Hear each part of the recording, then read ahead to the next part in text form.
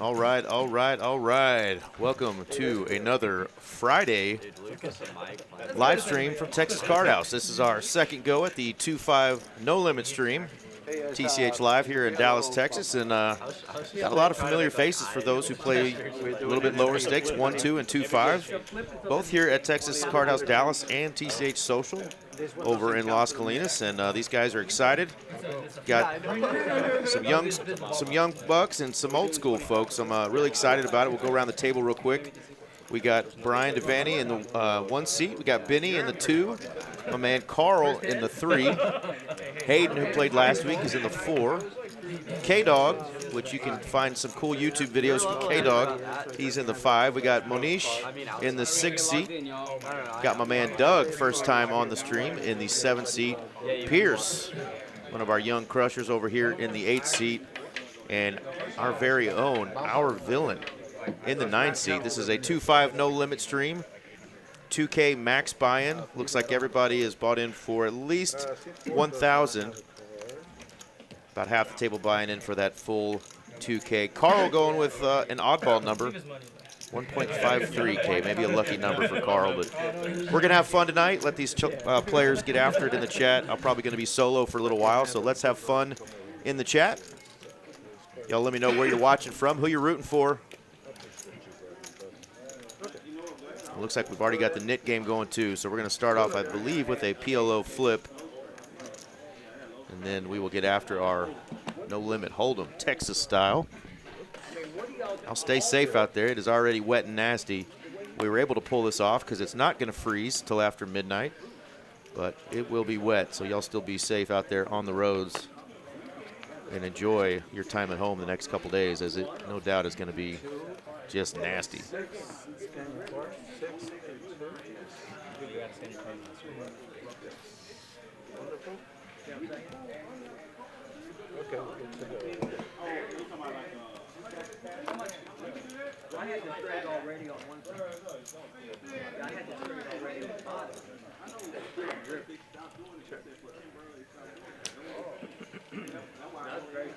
All right, so no flip. This is actually a bomb pot. Even better. We got some betting.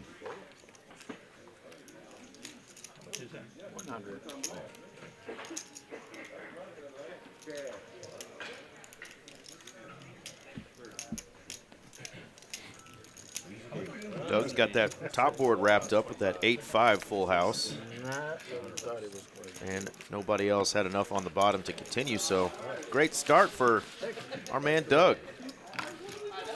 Played a lot of 1-2 over the years with Doug here at the Texas Card House Dallas location. We have a lot of fun playing together. Great player. How much is the knit game for? And our friend here in the 6 seat, Monish, he's said he lives here now, but he originally was from Arizona. Played a little bit at Talking Stick, but he plays a lot of online poker, so you might run across him if you play online. He was excited to get in and get on the stream. Here we go, knit game started already. It's going to be a $25 per head penalty for the last player holding their knit button. So a $200 splash pot is what they're going to do. We are off to the races. Our villain already raising it up under the gun 1 with the 6-5 offsuit. Let's go.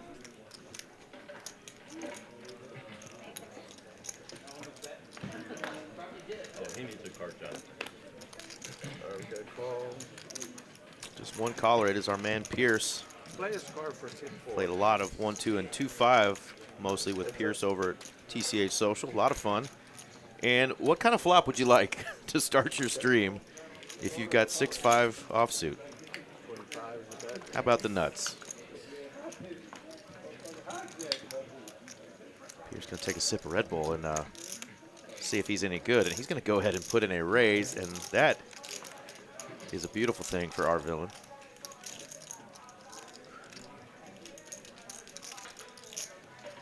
Don't blame Pierce. He's like, you raised pre-flop. That can't be your board. Well, that is his board.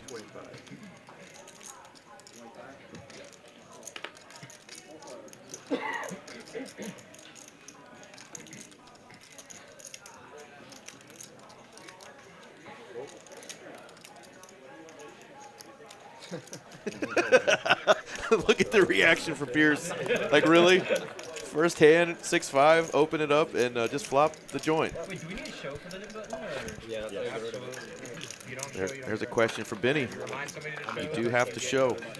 Got to show your cards to get rid of that nit button. Yeah, you should make that consistent. Before No, last week I said it. I mean, I feel like if you get busty, you got to honor. All right, we got David Valley and Way North Drones already joining us. Thank you guys for joining me. Oh, you're saying if you get fell first? Yeah.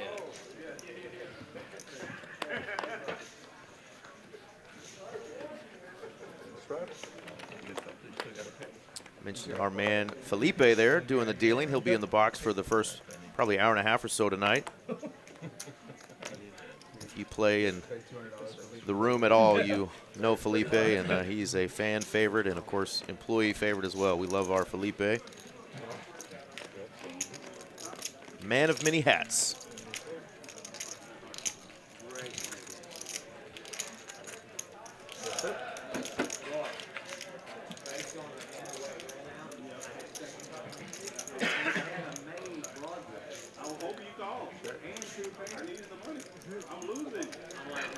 Doug and Carl are the two doing battle here. They have the same hand, and there you go. Now they both have top pair.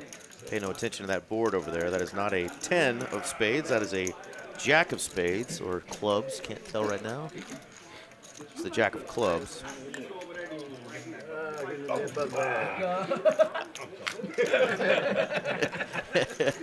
And already, my man Doug. Oh, man. I guess we all forget things once we get to a certain age, don't we, Doug? I'm sure I would have done that too. Doug forgot to show his card, so he's got to hold on to that nit button and try to win another one. I'm curious if that was accurate holdings, though, for our man Carl over there, as he would have also had top pair if he had that same queen jack. So interesting development there. Every now and then we'll get a little card read errors if these scanners sometimes are sensitive. If a card flies by them, they might think that that player has the card, so we'll monitor that. There's our man Benny right there. Benny's been firing in some tournaments lately. Had some deep runs, including a couple final table runs here.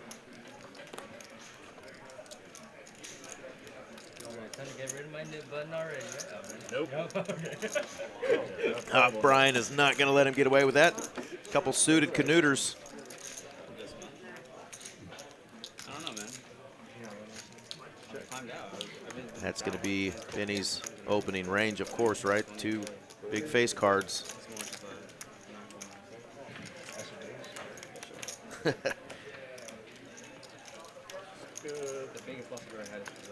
Poker Monkey joining us. Howdy, Poker Monkey. Thought we might have you on here tonight, but I know the storm kind of changed everything, so we look forward to getting our friend Poker Monkey on one of these streams soon. We're going to be doing this 2-5 game on Friday nights pretty regularly. So if you guys are wanting to get on the list, my man Dylan, one of our floor managers here, has been helping out with getting players put together. Of course, you can always reach out to the lovely Mallory Kloss at Mallory Poker on the socials. Shout out to Miss Mallory if she's listening. You can find her on Instagram at Mallory Poker. But yeah, we definitely are looking for more players to add to this player pool and get these big 2-5 games rolling again here in Dallas.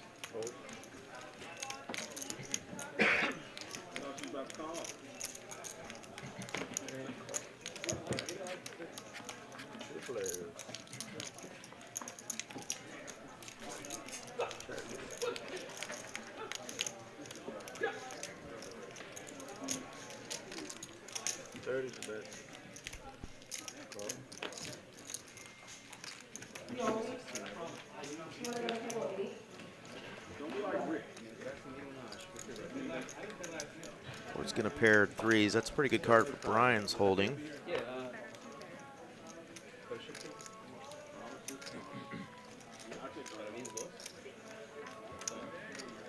Pierce has the button.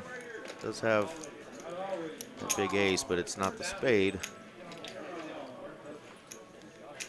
Trying to suss out if Brian actually really has something. Can he get it off of, get him off of whatever he's holding?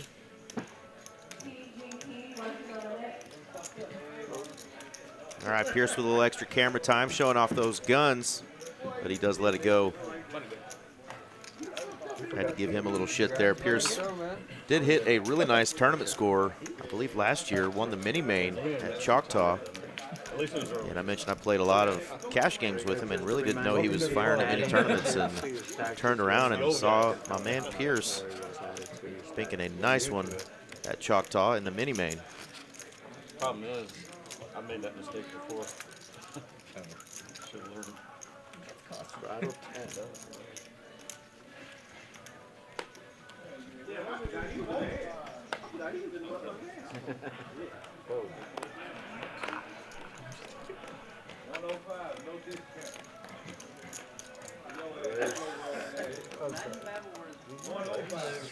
Try 15, call 15, sorry. Raise 65.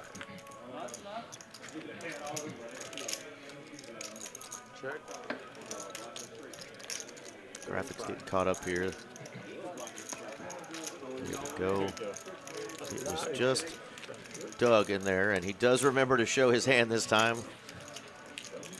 No pair, no care. He is going to bet it and take that down.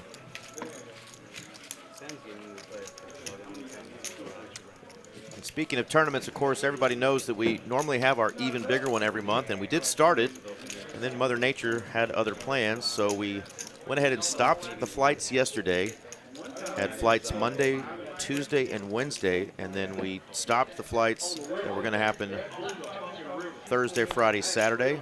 Here's that new schedule: Thursday the 29th, Friday the 30th, and Saturday the 31st. There'll be 2 flights all 3 of those days, and then day 2 will be Sunday, February 1st, and of course Groundhog Day. We'll have our final table.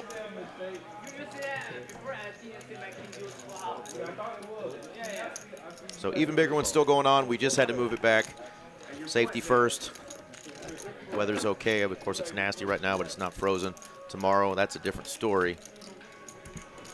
So feel free to come on out next week. Hit those flights. Big flop here for Benny Boy. Middle set here. Nobody really connecting. Hayden hits a 3. Now a 10 for K-Dog.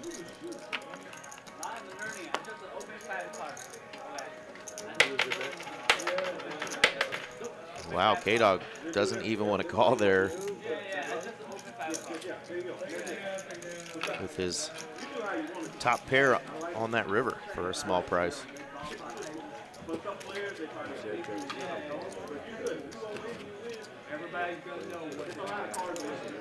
That is a good question, Poker Monkey. I will figure out if there's a 2-5 stream next week.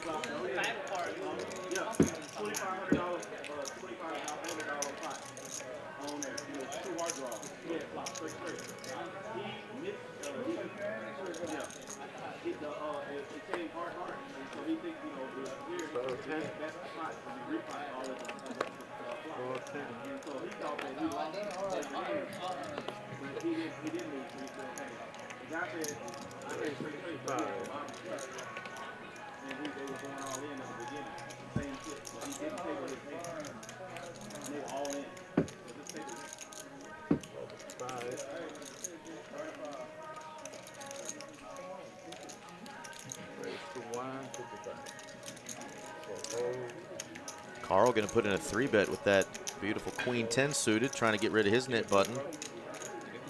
Gets the Ace 10 of hearts to fold. Now back over to our villain.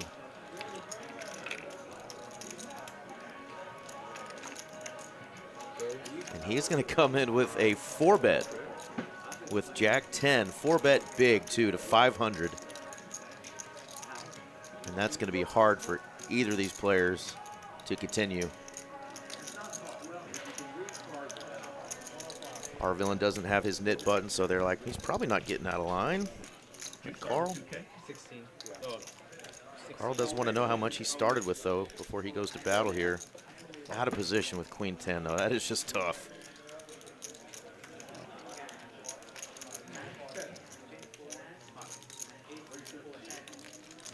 lot of body language and facial expressions being given off by Carl right here, but he said strong move.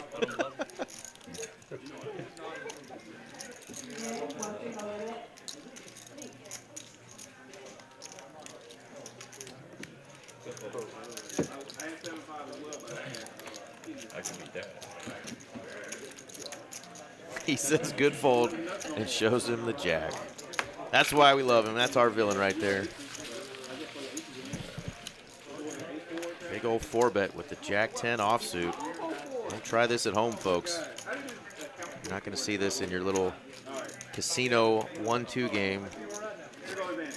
This game's going to play a little bit bigger, as does all the games here at Texas Card House. Texas Poker is alive and kicking. It's always fun. I don't know if you guys have been at the table when somebody comes in from out of town that's used to like a WinStar Choctaw little 1-2 game with that $7 open, maybe $12 open, you know, and seeing a flop go 6 ways for 60 bucks in a 1-2 game. Their eyes just open up wide. Like, what did I just step into? Yeah, that's Texas Poker, folks. Just face it. Maybe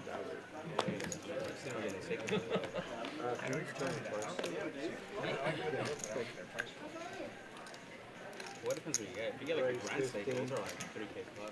You just get regular steak for less. Steak for 400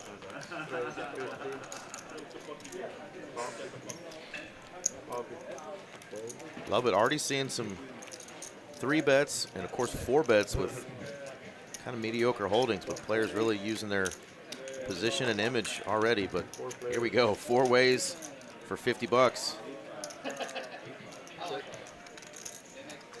Benny's going to like this flop.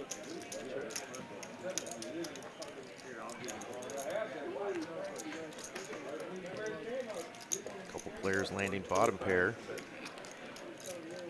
Of course, Carl wishes that ace of his was a heart. You can feel it? And he is going to continue with the bottom pair.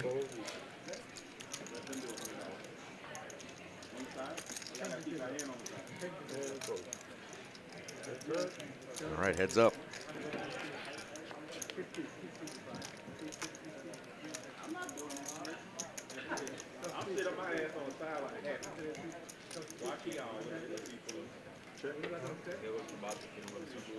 Benny is going to slow down and check after being called on that flop.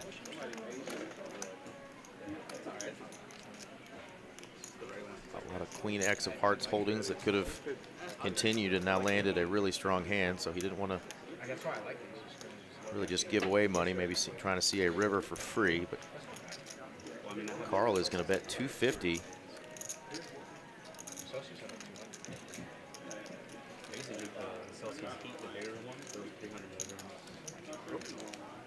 And we got a call from Benny. Let's see what transpires, especially if it's a brick on this river.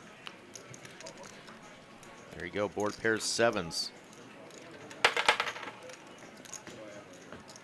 Gonna be hard to win with 9 high, but Benny does shut it down.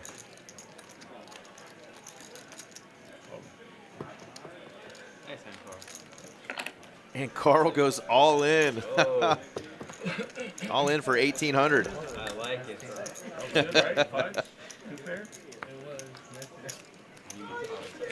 Bluffing with the best of it. Well done, Carl. I told Carl he could come in here and commentate with me for a little bit. If you guys have ever played with Carl and listening to him talk, he has got like one of the best, just deep voices, like kind of that Morgan Freeman, James Earl Jones. It's just perfect.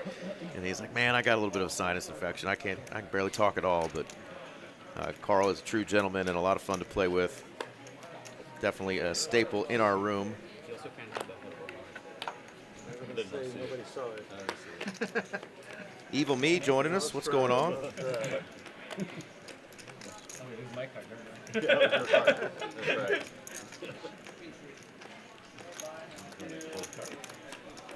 Kind of wobbled. Had a little bit of trouble. Raise the dirty. Call. Raise the dirty. We don't have. Oh yeah, man. What is that?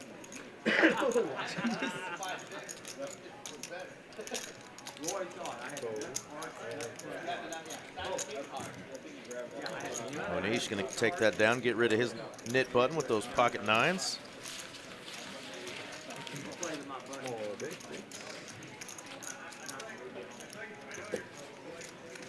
A lot of folks don't know that we've got a 2-5 stream going on, so if you're watching right now and you've got poker buddies that either know some of these guys or enjoy stakes like 2-5, 5-5, share this link with all your poker buddies and let them know we got a cool stream going on. And of course, we might even be looking for alternates. Who knows how this game is going to go.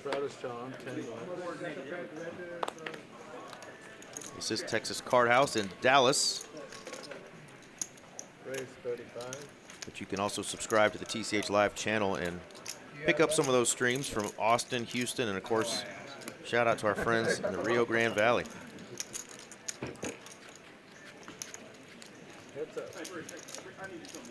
That's a pretty good flop for Hayden's hand. Trip fives.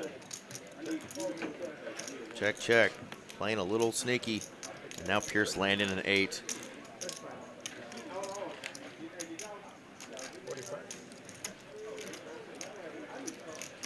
You can see that one of the 8s has been folded, so Pierce is drawing dead to the 8 of hearts if he continues here.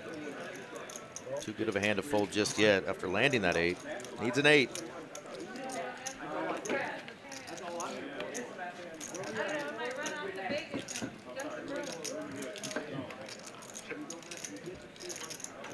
Gonna try to take this to showdown value.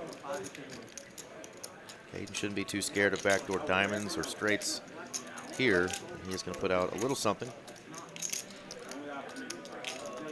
There's a black chip and 3 reds, so $115. This would be a light call from Pierce, but he might look up Hayden. They both have their knit buttons.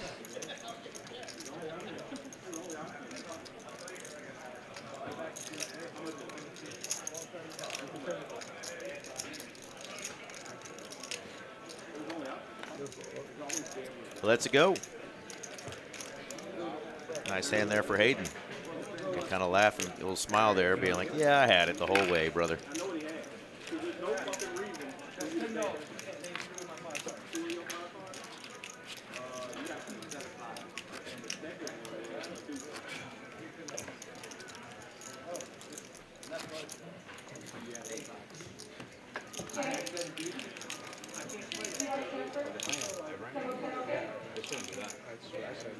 Well, it's like not live. It's like it's still in the red. Still. Hey, Jacob, see what I checked? They're streaming the game on the big screen by the wrestling station this way. It's race 30.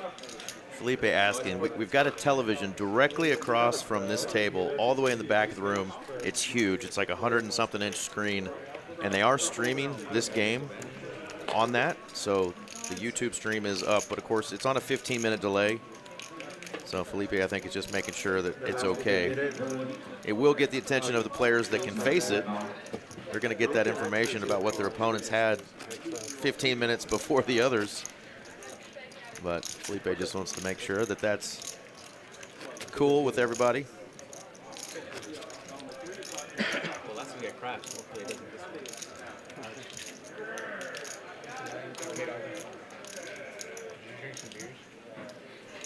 So far, or later? Yeah. I don't want to be the Yeah, I got you. Straddle 10.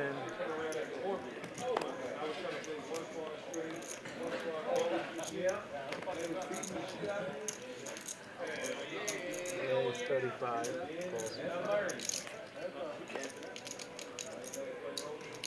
All 35.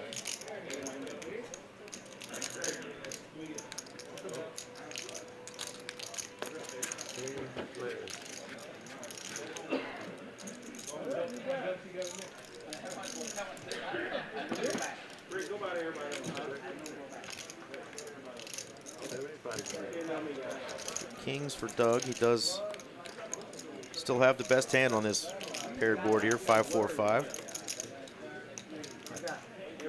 Our villain has Maybe some intentions here.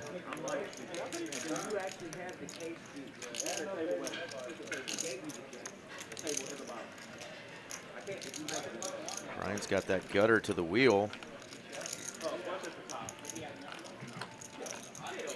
This will be interesting when it gets back to Doug holding the kings, but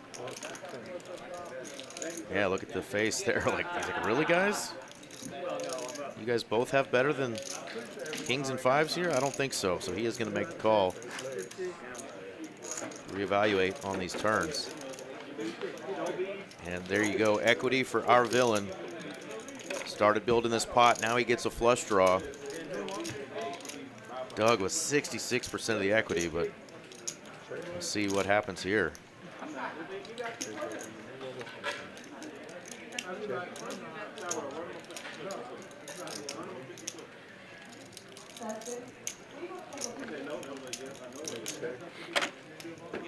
Checks all the way around. 6-ball. Let's bring in a 4-liner. There's $737 out there to be fought for. Let's see if either one of these no pair holdings want to go after it here.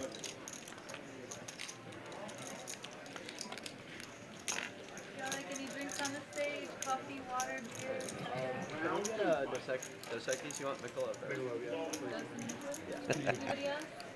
Handsome Andy hitting us with the adult language already. It's only 6:24, Andy. It's too early for that. Brian does check, and Doug will happily take this to showdown with kings and fives. And he is going to take down a nice $740 almost pot. And my man, Esky Poker, joining us. He was on last week's Friday stream. Where are you tonight, Esky? You out there stacking some chippies? Eating some In-N-Out burger again?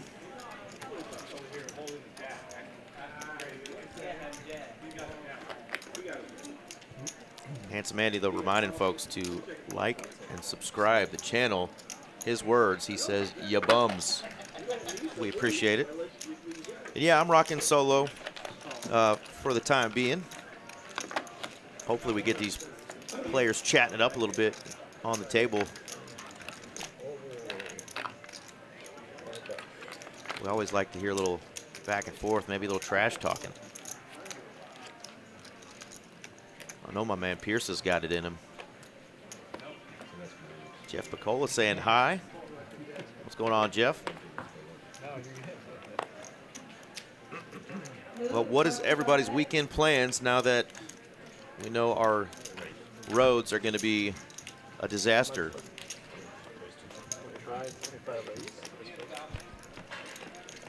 You guys got TV shows, movies you're going to be watching this weekend? Maybe rewatching some TCH live streams.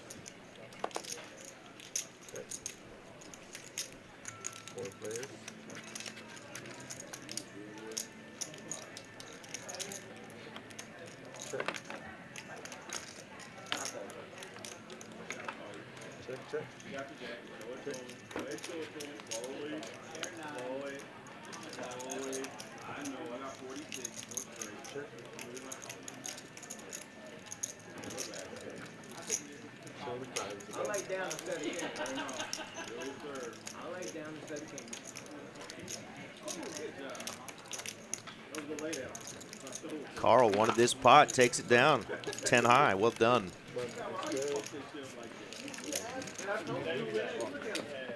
I'm telling you, Mike B, I don't know.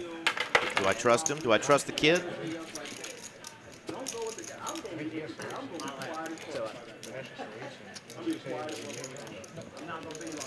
Yeah. There we go. That reminds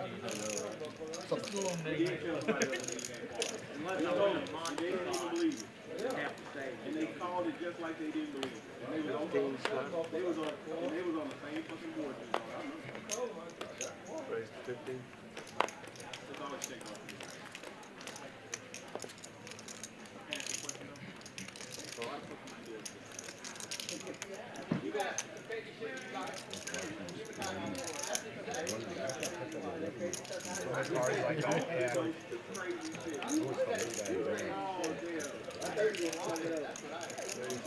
Interesting.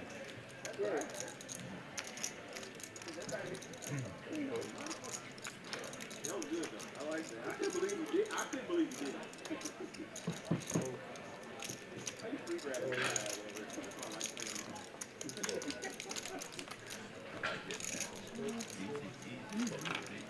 I'll take it. All right, if I got Mike B's approval, Look at that here. might have one young feral come join me. Check your Instagram, Esky. All right, there's our win-loss so far. No huge collisions yet. We're through 16 hands. Knit game going. A couple guys are bluffing. They just haven't gotten caught yet. Doug and Carl, big winners so far, but we know we will have some bigger collisions than this. Let's go, boys.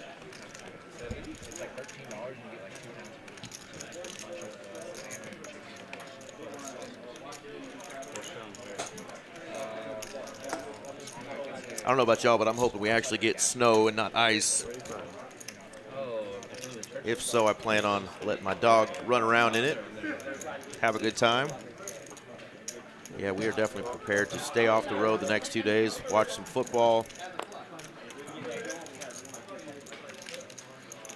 Hopefully cook up some good food if we still have electricity all weekend long.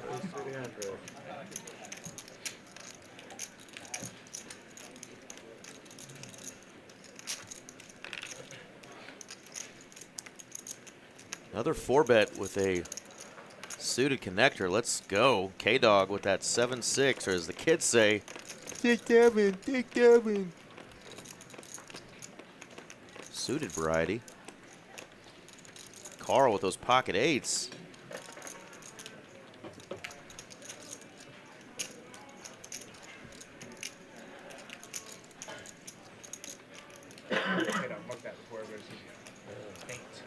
Oh, shows the 6-7. Oh, nice bet, nice bet. I did. All right, we do have some young guns and some old school.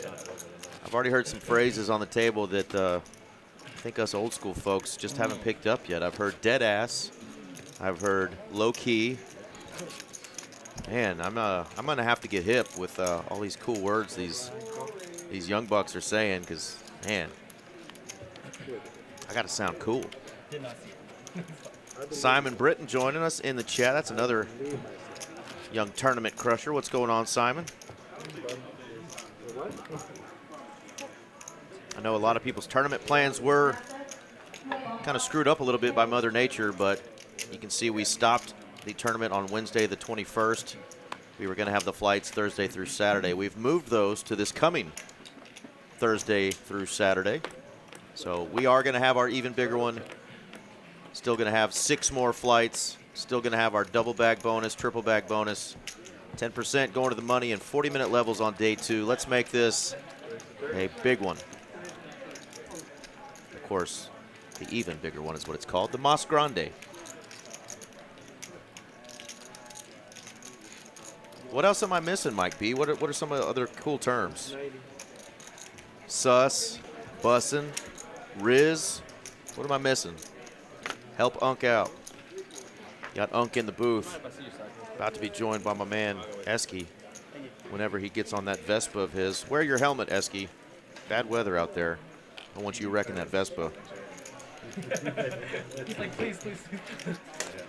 Esky rolls hard on that Vespa.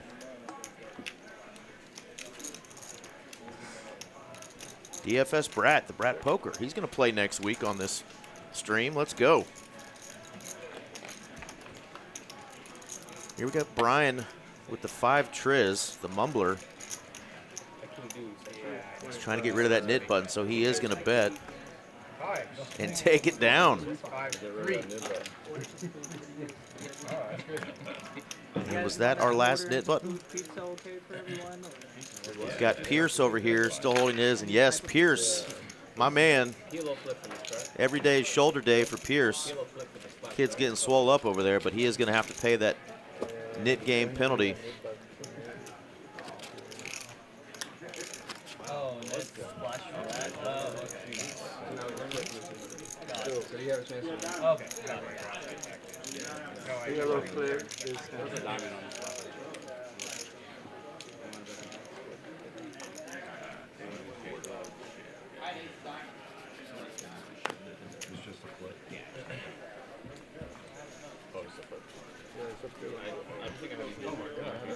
All right, for the splash pot, they're just going to do a PLO flip.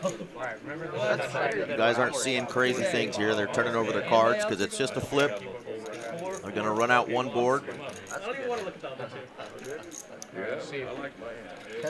Yeah, my man Esky.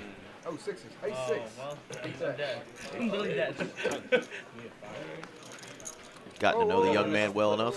flip. Oh, there you go. Felipe almost put out a double board bomb pot. There you go. Back him up, Felipe. Back him up. Oh, no, clubs. Ace. Clubs. One time. All kinds of out. Oh, Okay, I man. need a Who's jack. got the jack? I see one there. Jack 6 for Pierce. I need a jack. I just need a jack. Jack 8. You want it back. Oh, Carl has Jack 8. He's got the better boat. Jack 8. Jack 8. Oh, wow. So Pierce, thinking he's going to get his money back with the full house, gets the bad news. Carl peels a jack and an 8 out of his hand. Does have a better boat. That's crazy. That's what I said. I thought That's crazy. right? Wow, okay, thank you very much.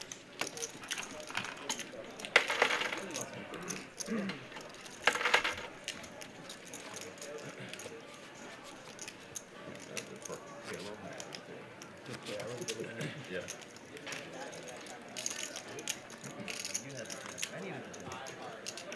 On the board, I had one yet. I see that as Jack. Oh, yeah.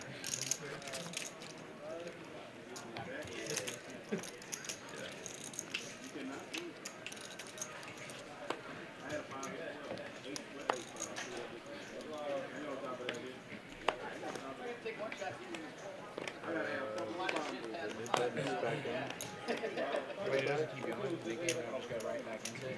I think they were doing dealer change. Oh, really? Oh, delicate.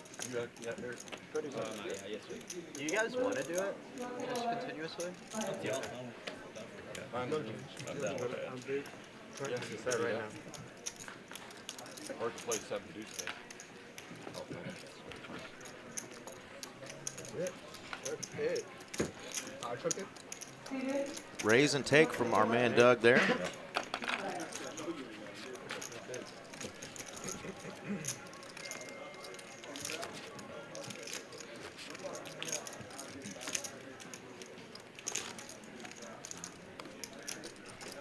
There you go. There's our VPIP numbers so far. Brian, our villain, up top. The new player, Manish, may have to hit him with a cattle prod. He's under that Mendoza line of 20%.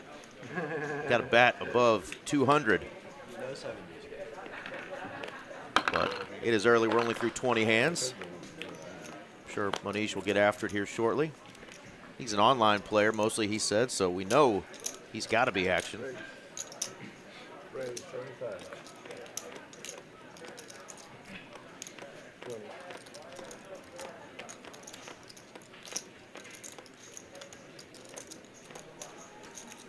Mendoza. Yeah.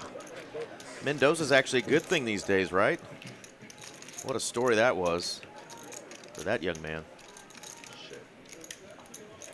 He's made the name Mendoza cool again.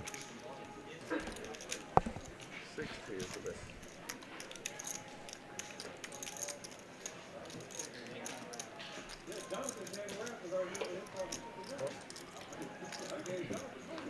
Carl's going to bet, and Benny is going to make the call.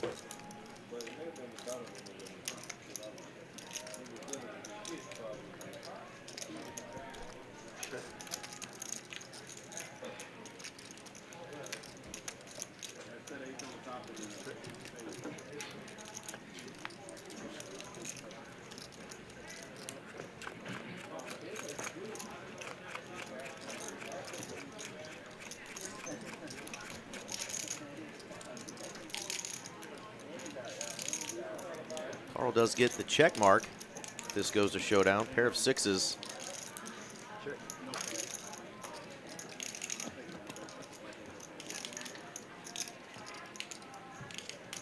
Carl probably not thinking his six is going to be any good here. So he's going to try to bet maybe a 9 off of this hand. Goes 180. Absolutely, Brett. I think this is a great 2-5 game. Very sustainable for a lot of the small to mid-stakes players. Kind of that sweet spot for a lot of players. 500 to 2K max buy-ins.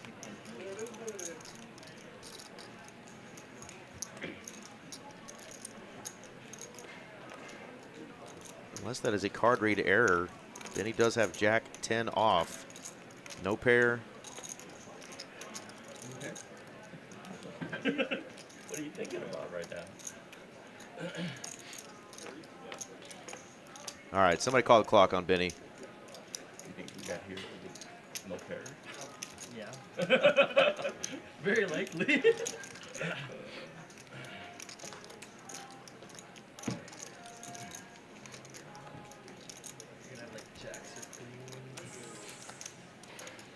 Anybody in the room have a taser? Let me know. Benny is going to make the call. Okay, it was a misread. There we go. He had pocket tens. So that makes a whole hell of a lot more sense now. Because I was going to find somebody with a taser, and we were going to go shock Benny and say, "What are you doing, young man?" And that's the nicest way we were going to say it. Pocket tens for Benny. Does make the call.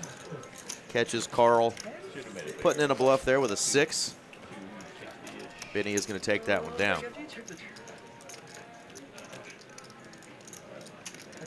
We've seen some hero calls on this stream before with some queen highs and ace highs, of course, but Jack 10 high there was going to just be silly. But fortunately for Benny, it was a pair of 10s. Takes it down.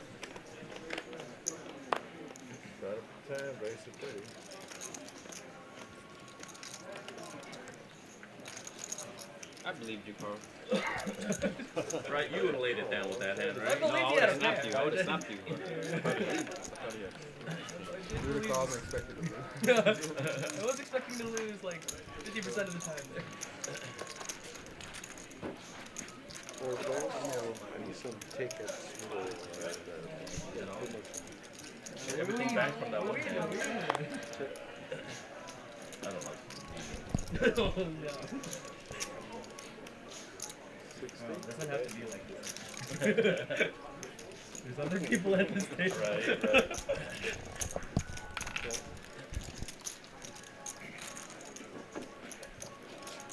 Since we had those card read errors, we're going to switch these decks a little bit. A couple of the cards are reading opposites of each other, so get that figured out. Big flop here, though. Top pair for our villain. Pierce with that draw there, just the clubs. No overcards, no straight draws, so needs one of the remaining only 6 clubs. This couple had been folded, and he just gets out of the way. It's always a tough spot on that turn card, right? When somebody bets really big and you're left with nothing but a flush draw. You know what the percentages are. You know it's not high, but that's the only thing you can hit to win. It's got to be if you're in a gambling mood or not to continue on a big turn bet. Pierce is going to get away, pick another spot. If we don't play any side games, I would at least take everyone's strike. That would be my. I don't know if everyone's okay with that. Maybe you'll win a TV for your $200. Benny, you okay with everyone straddling? Yeah, it's fine. I'm down for whatever. Like, all one Yeah, shot. we don't play Swindles, that's fine, I don't care. But if we can at least hit the Did you straddle. have full house or something? Oh, yeah, earlier.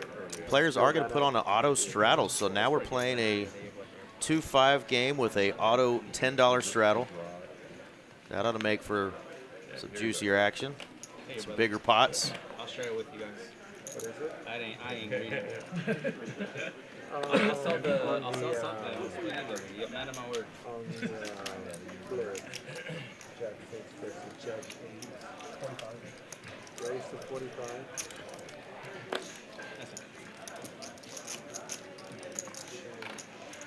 KRF, 1 kilo limit. I'll have to figure out what you have. Could be pink, obviously. Yeah. But you should have kind of like king, queen, very likely.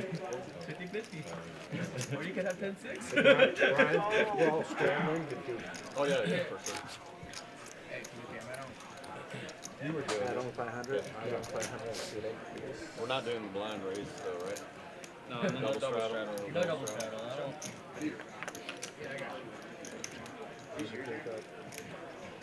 That's enough production.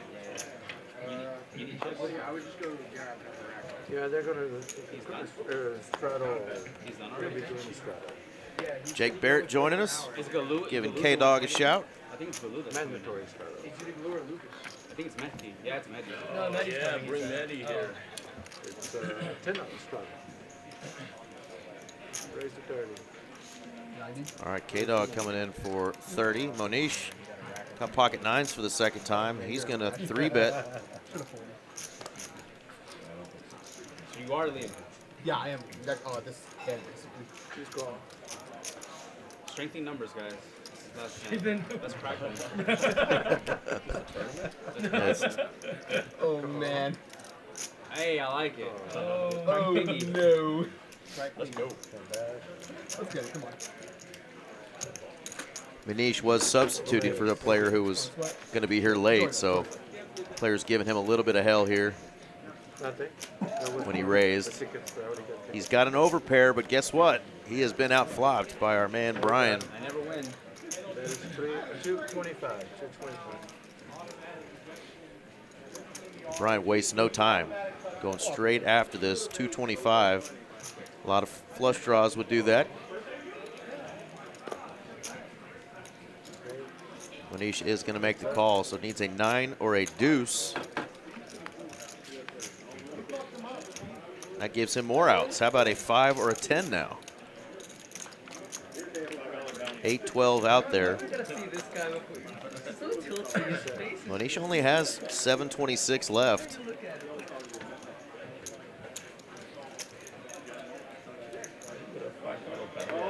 His stack to pot ratio is under 1.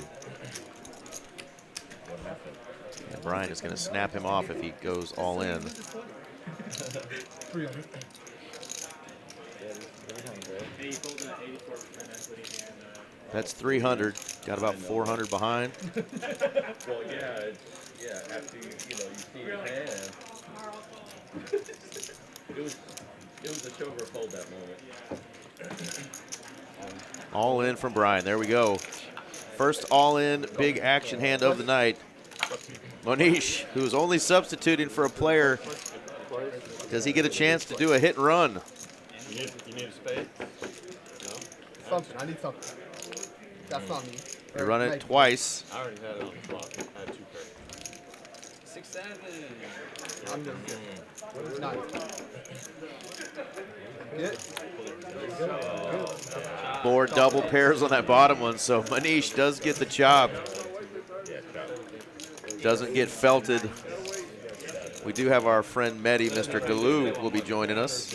Man, I was told to get off the screen, man. So But you know what? he's warming that seat for our friend Mehdi, but really had a nice time meeting Monish for just for a little bit there and finding out a little bit about him. He came from Arizona, That's it. lives here in Dallas now, and plays a lot of online poker and, of course, 1, 2, 2, 5, 672, right? some other games. So hopefully we get to see you again, and you don't just have to warm up the seat for a player. You get to play for the full stream there, Monish. We'll see you soon.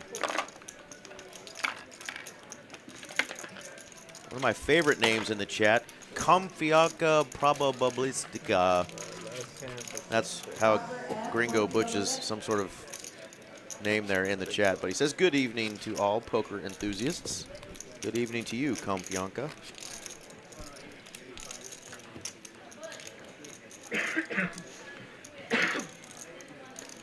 Until Galoo gets his butt over to the table, looks like they are going to let Monish keep playing. So He'll get another chance to play out of the rack. We all know what they say about playing out of the rack.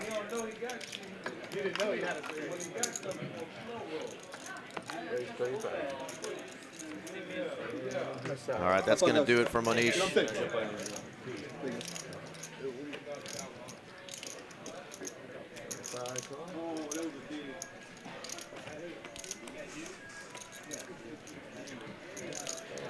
Really wants?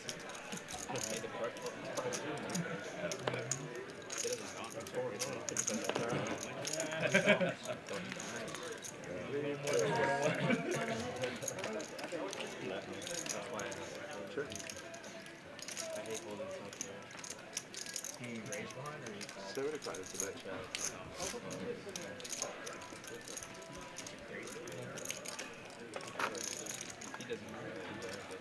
Flop a pair, bet a pair. Brian is going to lead out for 75.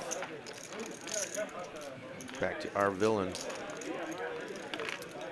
3 cards straight working.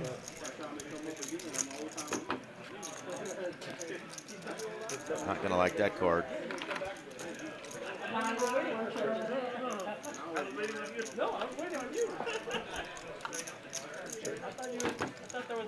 There's Galoo.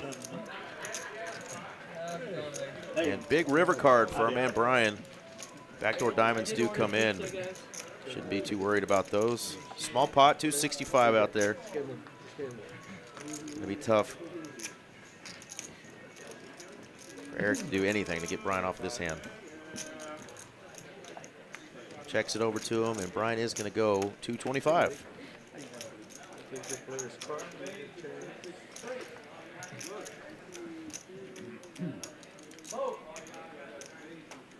Big serve.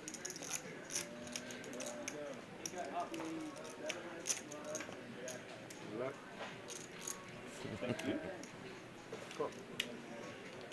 Makes the call, and Brian shows. Trip jiggities. Nice pot there for Brian. 380 in profit going his way. Starting 1400. Ready? Okay. And the man, the myth, the legend, our friend Galoo. Adding 1,000 item. Galoo been playing lots of tournaments lately. I've played a lot with him. Always a good time, and you can always hear him when he's in the room because he's got one of the most identifiable laughs. That is my man, Mr. Medi. Was running a little bit late, so gave Monish a chance to play, but here he is, the man, the myth, the legend, Medi. Guess he's no longer going by Galoo, so I have to slap myself, call him his name. You know, Medi, you saved $200 on the mid button. I saved? You saved 200. All right. Hey, penny saved is a penny Raise earned. 50. Or you lost 200 depending on your perspective. Oh, right. It's still a splash button, right? $50. Yep, no Esky playing on this game tonight, but we have a surprise for you. You get lucky, you get $200. My friend Kind of splash button. Ryan Farrell, Mr. Esky himself, Esky Poker, will be Community problem. joining me for a little bit here in the booth. 3 players.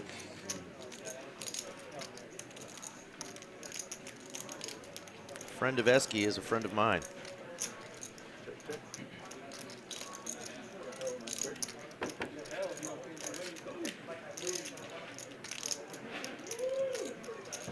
It's unmatched actually, right?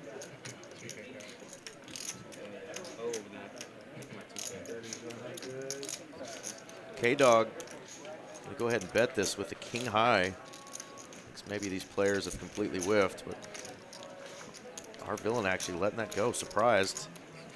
He's been pretty spot on in some sticky spots lately and picked some people off, but he does choose to let that one go. English only, please. No Bad Bunny music. That's not even a language. Can't wait for the Super Bowl. Yeah, I can't wait for the Super Bowl halftime show. I can't wait to turn the channel. But everyone agrees to do it. So. I don't know any of his songs. Just watch, what's the kids? Sesame Street. And you know all the songs. Yes, sir, yes, sir. So the kids saying blah, blah, blah, wah, wah, wah.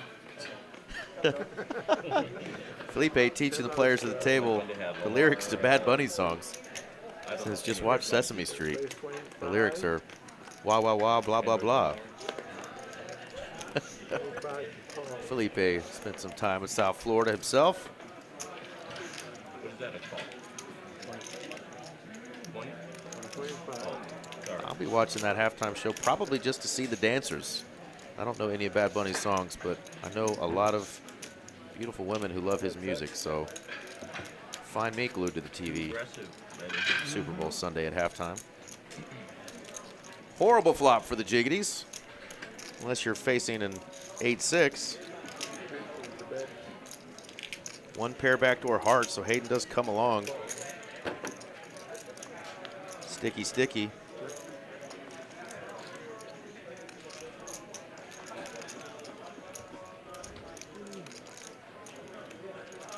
Most of the time you will see a player slow down with jacks once they get called, but Mehdi wants to know where he's at, and he's going to fire again, 150.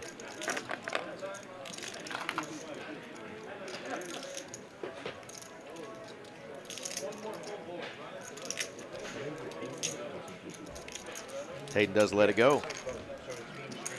And it wasn't even jacks. God, it's that 10 again that is. No dead button now? They're reading a little. So a 10 and a jack are swapping. Right? We're going to change out those decks because for some reason there's a 10 and a jack that are basically switching roles. I know that's popular in 2026 to be something you're not, but a little difficult on a card table. We're trying to figure out what these players have. So, jack and 10, you can be whatever you want to be in your personal lives, but right here on the card table, I need you to identify as such.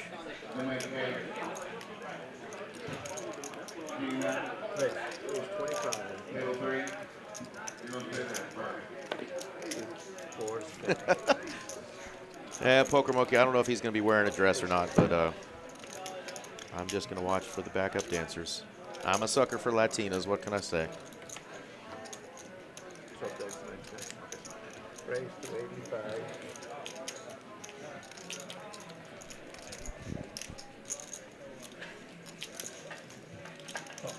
Well, 85. Benny coming in with a 3-bet, ace-8 of hearts.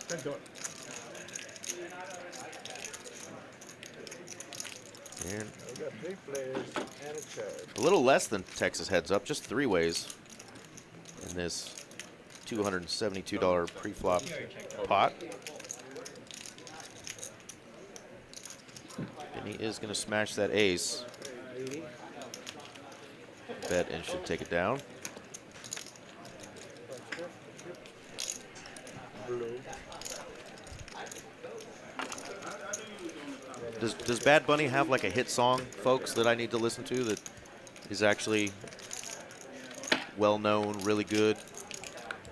I saw, who did I see? I took my nephew years ago to a Cowboys Thanksgiving game, and it was not Bad Bunny, it was Pitbull. And probably one of the worst halftime shows I've ever seen in my life. There was half the stadium that was loving it, and the other half was just like, what is this? But I didn't know a single song. So maybe if I learn a Bad Bunny song, it might be more enjoyable, and hey, maybe I'll do better with those aforementioned Latinos.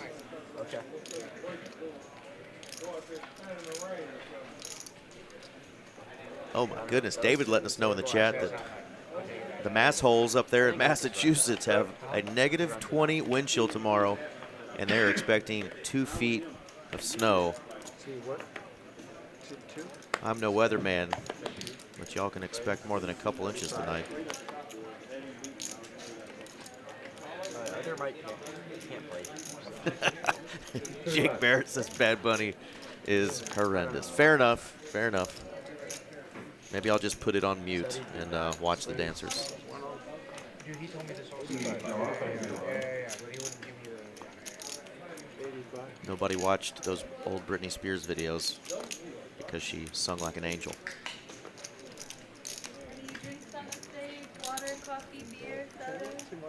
There's like these. That's it. Just me and you. Yeah. How many beers do you think? Like, how many of those cups is one beer? Like 12 ounce, okay? 2.4. 2.4? Yeah, they're 4 ounces. Yeah. Wait, are they 4 or they? Yeah. If it's 4, then it's 3, right? They're 9 ounces total. Oh, yeah. Are they? Yeah, but like. I was like, it was like Wait, 12 or 9 or something like that. Yeah, 9. Only one spade in this hand. Wait. I was like, what's on that? So it's like 75%. That is Carl. Like that's if you like. He's not going to give up just yet. So I think it's probably like. Both players hitting a 9. Probably like 2.4. Probably. Doug may think his 9 is good here after bluffing and what he thinks is getting there, but let's see the bad news. Carl can be pretty sticky. I think he might make this call. If by chance Doug did just have a bigger spade like the queen or the ace, he's missed. So your 9 could very well be good here. Bottle is more than beer? Or more than a can? Yeah, I it has to I think they're always. What do you think the bottles No, were? Like tall boys. bottles more than a can. You know what I'm thinking about? Yeah, it has to be. Right? Oh, yeah. Oh, he's not just going to call. Alright. Oh, he is going to call. Okay. Thought about raising. Me too.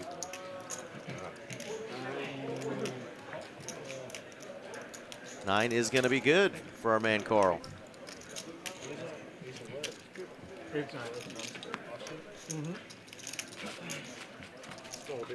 Shout out to our friend Asit, who's in town from India and played on our stream before. He played last Friday night.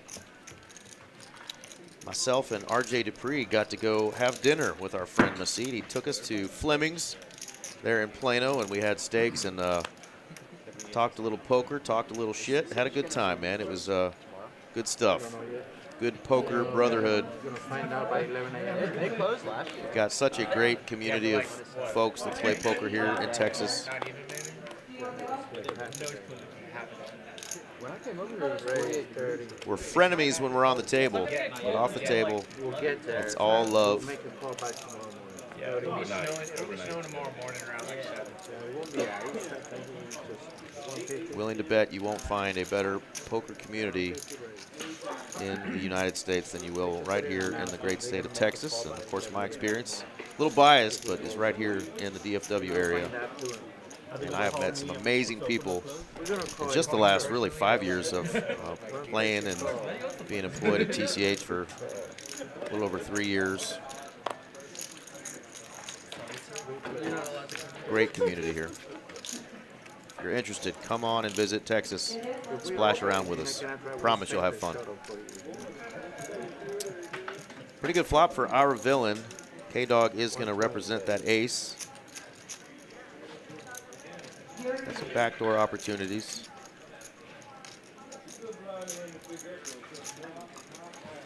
Oh, okay, go ahead, Yuri. 750. Raise 500. Every time a song come on, we gotta know. You know what movie that reminds me of? Another guy. Our villain going to take it down.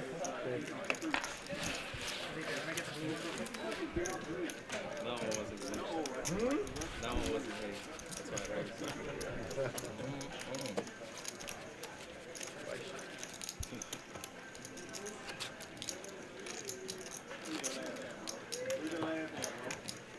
I see my man Esky. I think he's going to say hello to the folks on stage before he comes back here and joins me.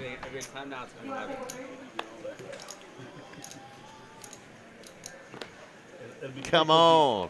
There he is.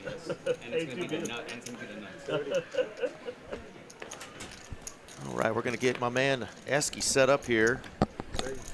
And I was just saying, in 15 minutes, we'll probably see you saying hello up on stage. So here's the mic and the headphones. Got a pretty good game already. And I am joined, folks, by my man, Esky Poker. What's going on, Ryan? Hello, everybody. All right. Happy to be here. I just said a quick hello to everyone at the table. Awesome. Well, walking into a fun hand right away. We've had one knit game already through 30 hands here. Haven't had a new one start, but pretty good action so far. No huge train wreck disasters just yet, but had some big bluffs and some fun hands. So I know these players, you've played with them quite a bit. We will get some action before the night's over. Yeah, Brian Devaney here against Eric Hernandez. That's right. Turns a pair and has the flush draw to go along with it. Yeah, Brian's going to like that for sure. We've already seen 3-betting and 4-betting with suited connectors and gappers today, so it's been pretty spicy pre-flop. We just haven't had those collisions yet post-flop. Oh, my bad. How was the drive over here? The drive was not too bad. Okay. Pretty rainy. The ice is not formed yet, so it's still reasonable to be driving, but it's going to only get colder as Absolutely. the weekend rolls on. I think we're safe from freezing until after midnight, so y'all that are out on the road, y'all be safe. We have a brick on this river, though, and Brian is going to hold with that pair of 10s. As Pierce gets another beer, I'm sure that is not his first. And Brian scoops a nice spot here with just second pair. Absolutely. So who would you say you've played the most with out of all these guys at the table? I'm sure Pierce one of them. Pierce for sure, and K-Dog in the 5 seat Okay. as well. I've battled against a lot. Okay. I reintroduced myself to K-Dog as he was coming on because I've only played with him a couple of times over at Las Colinas in the 2-5 game, and it's been a hot minute, but of course, we all know him from K-Dog Poker Online and some of the waves he's been making with some of the videos he's put out. Yeah, he makes some great content on YouTube. Make sure to check him out. K-Dog Poker. Yeah. Brian Devaney in the 1 seat he cracked my 8s at Choctaw for my 3rd hole. Oh. I ran into 10s. And he ran pretty deep, didn't he? I think he made a decent cash. Yeah, I think that's right. He did run pretty deep. He had a nice stack. He was not doing very much folding at Choctaw, and he was running pretty good, so it was a good combination. Well, nice. Mike B. Poker wants credit for the referral to get Esky in the booth. Esky kind of sold himself, my friend, but you did get I did get your stamp of approval at least. Mike B. Like I said, a friend of Esky is a friend of mine. A friend of Mike B. is also a friend of mine, even though he spells my name with a K. What are you doing, Mike B? We're C and C only. We got under the gun raise and a quick 3-bet, and Benny pitches the A7 suited. Have you played much with Benny and Carl? I have played with Benny before. I'm not sure I recognize Carl. Okay. I know Benny's a tough opponent. I know he ran really deep in the tournament a couple weeks ago. Yeah. That was fun to watch. Yeah, so Benny and I have played a lot of 1-2 here together. You know, he plays in a lot of the bigger deep stack games, you know, the 1-2 games that get big because he provides a lot of action. So love playing with Benny. And Carl, I mentioned earlier, if you ever listen to Carl talk, he's got the deepest voice. Like, he sounds like he should be in the booth himself. Like, he's got that broadcasting voice. And I was joking with him about coming in to spend some time with me, but he said he's got a bad sinus infection, so maybe take me up on that another time. But we've got Esky Poker in the booth, ADHD Poker. I'm really happy to be here. Hopefully I'm going to provide a little bit more insight and in-depth strategy in some of these hands. Come on. Shout out Colby Lynch in the chat.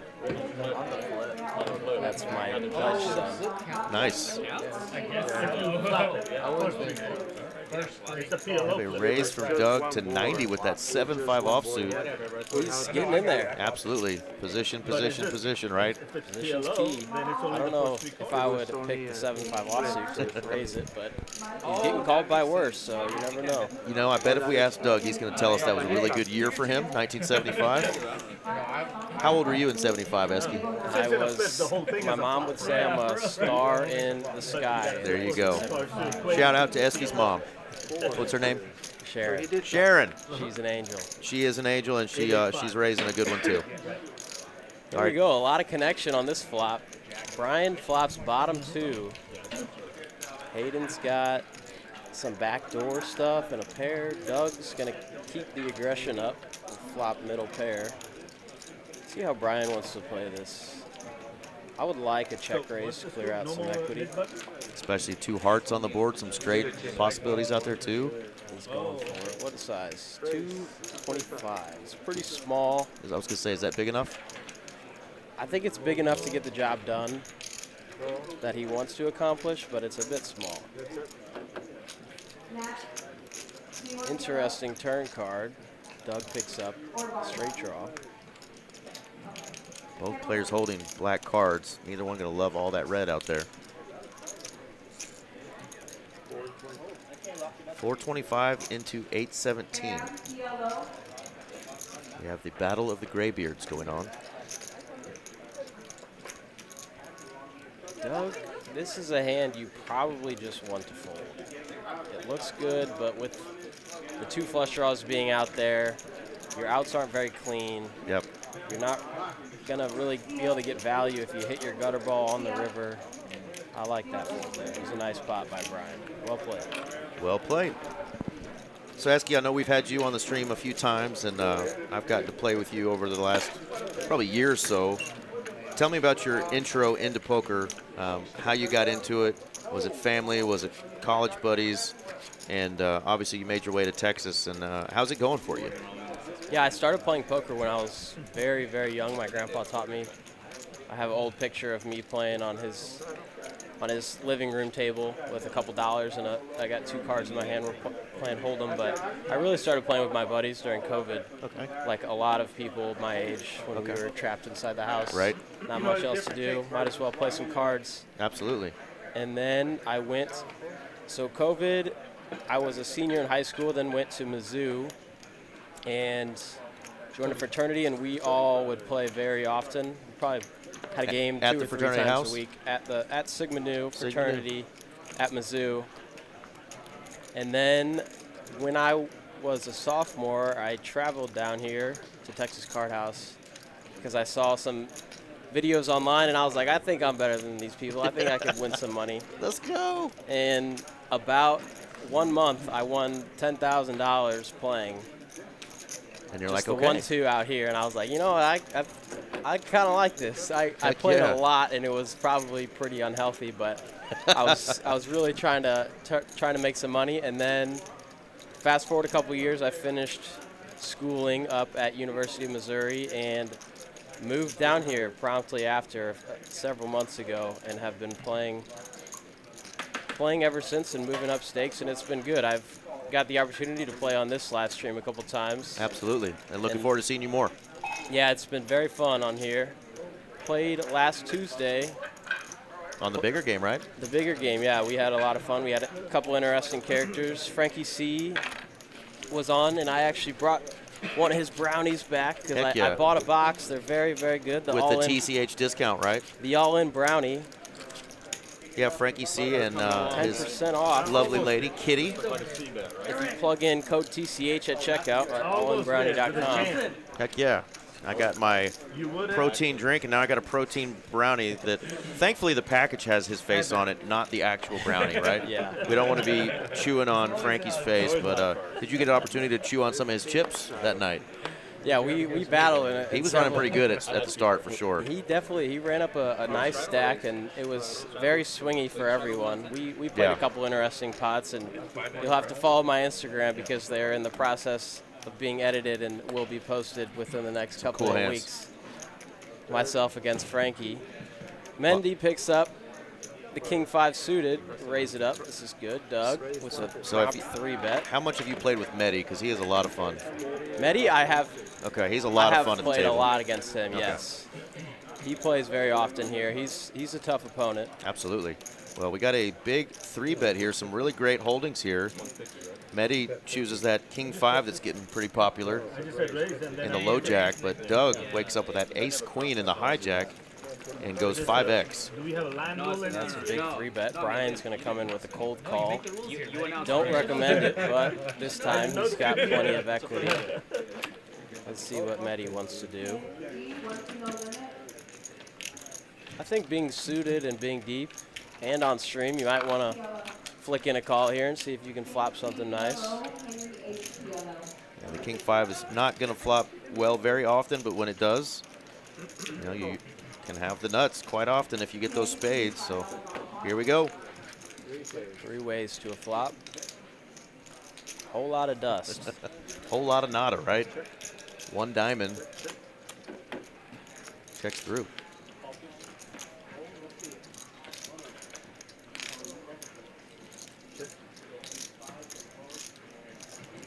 $470 out there, Esky. If it gets back to you in your Doug's position here, what kind of sizing are you going with?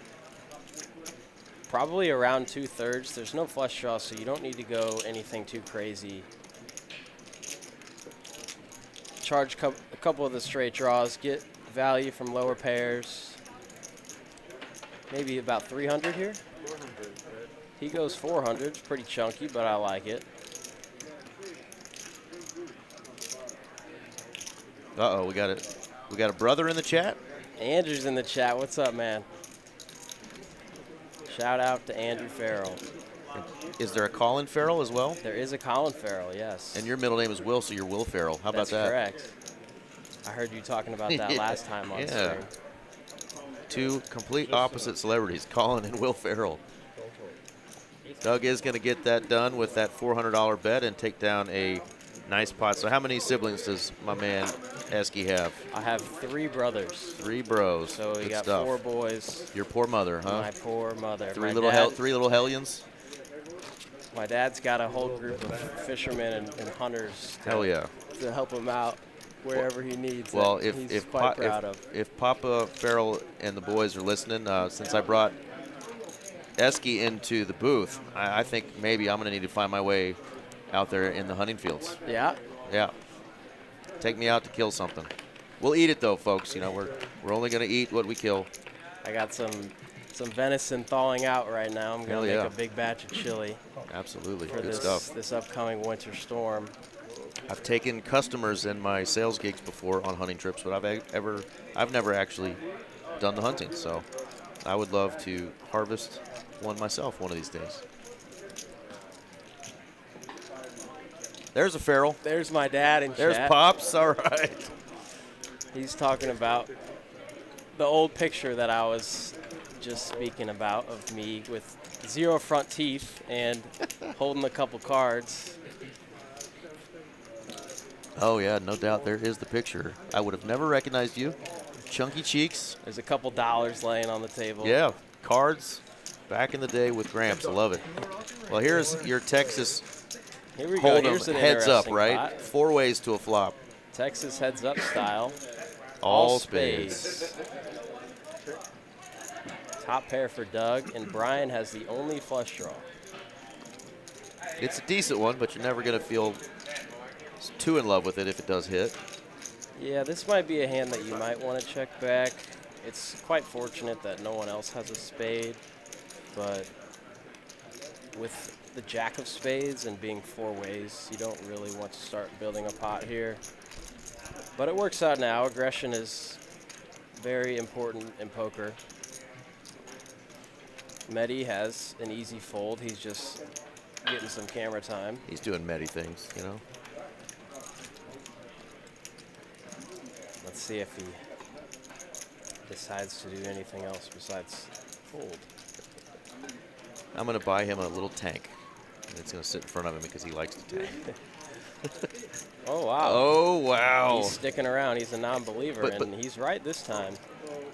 Just a call, okay. I thought those were black chips at first. It is a little hard to tell the difference between those greens and blacks from this angle, right? Because I thought that was a raise, which was going to be awesome if he tanked and then raised. We get a tank call. Doug has quite the interesting spot here with just top pair. He's in great shape this time, but typically he wouldn't have as much equity as he just had there. Yeah, and I didn't think Mehdi was going to call, so I was going to ask you, and if you're in Doug's situation there with top pair and all those spades out there, not a big kicker, 10-9, what do you do? But Mehdi kind of gets involved and really throws a kink in that decision. Yeah, he probably would have called, I assume. Brian here picks up the gutter on the turn and is going to pile it all in there. Let's see if Mehdi can find this hero call with king high, no draw. It would be a crazy one. Yes, it would. He finds it full. Nice pot to Brian. Aggression pays. I think after you got here or before you got here, the deck had already been switched. But we were having some issues with like a 10 and a jack that were reading each other, incorrectly, and it was sending the wrong info out. I think we got it fixed now. So it's the blue deck on there. That happened last time. Did it? Okay. It said that I had folded jacks and tens. I saw the jacks, and I was like, there's no way he's folding jacks ever there in that spot. Evil Me joining us over here and says the last stream with Frankie and Kitty was the very first one that you. Well, thank you for joining us. Are you here in the Dallas-Fort Worth area? And if so, do you play here in the room? I'd love to hear that we got a new fan of the live stream. I started out myself for a couple years as just a big fan, watching some of those bigger games that got started early on at TCH, and glad to be a part of it now. But welcome, Evil.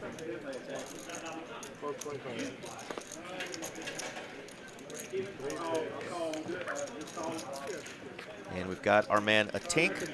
He always tunes in from Turkey, which I love. And I mentioned, of course, our friend Asit earlier, who we had dinner with last night. I saw that. That was a very sweet message. Yeah. That you put on your Instagram. Benny with a flush draw. Medi, middle pair. With an unfortunate turn for King 8 here. Let's see if Benny can apply some pressure on the turn and maybe take this one down. Both players have an open ender, right? It's right there on the board. Benny does choose to bet that flush draw, though.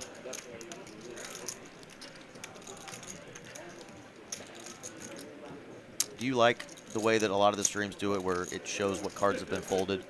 Yeah, I do. Okay. Ace on the river. Benny, I would assume, is not going to attempt to showdown 5 high. Let's see if he can put a big bet out there. Take this one down. Medi is one of the more stickier players in the room. Absolutely. So he's not the easiest person to get off any sort of pair.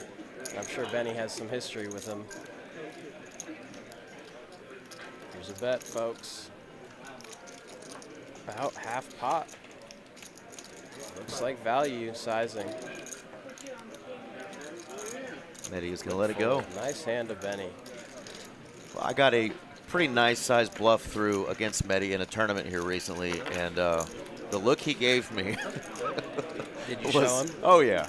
The look he gave me was like, you're going to get it. And literally within half an orbit, he got me again and slammed it down, and I was like, all right, it's on. But it's all love, it's all respect. You know, we're competitive guys at the table, as we should be, right? We're all playing to win here. Yep. And tournaments, you're not just playing to win pots, you're playing to win the whole thing. So that was a lot of fun. But Medi's very competitive, and he'll talk a little trash at the table too. And I mentioned earlier, if you're in the room and you hear his identifiable laugh, I mean, it's just like, they're like, oh, there's our buddy Medi. Medi's playing today.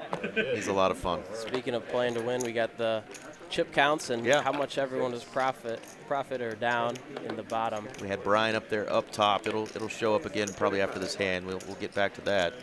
Fun one here. With the raise. Eric has a nice 3-bet hand, pocket jacks.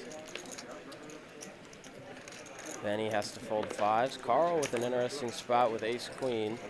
Could have 4-bet, could have called. K-Dog with ace-queen suited. I think he should just go all in.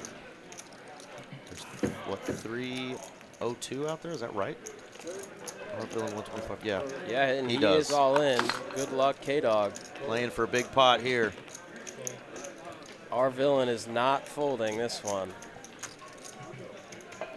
He has some history as well with K-Dog.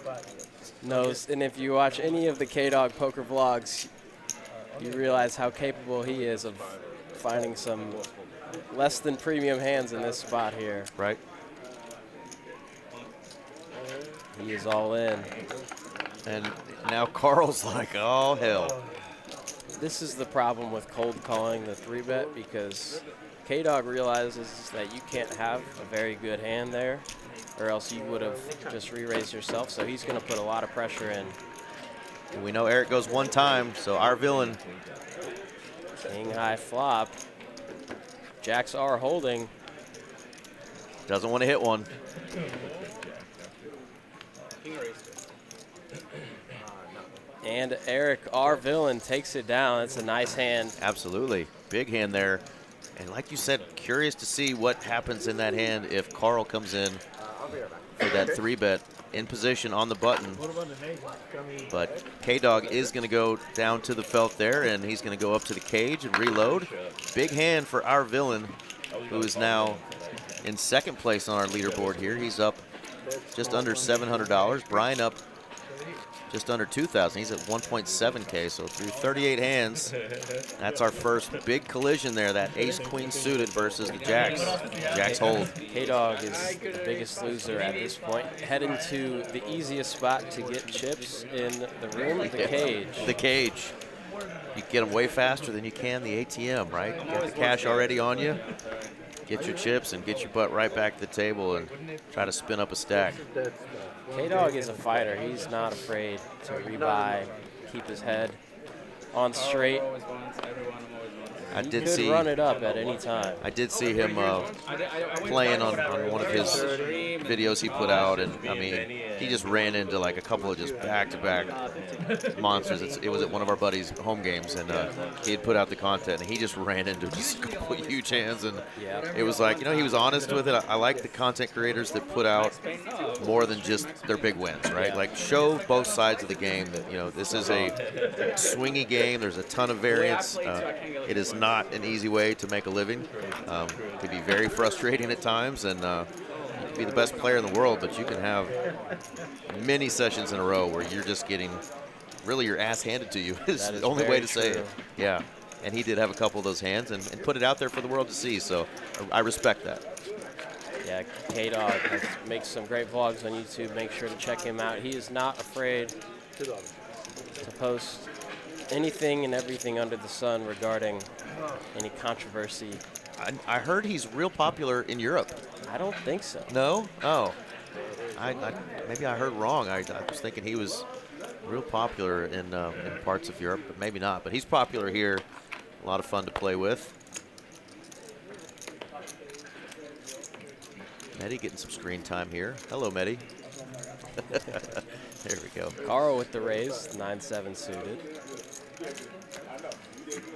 Holden in the chat. What's up? Please, Brent. Here's K-Dog immediately getting after it with Queen 5 suited, a little loose, but he wants to get some of them chips back. Let's see if Carl wants to see a flop, if it folds back around to him. He's shaking his head, but You again? That is one of my favorite suited gappers there. I was born in '79, so I see that hand and I'm always like, oh, hey, it's my year. Let me play this. It's deceptive and sneaky sometimes when it hits, but you get yourself in trouble a lot of those 10-8s and 9-7s as well. But he is up against Queen 5. Here we go. What a flop for the 9-7. He does flop well, but K-Dog does have the pre-flop betting lead, and the ace is typically a better card for him, so he puts out a small bet. Carl's going nowhere. Carl with the call. Come on, Diamond. Sweat. Nope. Queen of Diamonds would have been juicy.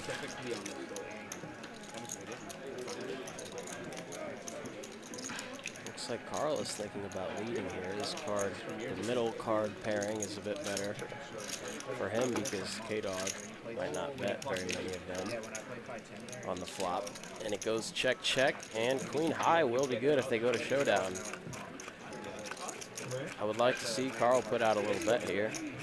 Yeah, I mean, 519, right? Not a huge pot, but still enough in this game, right? It was a 2K buy-in, so I think it's a chunky enough amount to where you could go after it, and he's going to. And boom. It's a brew. Wins almost 300 in profit with 9 high, like a boss. Like a boss. Well, I'm going to chew on Frankie's brownie and let you do a little talking during this next one. But have you been playing any tournaments lately, or you been kind of focused on cash? What's the plan for 2026 for Esky Poker? I have been playing a few tournaments. I was up at Choctaw last weekend. Hey, bud, guys. I bought in 3 times and did not make a very deep run, but you know, that's what happens with tournaments. You lose and you lose and you lose and you lose, and then sometimes you win big.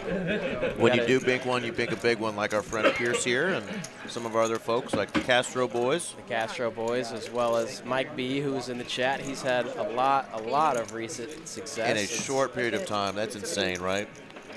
Yeah, he is very much living the poker dream, hitting a lot of these big tournaments. That was it for Mr. Felipe. Great job dealing. I played him a long time ago. Here we go, little flip action. Or is this a bomb pot? It looks like I think they're have a doing bomb bombs. pot. Yeah, and this is going to be Miss Tiffany. Tiffany's one of the greatest here at TCH Dallas. She does it all. She is always a smiling face and pleasant to see. Let's see if she can deal out some coolers. Well, she's been cooling me on the felt lately, not as a dealer, but as a player. She has been owning my soul. Yeah.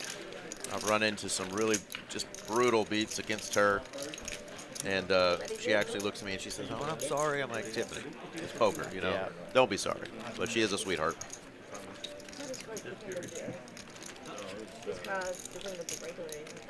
Speaking of tournaments, we had the even bigger one going. Mother Nature interrupted this weekend.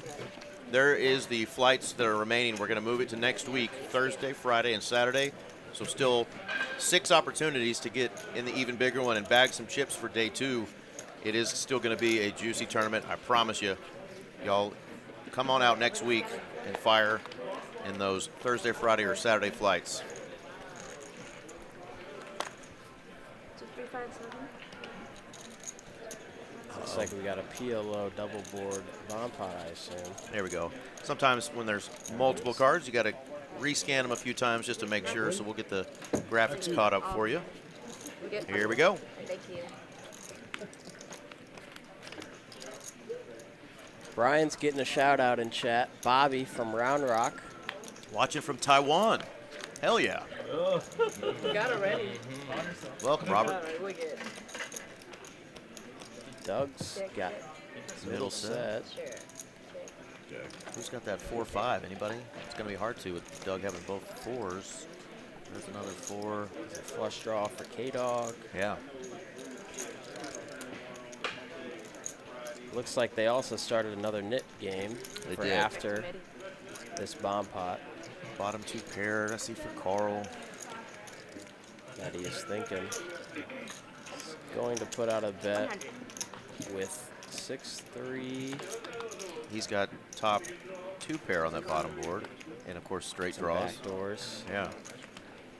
Doug with the easy call here with 4s. You don't really want to start piling in money. Just having one board and being out of position. K-Dog is going to see a turn.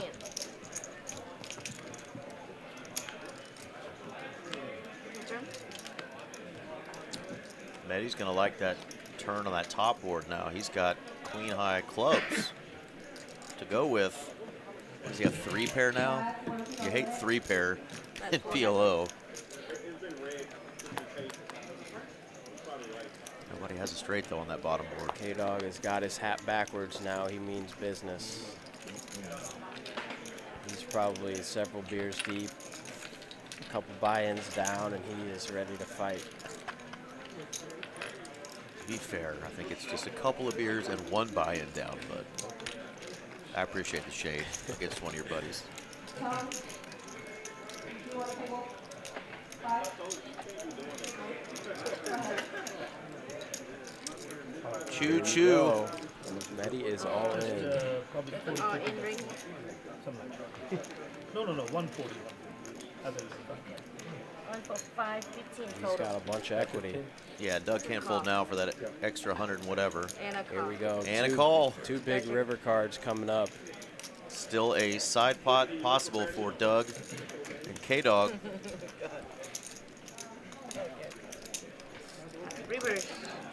K-Dog is sweating it on his hands. He That could be hits, high on the second. trips up top, but Doug is going to boat up.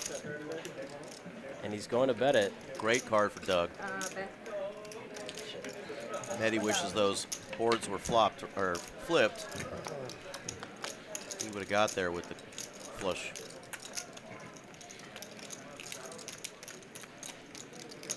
If K-Dog calls, he will chop it because in PLO you need to play 2 of your cards out of your hand. He will chop the side pot at least. Medi and Doug will chop the main. Never forget to show your cards here, even if you think you lose. And in this case, you got to show all 4. There we go. So he's going to get that bet back at least. Go on the top, the bottom, chopping the side. This is a big pot here at 2-5. Absolutely. Of course, you're always in that spot where you're like, God, if those boards were just switched, right? Medi would have scooped the whole thing. Find the bottom, get the bow on the top. One time club on top. Yep. Put that club on top. Damn it. There we go. So she's going to get those right. I'm going to throw that graphic one more time up there on the screen. An even bigger one. We'll have our normal tournament schedule, weather permitting, Monday through Wednesday. And then Thursday the 29th, we're going to get back after it here with the even bigger one. Still waiting to find out, and I may already have an answer for you, if we are going to do a stream next Friday night with the even bigger one going on.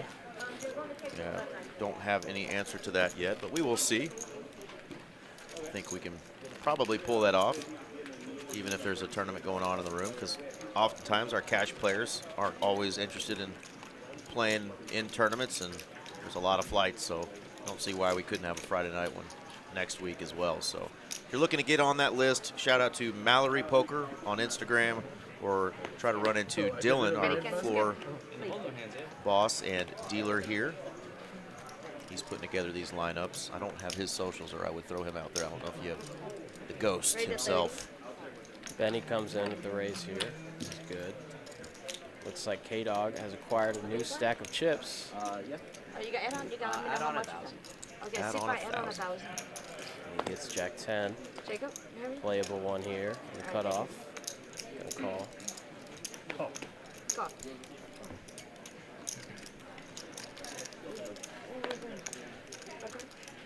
And Eric is gonna come in here with the dirty diaper. Here we go. 5 ways to a flop. Nick game in effect.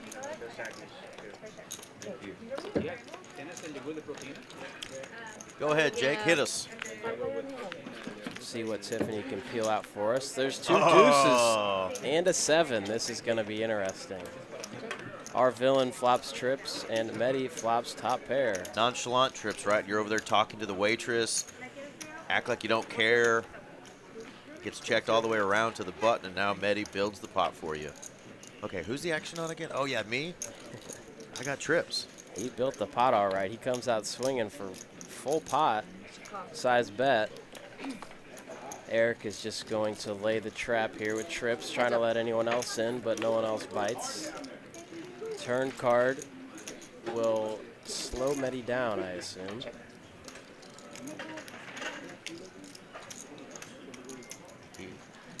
He's definitely slowed down. Very meticulous. Meticulous Medi, we call him. I see he has one of the little TCH medallions that comes from winning one of the tournaments. Absolutely. A lot of people here like to show them off. He's got a few of them. Medi's going to keep betting to the delights of Eric. I would not be surprised if he is just going to go all in. And he does. It's almost like you've played this game a time or two, Esky.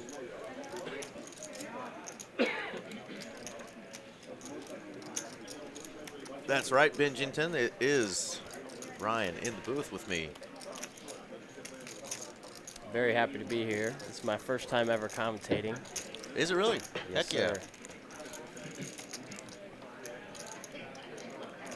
Definitely had a few guests in here. We had the young Z World, Zach Castro, came in and helped out one time, I think, when I was away. Commentated with RJ. I remember watching that. And then Matt joined, the dealer.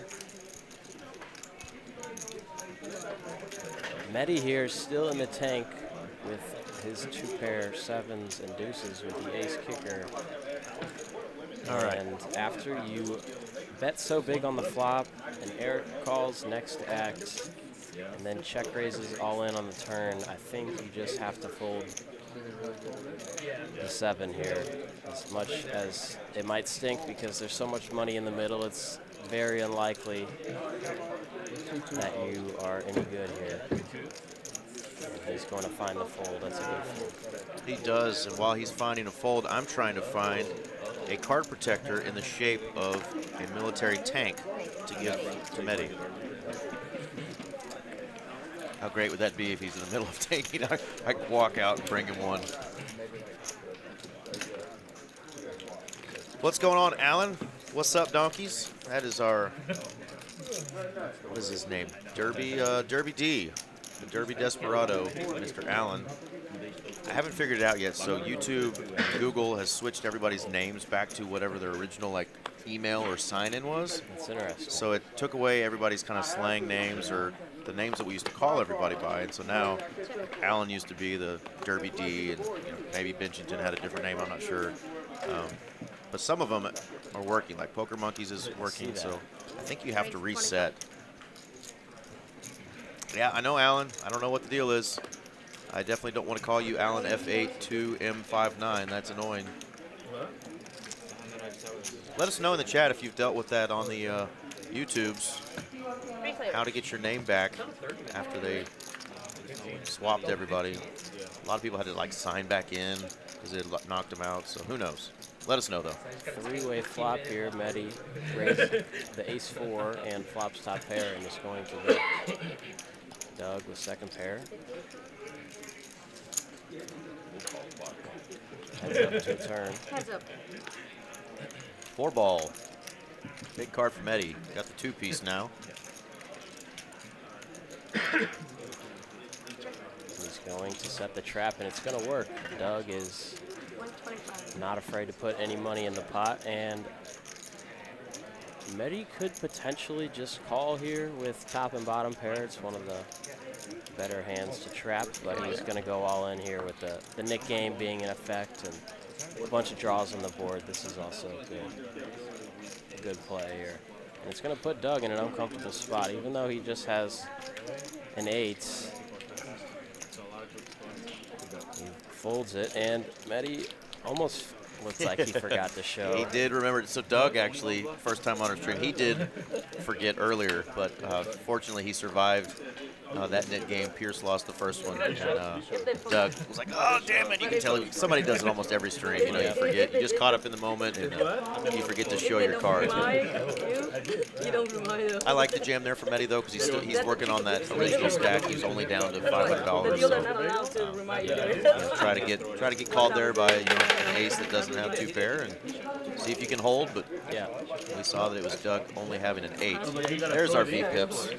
Mehdi all the way up there at the top. Uh-oh, Hayden and Pierce are our Nidosauruses down there at 18%. What are we going to do with those guys? I'm sure Pierce and Hayden are looking to turn that around here, especially with the Nick game in effect. Absolutely. Probably going to try to get involved with just about anything, as Carl is doing here with the ace-9. Still waiting on that question in the chat. Jake says, question for commentators. Hit me.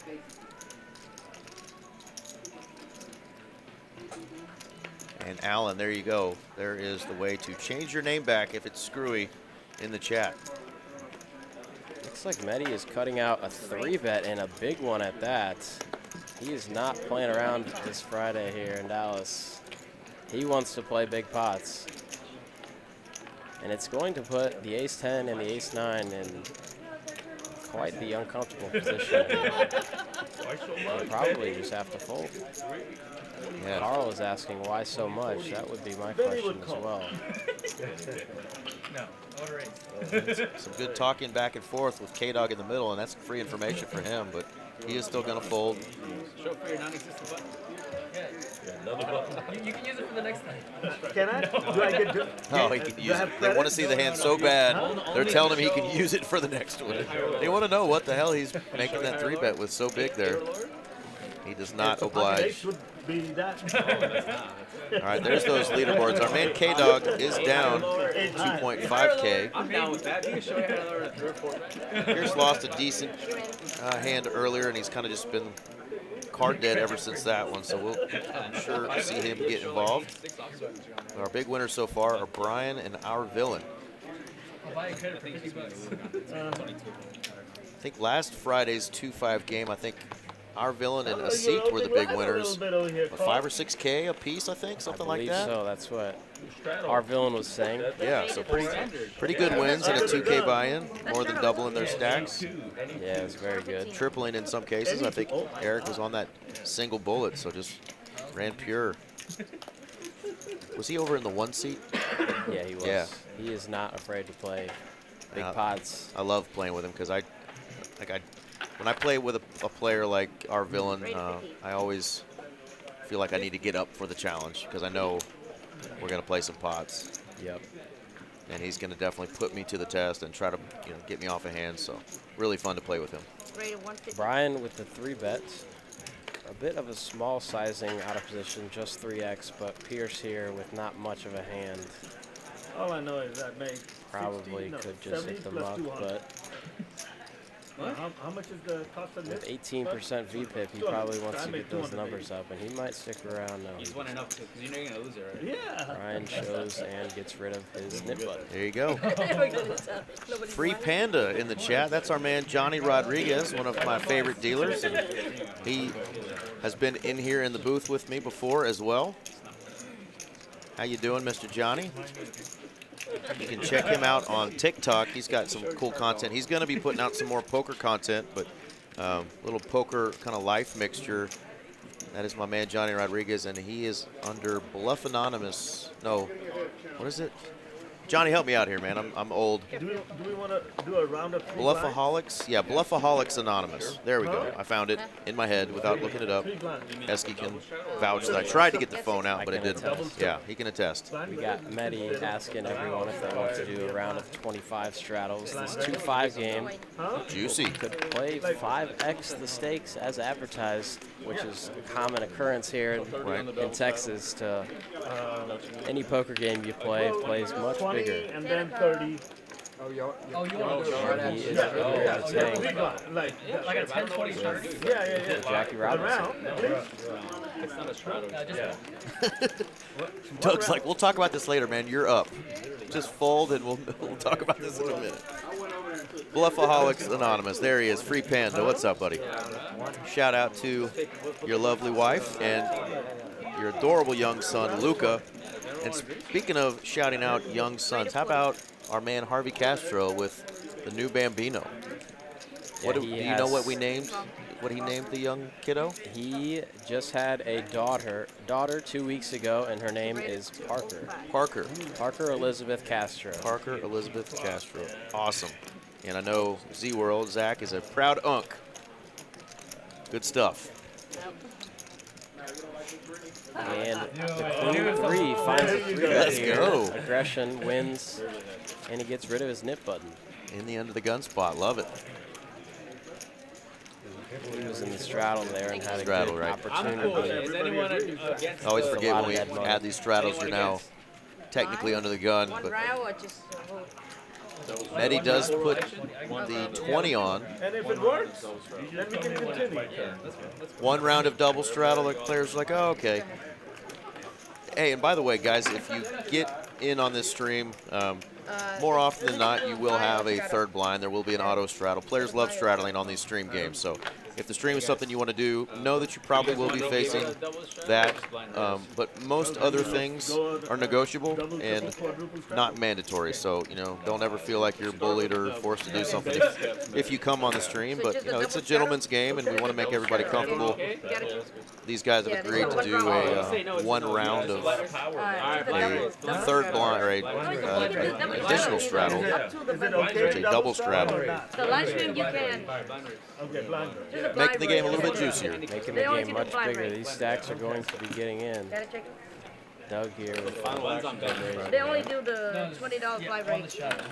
And of course, you will see that sometimes players don't either know or aren't adjusted. They don't know how to adjust to that straddle size, and so sometimes those raises aren't big enough. 80's fine here, right? Doug goes to 80. 80 is pretty chunky, but it's okay. It's 4X, 4X is pretty big with the double straddle on. and then boom, we go And then aces. he runs straight into aces.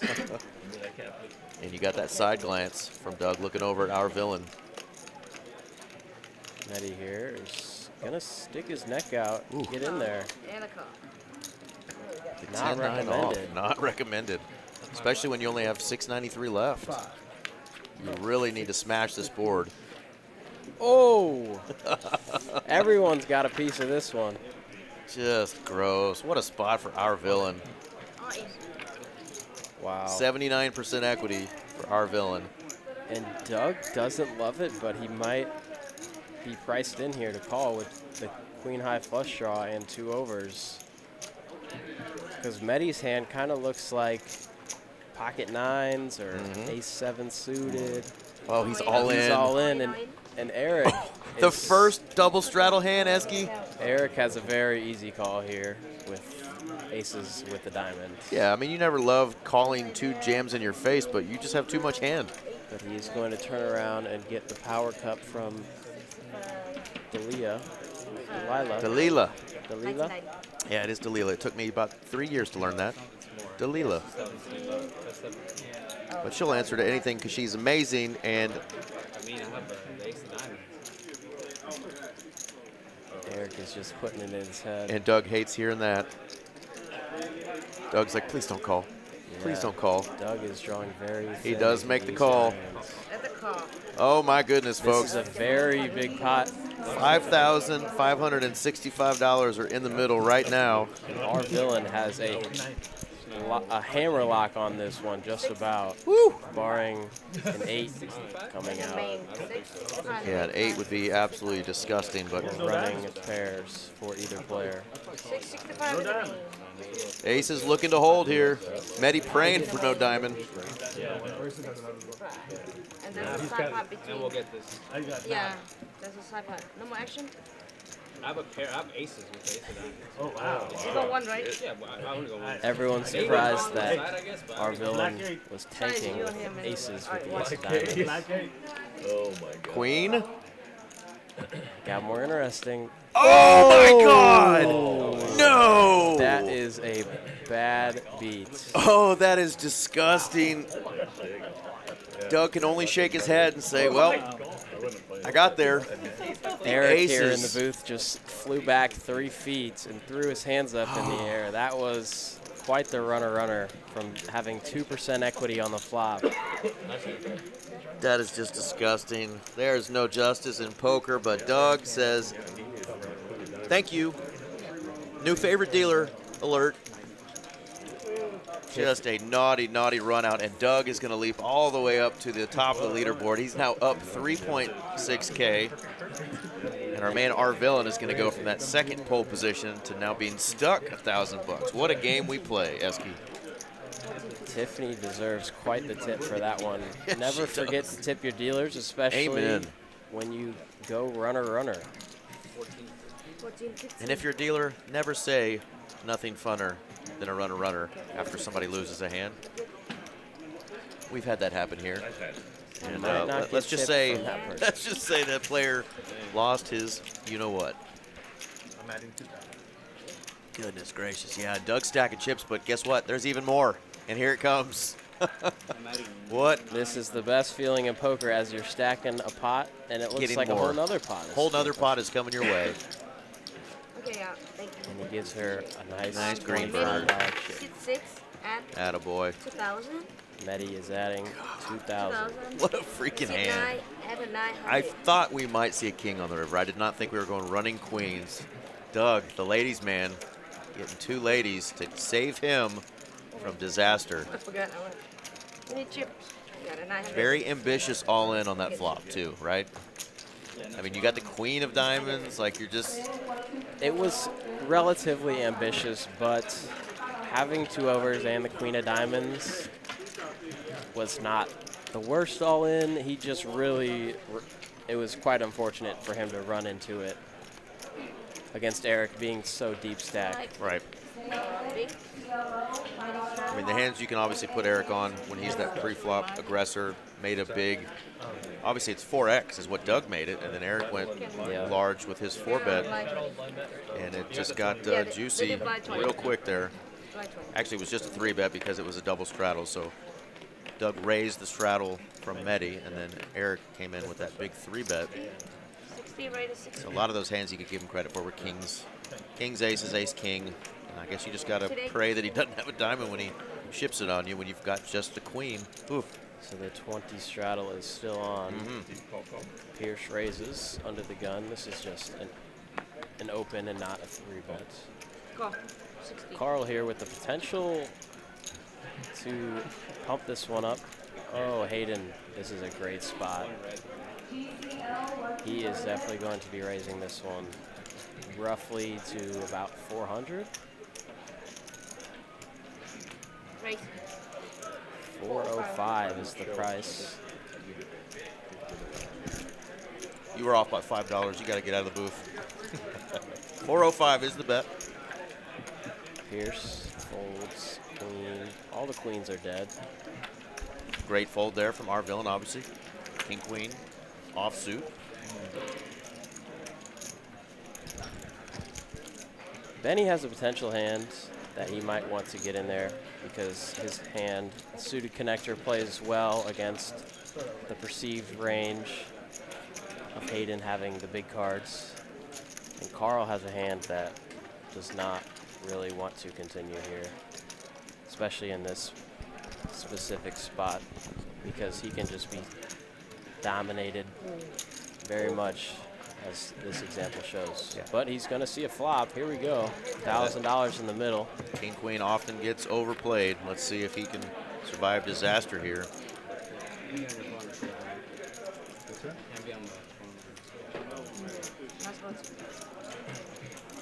Hayden, small continuation bet. Yeah, you step away. This is a good sizing because you still want to put pressure on hands that you're beating, like pocket sixes. And you want to keep the betting lead, being out of position and the pot being so big. Carl is in quite a tricky spot now, which is the problem with calling this hand pre-flop. Can I see it from here? I mean, not perfect And it vision. looks like he's going to put in a small raise, Huh? Oh, the beer? 15 minutes Yeah, away. the LA's like which puts Hayden in it. 15 minutes away. Quite uncomfortable spot. Yeah, SPR1 here, I really think can't, I'm blind. you have one option here. That's a raise 650. We have a table back here. Do you have a table? It looks easy on our side looking at it, but Do you have a table back here? just having ace-king high here isn't Can you get very him a table comfortable. back here? No, not comfortable at all, but I don't think you can just call ever out of position. You definitely can't call. You have need to see all go- 5 cards. You have to go all in or fold. It's a very interesting raise from Carl. Leans back and crosses his arms and says, "I will not be pushed around today." Pushed around. The only thing I don't love about him choosing to raise with his specific holding is you're really only getting a fold from ace-king and ace-queen, and you have 2 of those cards in your hand, so he happens to be right here. That is what Hayden has, but I think that's just a little risky. Yeah, a little bit of luck, yeah. But maybe he read the sizing for exactly what it is 100%. and decided to put in a little raise and get him to Gonna work. fold, and it It's works. gonna work. He had a 9, he had a 9. Wow, and he has to show for the nip button. Hayden is Yeah. not gonna like seeing that one. Taps the table. Hayden looks up, going, "Dadgummit," shakes his head. We've all been there. Queen, huh? Like you mentioned, you know, he put out a small sizing, which sometimes can mean you have a huge hand, but Carl there read it as, I think he's got exactly what I think he has, like an ace-jack that's missed, or ace-king, ace-queen, and I'm going to see if I can punish him, and it gets through. Yep. Well done, Carl.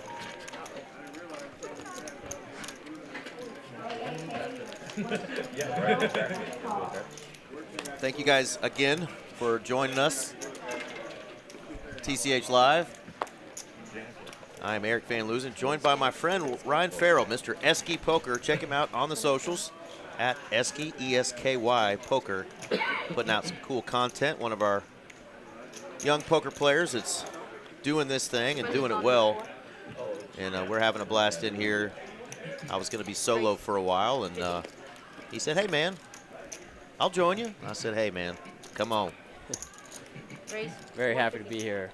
This is quite fun. Yeah, it is, and you get to see it from this angle, the 15-minute delay, kind of what we see.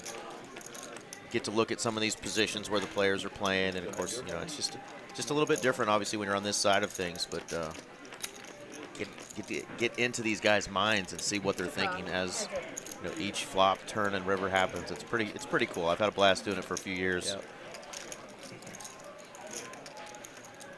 Carl here is going to call the 3-bet out of position with an offsuit ace.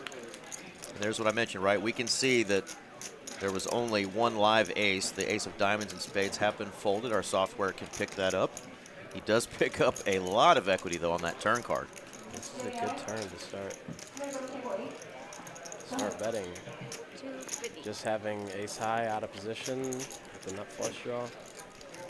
After your opponent checks back on that flop, he most likely does not have hearts. Carl realizes that, puts out a nice chunky size bet and takes it down. Carl is making a run at the top of the leaderboards. Sure. In the 3 spot. That's definitely one that Hayden's going to, you know, watch later and be like, okay, I see what he did on the one before. You know, I got to see his cards, but I can kind of pick up on why that hand played out the way it did. And same thing with this hand here. So sometimes when somebody, especially when they're right next to you, beats you up a couple times, you're like, man, is this guy picking on me? Is he found like an edge, he thinks? And, you know, it's just, that was situational, right? I mean, what a turn card for Carl's hand there with that ace of hearts. And, of course, when you're holding 9s, you got 2 overs now. It's just, you're just throwing that away 90% of the time. And Hayden will find another spot. He won't let that get to him. Yeah, sometimes it gets a little awkward when you win a big pot or bluff someone sitting right next to you, and you just got to keep sitting next to them, especially in the Nick game when you have to show it. Yeah. It gets, some eyes start glaring, and it can get pretty awkward. And that's the one thing in tables you can't be is too nice, you know. It is a gentleman's game, but part of the game is bluffing, is getting things through on your opponents. You can't feel sorry for people, you know, like we're all after each other's money. So that's something to remember, because a lot of people are super talkative and super nice and actually can hurt you in the long run. Matty here with a good flop for his range, and he's going to put out a big bet and take it down. You'll see that a lot at tables too, where, like, you know, some people don't like showing hands. Some people show some of their hands. There are players that literally will show you every hand they play, and it's just, you know, if you're not playing for a living, it's not a big deal, but you still are giving away free information to players who are currently trying to take your money, and you just don't want to give anybody, you know, free information, you know, for no reason. Information, very important. You can't be all loosey-goosey having a sandwich. And showing your cards all the time is not typically beneficial for you. Yep. Showing a bluff every once in a while. Spicing up the game a little bit. That good advertising, right? Good advertising isn't so bad, but sometimes showing a little bit too much can be detrimental. One of my favorite poker buddies in the room, Mr. Lego, when he sees players showing, you know, their hands when they don't need to, you know, in the chat he always says tisk, tisk, tisk. He just hates showing hands, so that's one of his things. And shout out to my man Lego, who just won the Trailblazer PLO event down there, the 100K event in Houston. Shout out Lego.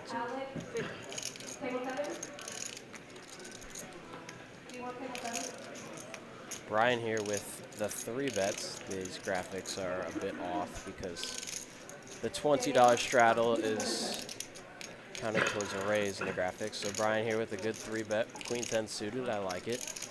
Punishing some of the players with weaker holdings, and we got a lot of diamonds. A lot of diamonds seeing the flop. If Tiffany puts out a couple diamonds here, this could be a big one. No, we get hearts instead. A couple of small pairs, 6s and 4s here. And Brian with a hand that I would be checking here in this spot. It's lucky this time. He has a couple overcards to the people who have pairs, but a lot of people here are just going to have an ace or a flush draw and are going to have a whole lot of equity against his queen 10. Mehdi here with a very interesting spot, facing a lot of aggression from the pre-flop 3-better. Here with just a pair of sixes.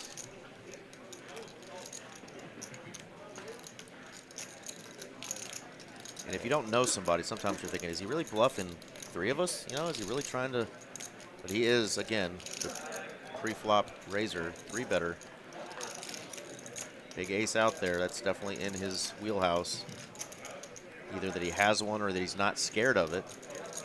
But Mehdi, it's like, I'm sticky. He's a non-believer. Non-believer. And got position. 7 of clubs on the turn.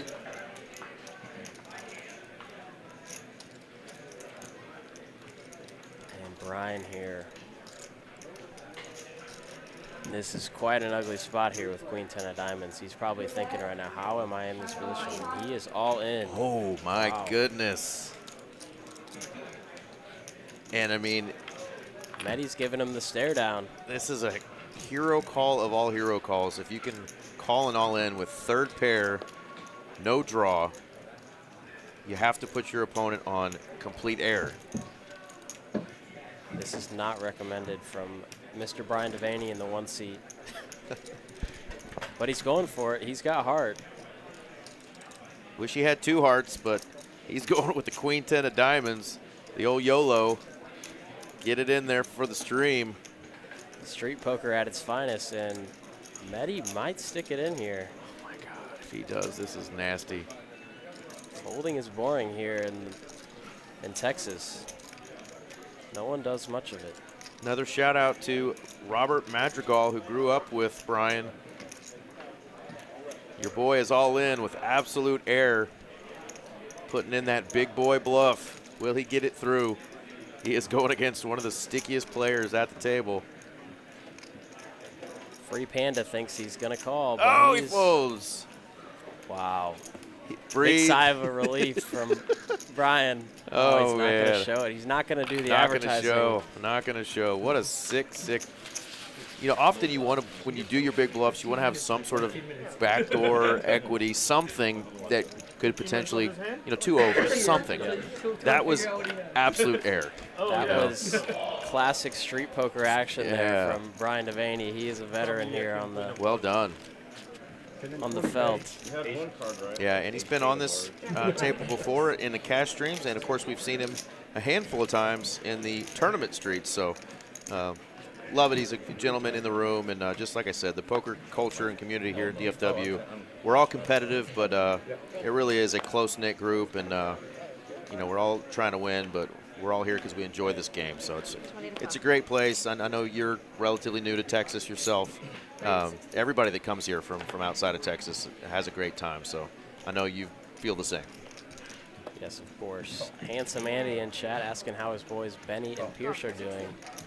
I believe Benny is up a small chunk, and I think Pierce is down a small chunk relative to these stakes.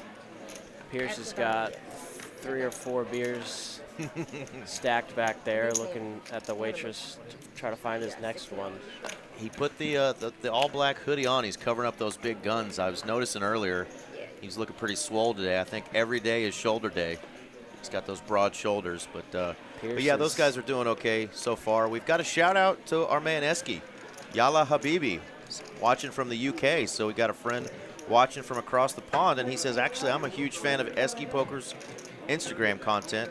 I hope I can come to Dallas and battle one day. Well, you have been officially invited, Yalla Habibi. Yes, come sir. on. I appreciate it, Mr. Habibi. Come over. There's always action here at TCH Dallas, open 24/7, and games running day and night. Definitely battle with the 5 seat. He's a big fan of all things Europe. He just bought that hat recently from a gas station. 100%. literally was my thoughts when I saw him wearing that, because I was like, that literally is at the gas station across from where I live, and I'm like, those are really cool hats. Yeah, he was saying that the other day that he had just bought a new hat. I mean, does he have a dog that looks like that? Does he have a lab like a? I'm not sure. He doesn't seem like he's one that puts on the duck boots or goes out hunting with his dog, but maybe he does, and I'm just reading him completely wrong. I've been wrong before. What is your favorite thing and your family's favorite thing to do together hunting-wise? Like, do y'all like duck hunting, or do y'all get more into the deer stuff? A lot of deer hunting and turkey Hogs? hunting. Like hogs? Not hogs, because my family is from like the Midwest, like Missouri and Illinois, or where we mainly hunt. Okay. So we don't have too many hogs. We have a couple coyotes, which are similar to hogs For sure. here in Texas. But mainly deer hunting. We have a good culture with around a deer camp. Nice. Which is, everyone should experience a hunting camp, so to say, once in their life. It's a great time drinking and enjoying the fruits of your labor. If you harvest an animal, is always nice. We Absolutely. have an open and a 3-bet and a 4-bet, and Benny here looks down at 9s, and as tight as it may seem, folding is probably the right play here, as Doug has 2 jacks.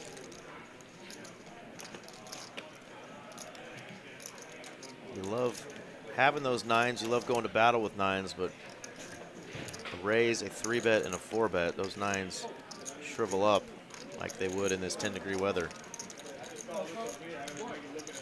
We do see some European pros in Texas. And you also asked, is the PLO in either room action or just no limit? The PLO game here at TCH Dallas is one of the best. It is a 1-2. The $10 straddle is very often on. It is match the stack. It plays very deep, and very deep. You often go 4 or 5 ways to every flop. So if you're looking for some action.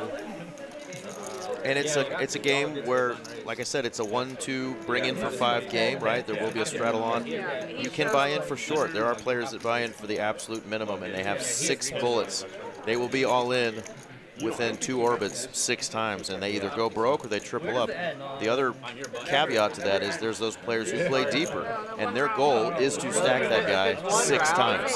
And it's possible, right? And that's the problem. If you do short buy, though, just know that you will be facing some aggression from those bigger stacks. But at the start of the games, there's a capped buy-in. I think it's 1,000 maybe? Yeah, but it gets 1,000 to start. And yeah, you'll see 16K stacks easy on a 1-2-5 PLO game, if not more sometimes. But we'll have 2 or 3 tables in the room. Sometimes they have a must move. We want to keep at least 2 games full the whole time.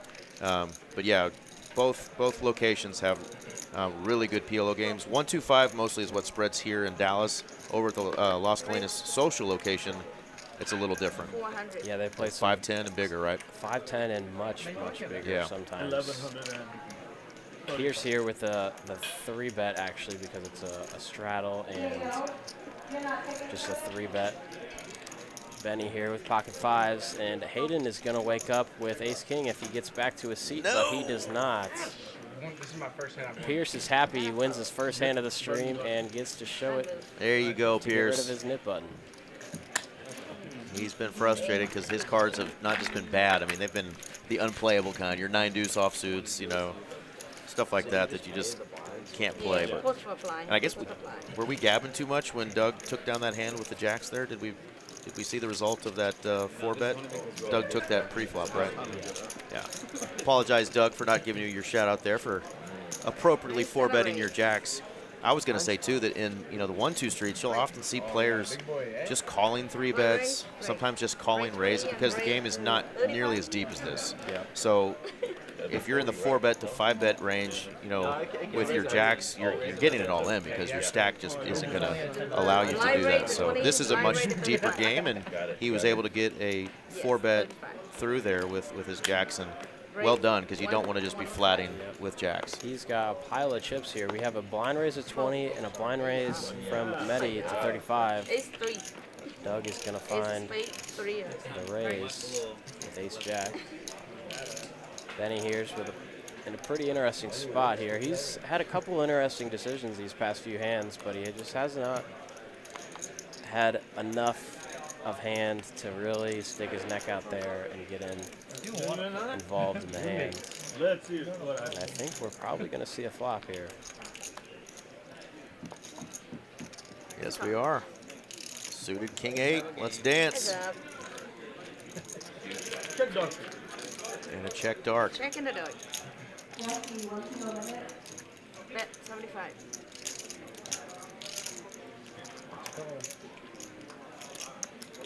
A bet and a call. That was a $1,000 chip that Mehdi had to put out there because he didn't have appropriate change, but there we go. Uh-oh. Turns a king. Check, check. Doug has the ace of diamonds. Let's see if he uses it as a bluff card. He has an opportunity to. This is the guy at the table who you don't really want to start bluffing. No, you don't. I think there's a lot of players you could hammer it right here and get it through, but Mehdi, not one of them. Really, to me, half the time that king 8 misses on that red 7-7 deuce board, like $75, I'm out of position. I'm not even thinking about calling with the king 8 there, but he calls though, gets rewarded on the turn with a king, and takes down a decent pot.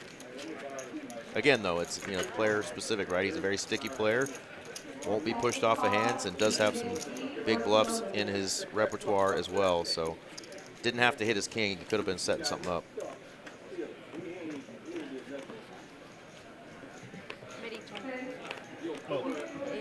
Doug is bobbing and weaving at the right time. He is.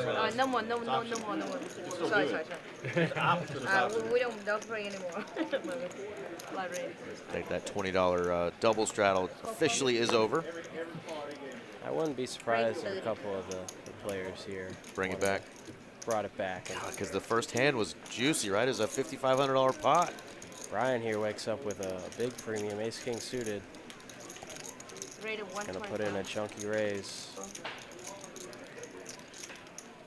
Carl is giving him the look. Oh, wow. Big collision here. Let's go. Kings, 4-bet. Raise 375. From 125 to 375. K-Dog. K-Dog has a nip button and pocket sevens, but when you notice the guy who cold calls 3-bets is now 4-betting to a big sizing. Do it for the stream. Should just abandon this. Oh, I was going to say, K-Dog, do it for the stream. It's the right play, but we want to see you get it in. Although K-Dog is down 2,500, he finds the right decision. Absolutely. Let's see if we can get a good one here. Not much to work with for ace-king of hearts. Right? Not a single heart. Every other suit but hearts. A little probing, what, 250? 250, that's a nice sizing. Puts a lot of pressure on a hand like Brian's got. Some backdoor straight draws and 2 overs. And a good price.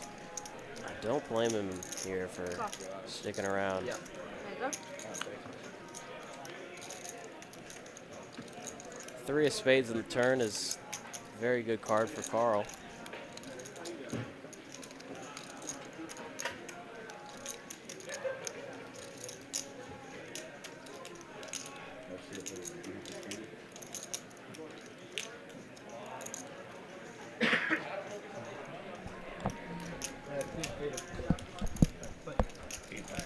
Last call, BJT. QLN, 1, 2, no limit.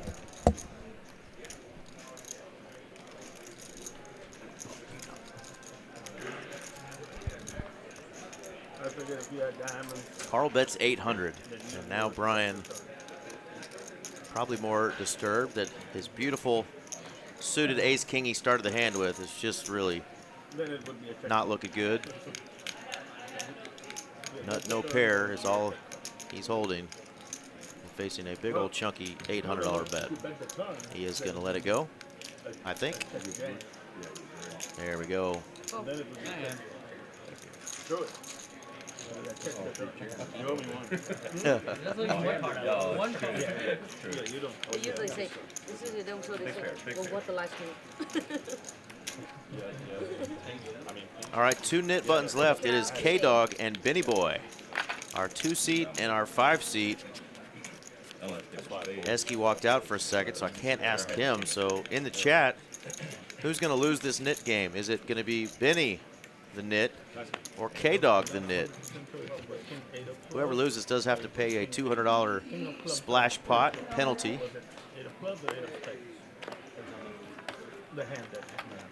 I'm going to go with K-Dog. K-Dog is going to be our knit game loser. Don't hate me, K-Dog. He's already being raised by his opponent with the knit button, which is Benny, pocket 5s. K-Dog is going to come along, though. He says, I'm not folding that easy. I don't care if I've got queen 6 offsuit or not.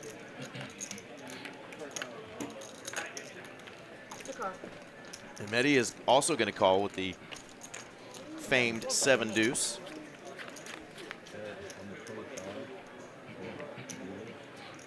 3-4-4. That is going to be a pretty good flop for Benny and his 5s.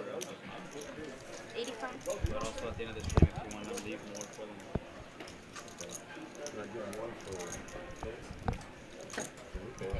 Call 8. And he's going to continue, and K-Dog can only hope and pray now that Benny somehow loses his hand, because he does not want to lose the knit game. I picked him to lose it. But he's got Mehdi sticking around with 7 deuce.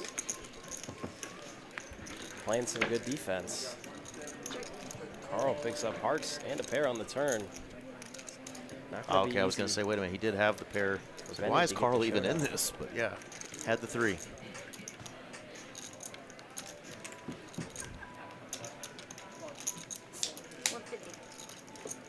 $150 is the bet. What do you do if you're Carl here?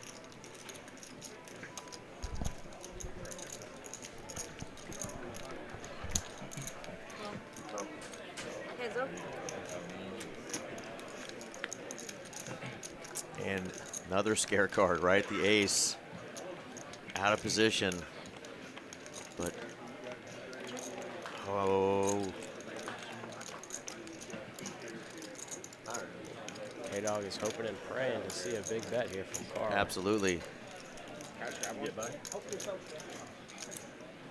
It ran out so ugly for Benny's hand, but surrenders his position here. Carl's realizing that his 3 is probably no good, turning his bottom pair into a bluff. Let's see if he bets big enough to get Benny off 5s. 360. And our man Ghost coming through with some pizza in the clutch. You didn't miss it. No, we both. Yeah, you This looks pretty solid. Absolutely. Yeah, of course, I gotta know. Richard in the chat calling K-Dog a knit. when you take a break. That was right after I picked him to lose the knit game. He said, well, K-Dog is a knit. Come on. He is hoping and praying right now. He's like, come on, Benny, fold. That's the problem, though, when you don't put out any sort of blocker bet, or obviously could be value. You know, it's hard to call a 5s bet here value with that run out. It's pretty tough to call here in Benny's shoes with pocket 5s. It is. Because he has a lot of blockers in his hand that potentially Carl would have in his hand to turn into a bluff. If Carl would have 5-6 here.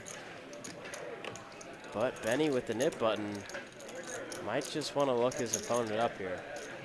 360. And he does makes the call. Bottom pair. Oh my Nice god. hand from Benny.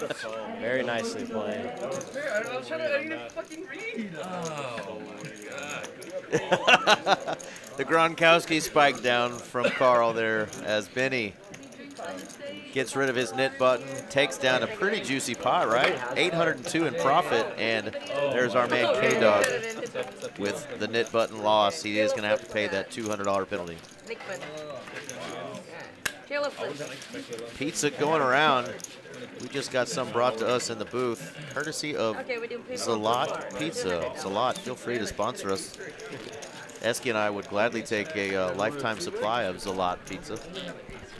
I'm going to let you have your first bite, man, of that Good-looking, thinnish, New York-style pizza. Pesky with that proper pizza fold. Well done, young man. Tried to do enough for you, but that's good. All right, here is the splash pot. It is going to be a flip. That's all you need. Is it good? Everybody's good? 4 scan hard. Stone cold nuts. How about a Oh, yeah. Everybody good? Jack on the flop. Ace queen jack. Right. Good to see one. no damage, man? See a lot of spades, a lot of hearts. Queen.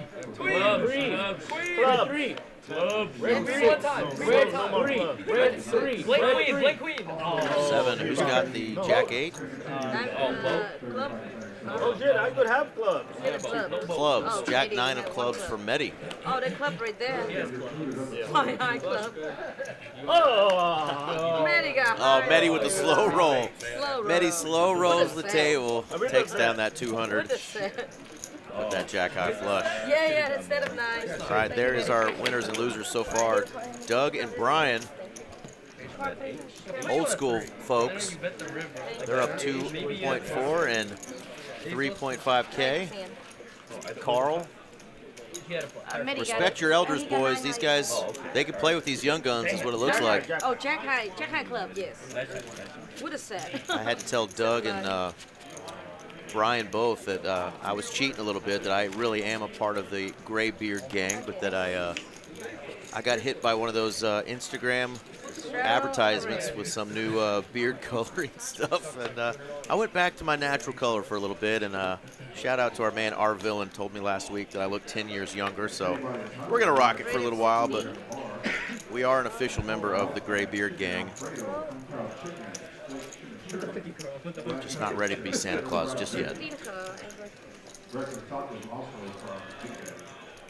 Medi also part of the Gray Beard gang. He's got an ace and a 9 in the big blind, facing a smallish 3-bet to 60 from our villain.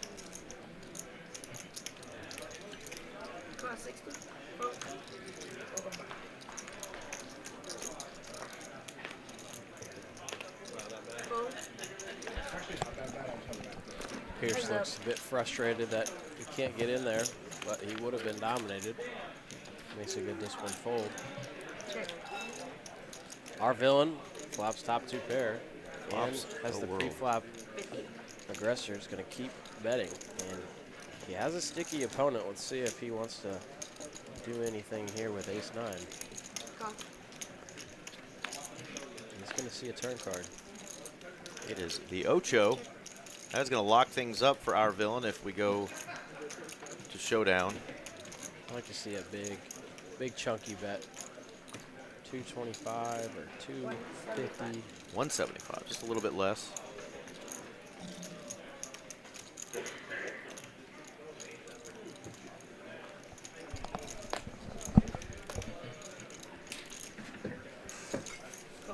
Medi's going to let it go, and our villain going to take down a nice hand. Pierce is like me when he's frustrated, not running good. He's got a good poker face, but he's bad at hiding the emotions on the face. So I can tell when my man Pierce is frustrated, but he's such a sharp guy and a good player, and he will not let being down a buy-in or so stop him from playing his game, which, you know, more often than not is more of an aggressive style. He just really has not had any cards to play. Yeah, I mean, if he has suited connectors, he's going to be getting after it, but he's just had absolute trash, except for those 9s when he finally got his first win. So long stream. We still have, goodness, 2.5 hours to go. Look for my man Pierce to get things cranking here shortly. Hayden here wakes up with a real one. He's probably pretty happy to see this one. Yeah. After being so card dead. Also ready to get things cranking. Just has $800 behind if anybody wants to get squirrely. Carl here kind of stuck his neck out here with King 10. It's most likely going to fold if Eric does anything besides fold here. I would be surprised. Rate is 600. He's going to put in a 5-bet. Is that a recommended play, the 5-bet with the 6-5 suited? Yeah. This 10, hand 45. specifically, I mean, he runs into aces. It's It's not the kind winner. of It's normally unfortunate, like but that. Normally they're like so deep. Yeah. They're like so shallow. Like Eric says rip it one time. he's rip it, rip it, rip Well, it, well, rip one. it. It's his Yeah, patented one time. saying. He goes one time. Oh, that's going to be tough to win. Oh wow. Well, Can't win. Monster hand for Hayden. everyone at the table was asking him if he had queens. Nope. He Nope. had 6 high. He had 6 high pre-flop. 1,000. He's not afraid to play a big one. And if you were noticing those pre-flop equities, obviously that was skewed a little bit because our system knows what hands have been folded. Your 6-7 suited, your 7-8 suited actually have the highest chance of cracking aces, and I think it's still 21% pre-flop. It was showing that 6-5 suited to be 25, so a little skewed, but that's because our system knows the cards that have been folded. But once he flops that set of aces, that's pretty much a wrap. I think it actually might be 6-5 suited that has most equity against aces, because when aces makes the wheel, when the aces makes the small straight, the 6 high straight is actually bigger than. I'll check because I've been Googling this for a long time. I'll put it in my little system, but I've always thought it was 6-7 and 7-8 were almost neck and neck, but 6-5 is going to be close too. But we shall see. We'll put it. Speaking of sixes, Brian picks up a couple of them, puts in a raise. Betty's got 8 high and he's sticking around.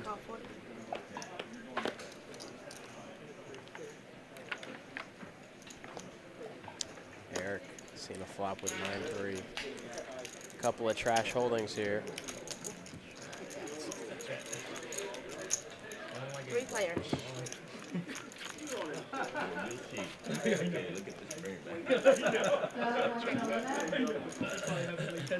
No. 35. I mean, I'm actually still good. Cool. I was hoping you weren't dealing with 6s or 7s or something. Oh, Heads up. that would have been so great. I think on Check. Check. 7. Sit for at 700 more. 3 on the turn. Our villain smashes this river card. He's gonna bet it. 150. 3/4 pot. Brian has a pretty easy fold. Easy 2 red peasy. 6s. Yeah. Nice 3 from heaven there for our villain to get a little bit back, as he just gave a bunch of action to the 4-seat Mr. Hayden, who's now in Profitsville. Absolutely. Great place to be. That's about a cell phone bill, 110 bucks. Let's go. I know your family was excited the other night when you had gotten unstuck and into Profitsville, and I said you were up a couple of trips to Taco Bell. The family enjoyed that one, and I think you enjoyed just leaving the night up a good chunk. Yeah. Last time. A win is a win. You're playing a big game like this, you want to win more than $300 or $400 bucks, but that is a win in any poker room in America. Benny here. I know, you just. Raise. Carl calls. We're at for the non. You can't even see from here. Hey, put it up our Oh, wait, reflection. How good your eyesight? Well, mine's so You bad. don't know I can't 15 even minutes see behind, it right? if I turn around. So Yeah, but then I'm I not catching find up. out. They're in the stream. Still, right? Watch the stream while Okay, 3 players. I did not expect that to get. Tiff, you have a mirror in your phone? Benny absolutely smashes his flop. Hello.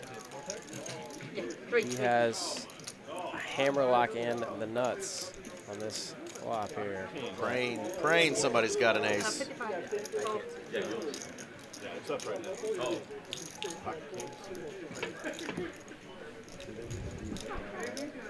Yeah, kings. Benny is reaching for raising chips.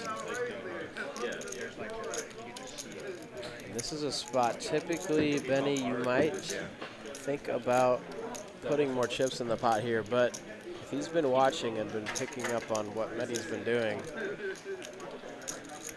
he knows that he could be a bit out of line, and King Jack here with the King of Hearts as well could be a potential to just call.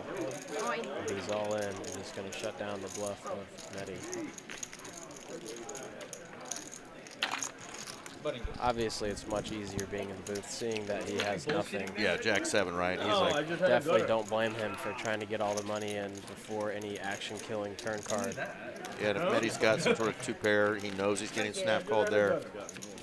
Just didn't have that hand, and we're going to move on to the next one. But Vinny up 1.4K, so he's having a good night.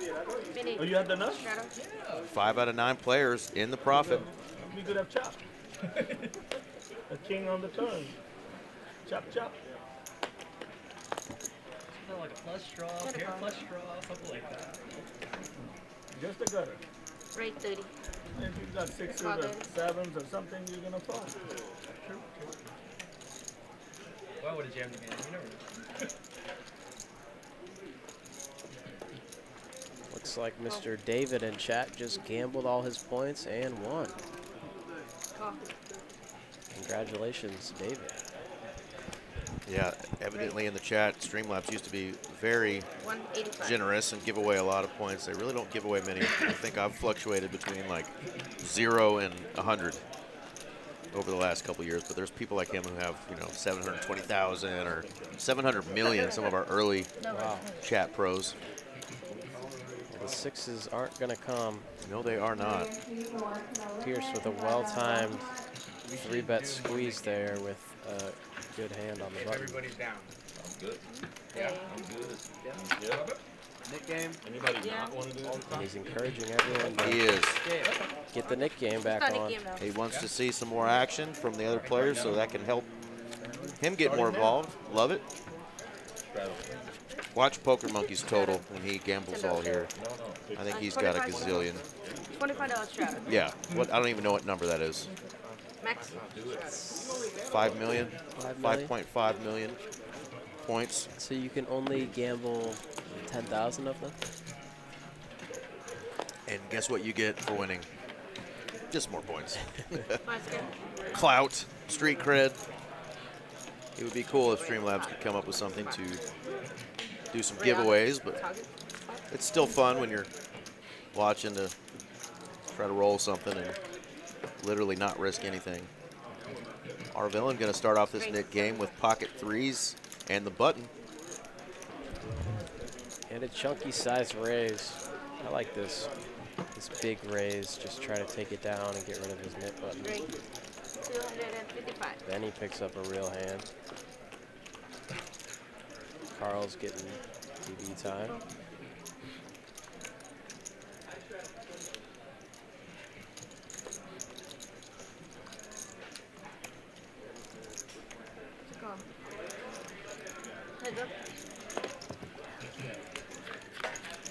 Heads up. Hello. Bottom set for our villain. And Benny's going to keep doing the betting.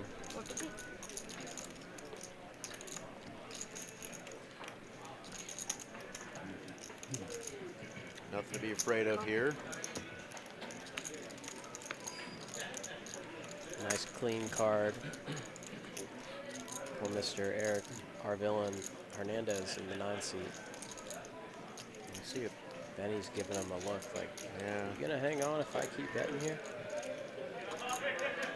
Seen Benny shut down a couple times. I don't know if he's gonna shut down here though. He's gonna double barrel. This one is not gonna work. Not at all. 4-8. Mentioned some good timing from some of these players. This is what you call stepping in it. No chance to win.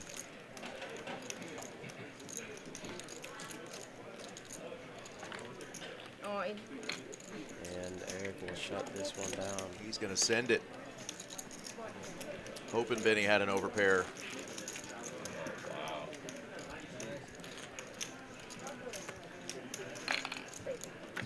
All right, anybody just joining? We mentioned it earlier. I know obviously weather put a little kink in some of our plans this week with our even bigger one, but we are going to continue this next week. So we stopped the Thursday, Friday, Saturday flights this week.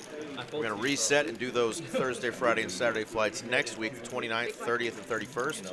10% make it to day 2, which will be Sunday, the 1st. And, of course, the second, Groundhog Day, will be the final table live streamed right here. If you are able to get a double bag, $1,000 bonus, triple bag. Bonus is all of your buy-ins back or $2,500, whichever is larger. Hopefully this is going to be a huge one. Everybody's going to be anxious to get back on the felt after what looks like is going to be a couple days where we may even be closed here. It takes a miracle to shut down Texas Card House, and Mother Nature is doing her darndest. So be safe out there, but just know that we are committed to hosting that tournament next week. We will have our even bigger one, and we will see who our new winner of 50 to 60K is in that even bigger one trophy. That would be a nice score, wouldn't it? Yep. I know a lot of people fire many bullets into that one. Attracts a lot of attention. Medi here. It's an interesting spot with pocket nines. It looks like he's thinking about going upstairs with it. Reaching for green and black. 275 is the bet. Puts Carl in a really uncomfortable position here. All right, have it your way, Medi. That's a call. Have it your way. Like a Burger King commercial. Have it your way, not so fast. Carl does flop a pair. Doesn't love that ace. See what Medi does here. Although it's not good flop for his hand. He only has 765 left, right?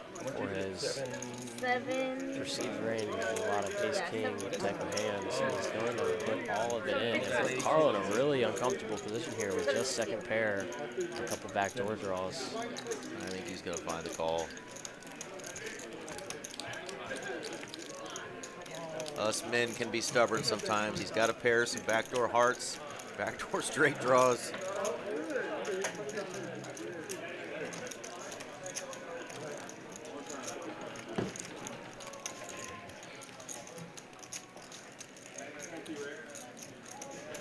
Carl's giving it good thought. He really is. He He does make the flicks call. it in. Go ahead. One or twice. $2,000 pot, and Carl says to Medi, "You are ahead." Little does he know, he has Medi drawing very slim. One time and one time only. Max Payne for Medi. And he does not improve, so Carl will send Medi into his pockets for some more chips. Nice pot there for Carl, over 1,000 in profit.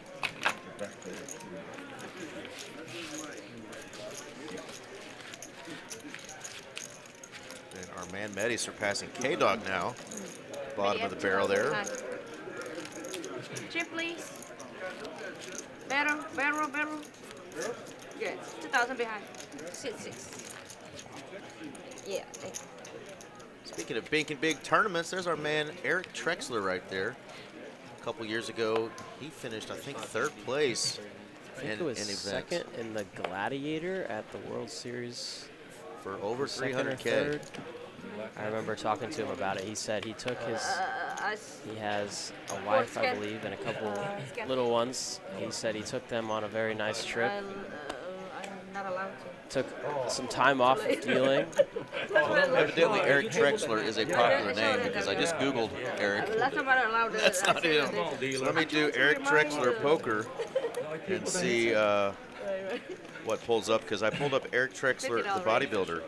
No shade to my man Trex, but none of us in this room right now have the body of the guy that was pulled up. Yeah, his best cash was that 301,000.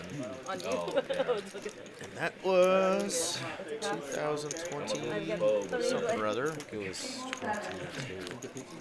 Yeah, 23. 23, June of 23, it was the Gladiator event. Second place, you're right, 301.97. We actually were all here at TCH watching it on TV, and it was awesome. I was here as well. Were you really? Yep. I didn't know you were here already in 2023. Good stuff. Made a small trip out here like a lot of people do. Pierce River just straight, although it is the dummy end of it. Right. But he does have a nip button, so I don't see him pitching this one. Yeah, only 155 bucks out there. I don't see an amount that 150. he would fold for. And Carl Call. Says, I have a straight and calls. You want a straight? He says, I have a straight. Straight. Pierce is heating up. Look at him. Just down about a... What could you get these days for $380? It's gotta be stuff. Thank you. You could buy a decent little watch, maybe. Okay. Good. Run it up here at the ones You can. That is a buy-in. Shadow 25. Boom. That's a little over a buy, right? $300 is the buy-in for the even bigger one. So Pierce You could turn it into could turn that in if he can turn it around. 80,000 in the even bigger one at TCH. Amen. We've crept close to that 80,000 mark in that one. It's been almost a minimum of 50K every time. Only one person has won it twice. That's our man David Taw. Chopped it once and won it outright. So that means since we've been doing that, it's I think 2 years now. 70. Every month we've had a new winner take home more than $50,000, and that is awesome because that goes right back into our great poker community and gives people a hope that hey, I can bank a big one like that one day. Can't win them if you don't play them. Call. And a call. We got 4 Here we go, four-way action. Check. Check in the dark. Wait. Alright, Hayden first. Another ace-4 Check. two-pair. This time it's Carl flopping the two Our piece. villain has the nut flush draw. This one could build pretty quickly as they are very deep. And 69. Action coming. 100. Carl's gonna put out a chunky bet.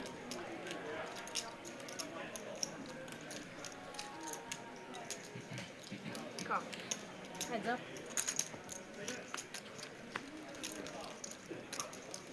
Queen on the turn How do you hate counterfeits Carl Hate that when you got that ace-4. and opens up the door a little bit more for our villain.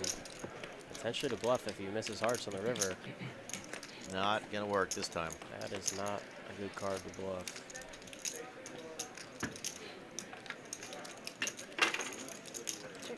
Yeah, you're never getting an ace to fold. That's a wise check.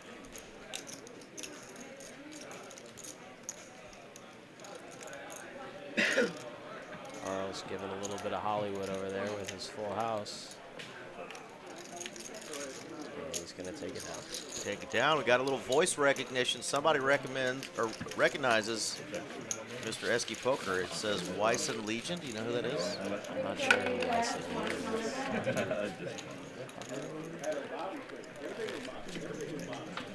Let's see if I can. But yes, indeed, it is my guest commentator, Mr. Ryan Farrell, Esky Poker, joining us at TCH Live, right here in Dallas, Texas.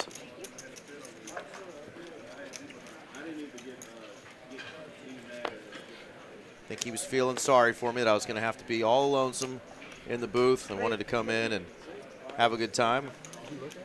Yeah, Wyson, I'm not sure who you are. Who you 'cause is? The comment section has you as Wyson Legion 5398. We don't know who that is. the generic Google random names. Drop your name in the chat. Anyone else in the chat that wants to get a shout out, say hello. Doug here wakes up with kings and a nip button. This is gonna get interesting as K-Dog Right. has 2 6s. And it says call for 50, so there was a 50 on, I guess. K-Dog makes a call, and now it's Doug with a 4-bet. And that old flat tire, what's a jack for?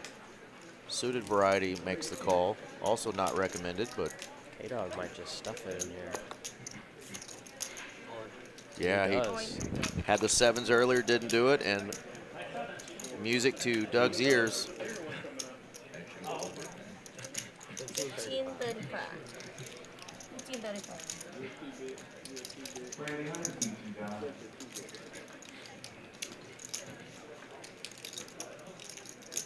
Doug's thinking about it a little bit, trying to get our villain. He just involved. called, yeah. Doug just called. Whatever you want, sir. But he's going to give K-Dog the bad news. Twice. Run twice. They are going to run it twice. Yes. K-Dog is in trouble. Can K-Dog catch a 6? 6s have been hot. Ooh. Close. Oh, there it is. There it is. No 7, no king for K-Dog. He wins the first one. One board. Another one. Second board. He is free rolling and does get to get rid of his knit button. 6 and a 6 only. Chop it up. Chop it up. He's like, I said run it once, right? King on the bottom. But he got a ticket on top, yeah. Oh, yeah, we are still doing our raffle for, I guess it will be the Sunday after this one because looks like we might not be up and running this Saturday. So any full house or better that you get while playing, I think it's anywhere in the hand in Hold'em, and in PLO it's flopped, I believe, right? Yes, sir. So a full house or better, you get a ticket, and with those tickets, they'll do a drawing on, I guess, the Sunday after this one. And they're giving away a bunch of cool stuff. Most of it has a value somewhere around $300 or more, but it's like some headphones and a laptop. You can actually use it for $300 in time, which is a great deal. So fill those out. You do have to be in the room. You actually don't have to be sitting at a table playing. Yes. Always in front. You can be up at the bar, hanging out, watching football, which I guess next weekend there will be no football, right? It's the in-between. We'll find out who our Super Bowl teams are this Sunday, and then the following Sunday will be that weird off week that we all have to wait until the Super Bowl. Right? 35? I think the Seahawks going to take this year down. Isn't that crazy? Nobody had their, I mean, if you put $250 on the Seahawks before the season started, I'm sure the odds were just ridiculous, right? Like, oh yeah, Sam Darnold, no, you know, he had a great year in Minnesota, but it must have been a system thing. He's not going to do it again. They got a new coach. Pete Carroll's gone. Like, we don't even know who's on their team. And Darnold and Njigba just blew up this year, and that defense is nasty. They really turned the ship around. Yeah, they It's been did. fun watching them. They are dominant. Ryan here is going to keep betting with fourth pair. Medi out flops him here. Heads up. Very interesting turn card as they both pick up straight draws. Right. Medi's going to take a swing at it.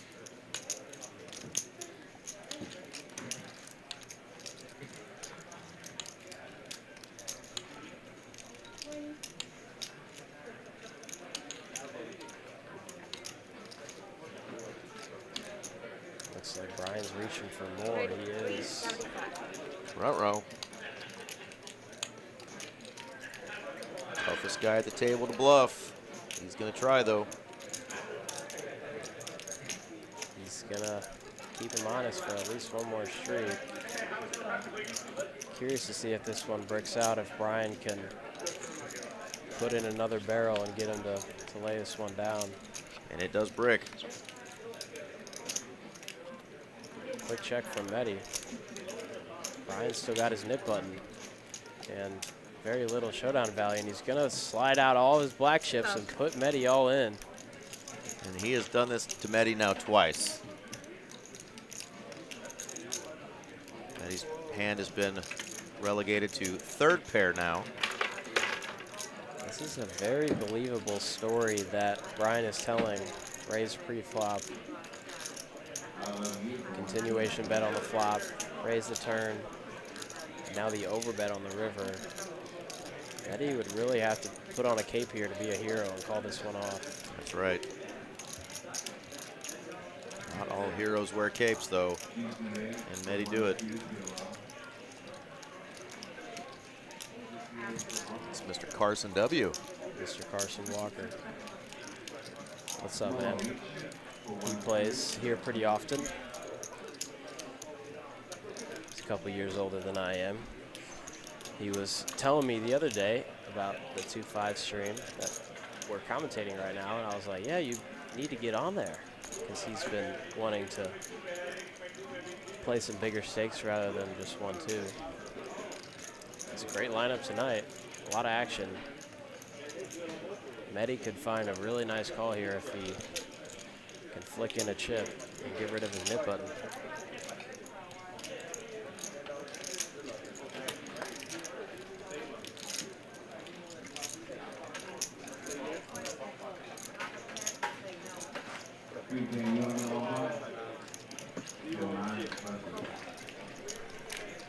And he gets it through.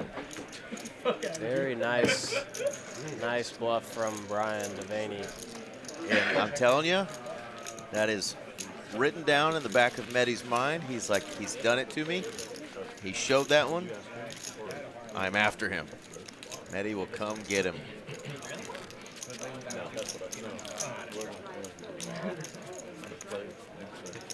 Again, that is going to be another nice pot there for Brian. He's creeping up on 3K in profit.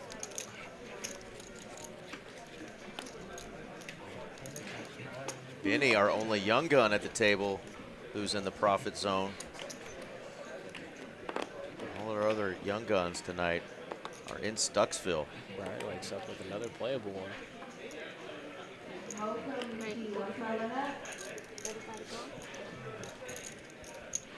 Go.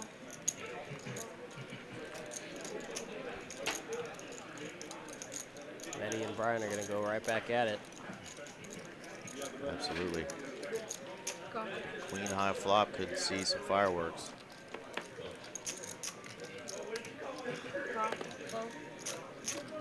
Pierce still a little frustrated in card dead. Going to helicopter those cards in and maybe go get himself another bevy. Take himself a little walk.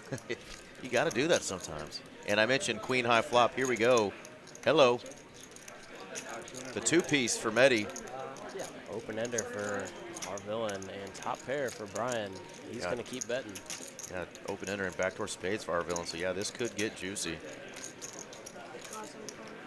Medi's dreaming of Vegas in the Mirage right after he gets shown a bluff and flops top two pair. And the mother freaking Mirage. We could see a 9 here. It would be a lot of fireworks. It's a Triz.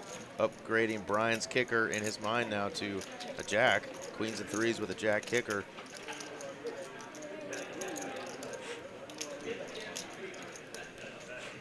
Pretty good card for Brian just to check because his kicker doesn't play, so there's not as much merit in building a pot here.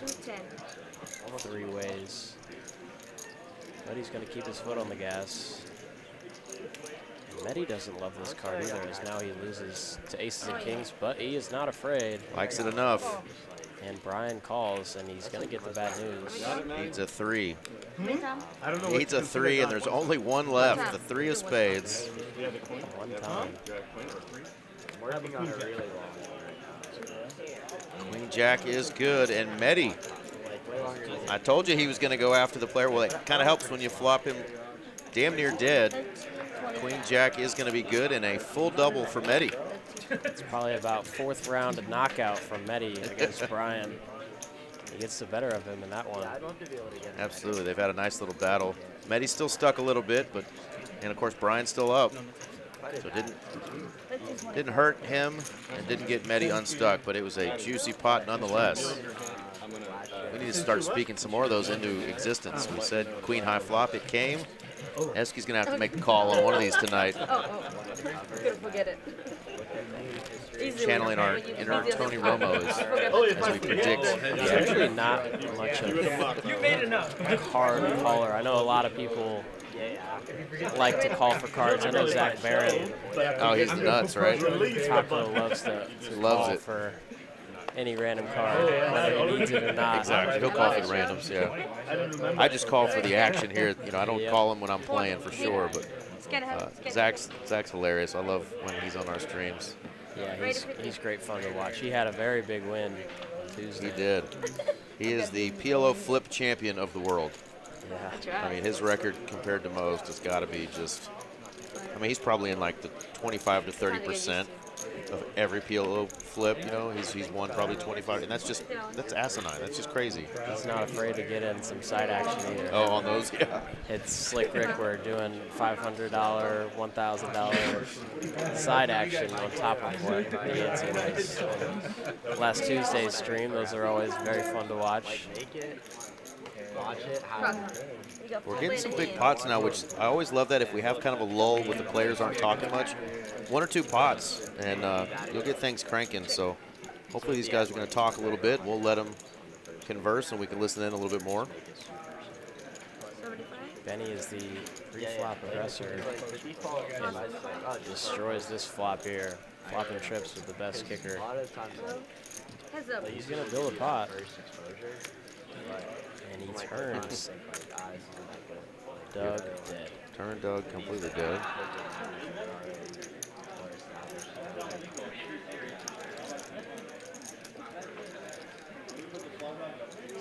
They won't give you another chance for 6 months. He's going to keep his foot on the gas. 10-4, over and out, good buddy. Let's go ahead and set that one packing.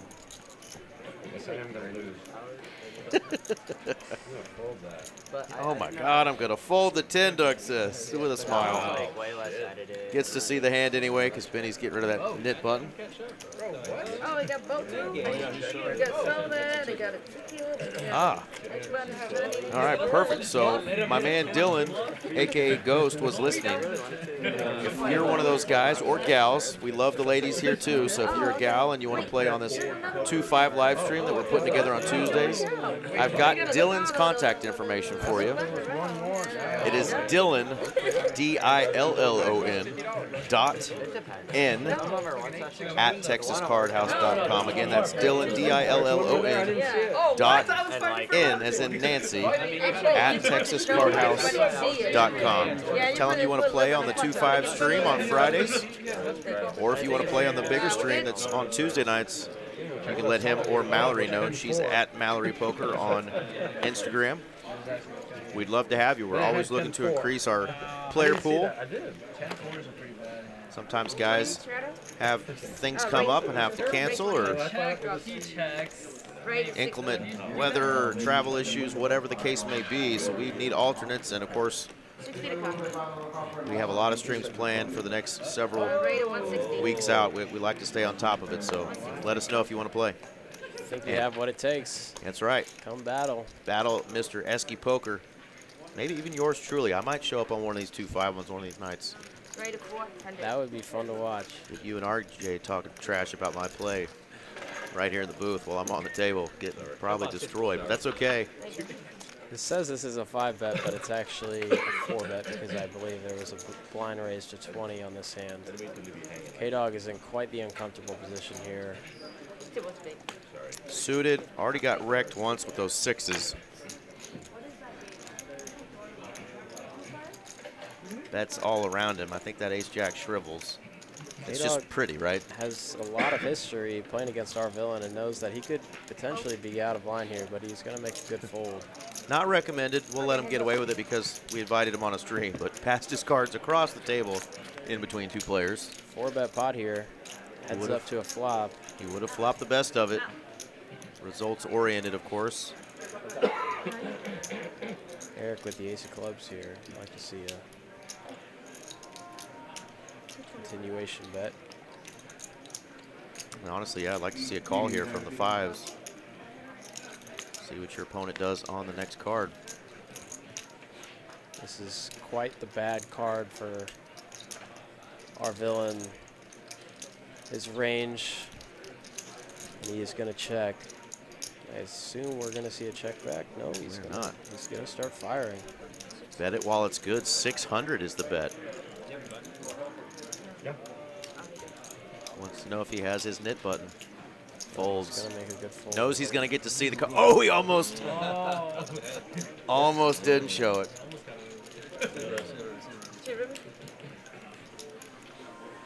It was a 3 on the river.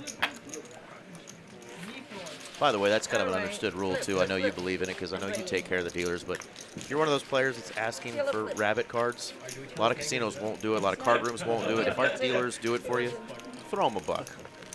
Speed up the game. And don't be that guy if you weren't even in the hand to begin with and you're asking every other, oh, I would have had, nobody cares what you would have had, man. I'm just telling you, you're slowing down the game. We're playing by the hour. Let's have some fun. But if you are going to ask for a single rabbit, take care of the dealer. Throw a buck. Or him. Of course. Looks like we have a flip going on. Let's see. I'd like to see if K-Dog, even though he's gone, win this one and make a little comeback towards the second half of this.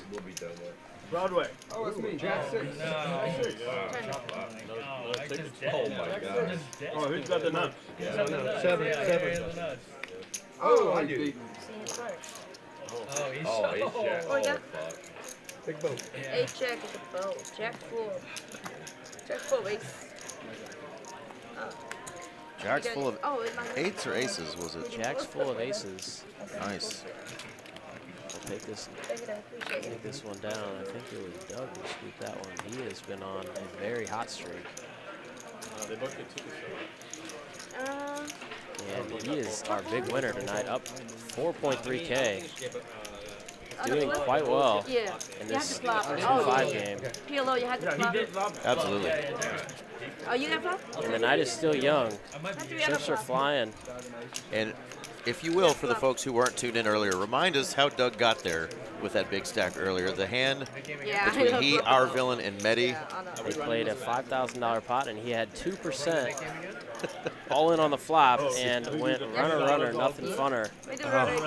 With 2 running queens, right? Queen, perfect to crack aces.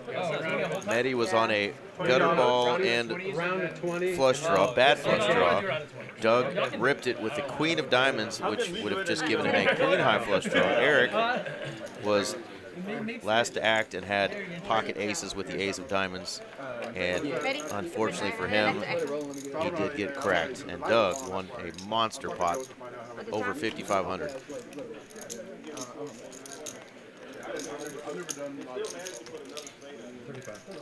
Right at 35. And he's going to keep building with a raise here.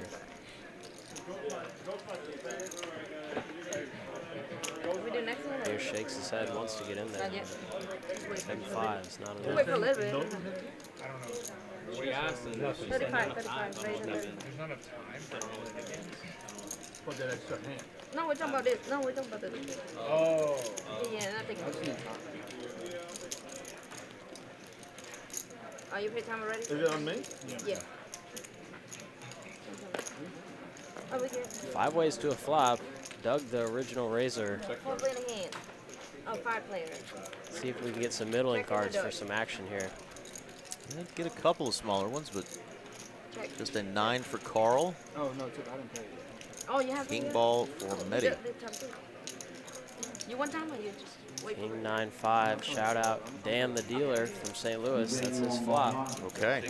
I'm sorry, that's $60. Call.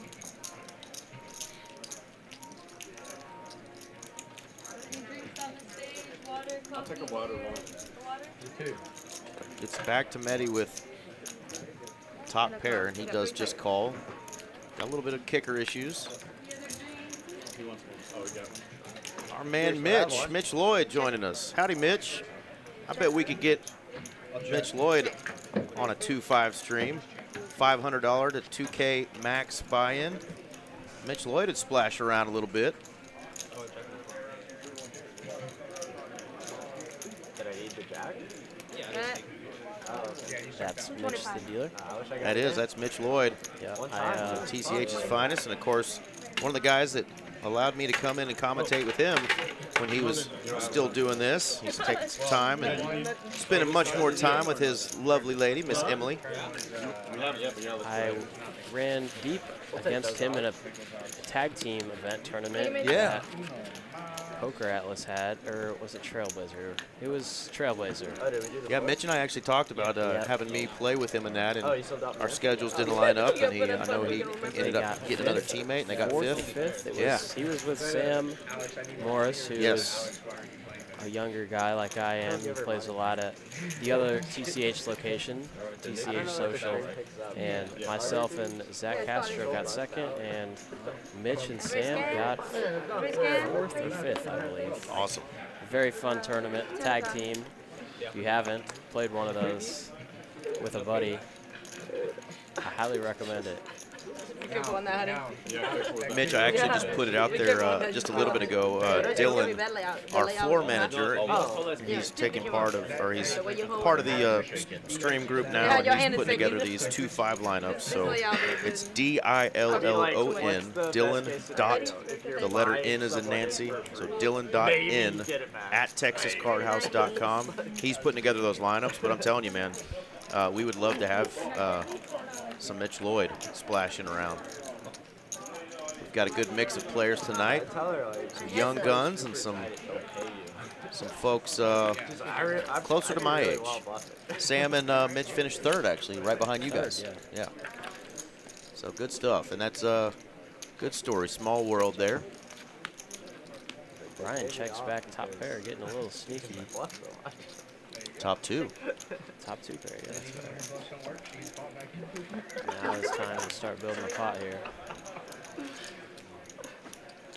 Eric's got his nit bud, but boy, is he drawing thin here. Needs a 6. No, sir. 10 is not going to do it.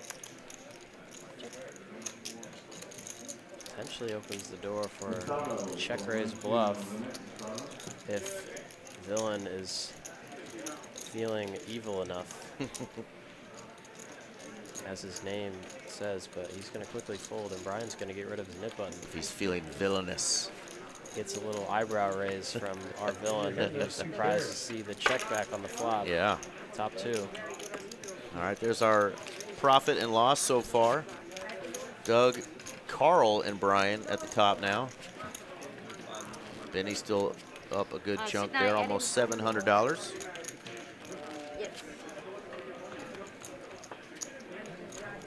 Tiffany doing a great job dealing the fire. The nit game has started again.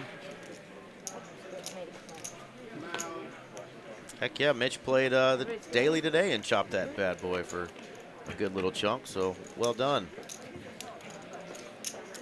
I remember when I was in between sales jobs, man, I had a little night shift over here as a chip runner, and I had the daytime available. Used to play those dailies. I love those, man. Those were great little daily tournaments if you have your mornings off.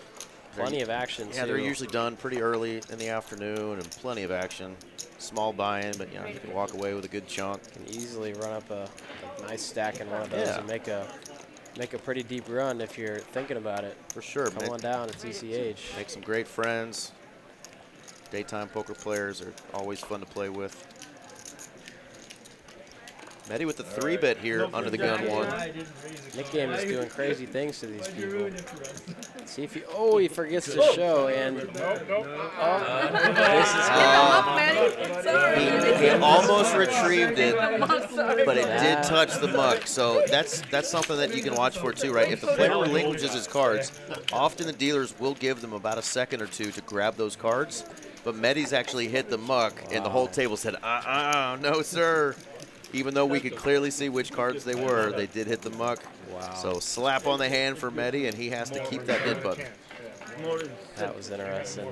Yep, Mitch, my first time.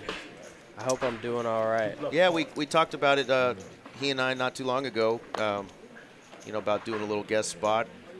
You know, love letting these young guys, especially the ones who are, you know, doing poker either full time or enough to where they're, you know, in the room all the time, showing their face. People know who they are, but at the same time, you know, have a little bit of clout. But he's also got some cool content he's doing, so we want to give those guys a shout to you know, get their content out there, and of course, that's free advertising for us at TCH, right? You guys are doing a great job of putting our room out there. So check him out, Esky, E-S-K-Y Poker, on the socials, and might see my face in one of his pictures or two. I made the cut in that one. I did.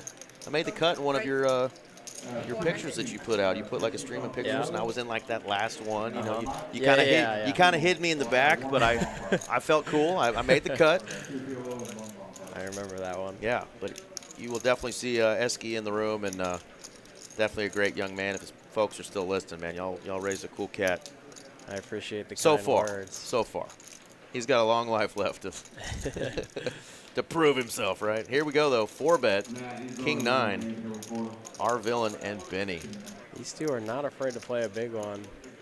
With the Nick game on, I would like to see a call here from Benny, as you can see how out of line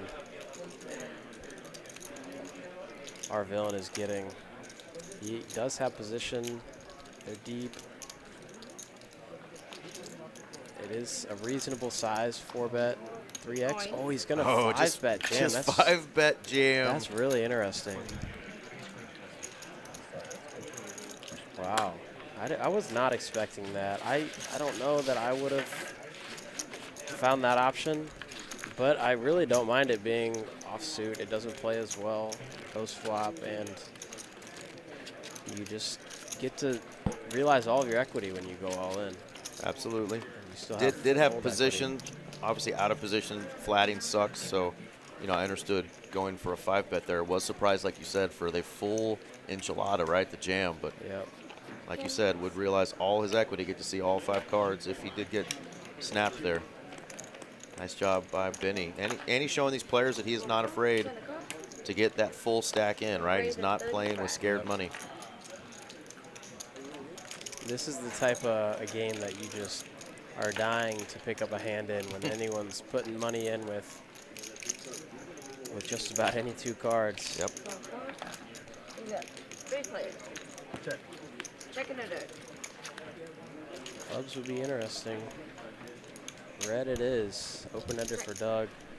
Not much else going on for anyone else. Amen, Mitch.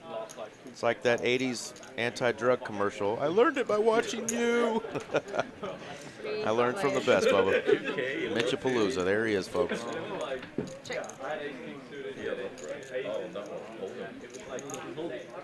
Doug is going to lead here. With that bottom end of that open-ender. No heart, though. No heart. And Ryan hits top pair on the turn, but is really going to believe him here.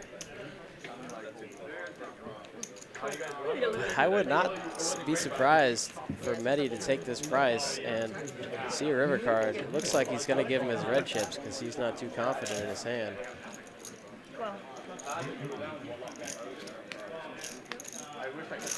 The offsuit deuce, and Doug here just about has the nut low. Gets a fold. Yes, sirree. Shows the 6-4 Impala. Ryan would have made 2 pair. Yeah. Mehdi gives him that, ooh, but it was going to be tough to call with just a 4 there, right? There's a lot of metagame between Brian, Doug, and Mehdi. Yeah. That was an interesting pot. That definitely was. Don't have to have the best hand to win in this game, folks. You can wait around all day long for those aces and kings and never get them. Doug taking that opportunity there to win with, like Esky said, the damn near nut low. Well done, sir. And I was like, "Did you have it?" And I'm like, "Bro, but I can play 8." Right at 30. 30 to call. See you, Lucas. Call. Full, full. I was right. Yeah, my bad. Well, it sounds like it could have gone a different way. Right to 100. A lot of Broadway holdings. Mehdi's going to put in a small 3-bet. Curious to see what He sits down, our villain's going to do. If he's going to keep putting in raises or just decide to call here. He's just going to call. He's going to bring betting along too. Here we go. Three ways to flop. Each hole is worth Each one hole buy. is worth buying. Not the average hole. 9 deuce 3. Whole lot of nada. King queen offsuit. No diamond. Way ahead. 85% of the equity here. But sometimes the first player to put money into a pot really has the equity, has a better chance to win. That's going to be Mehdi. He's leading out, Eski, for 220. He does have a diamond. Yep. It's pretty important. And he had the betting on his big flop. Shows his hand. He's going to get rid of his nip button. There you go. Says, get that thing out of here. Flip it over now. So we got our man Pierce. We got K-Dog. Hayden, who was away from the table for a minute, so it feels like we haven't talked about Hayden in forever. I think I'm gonna buy a fake. And Carl has the nit button. But if anybody seems like actually impressed, I'll say. Yeah.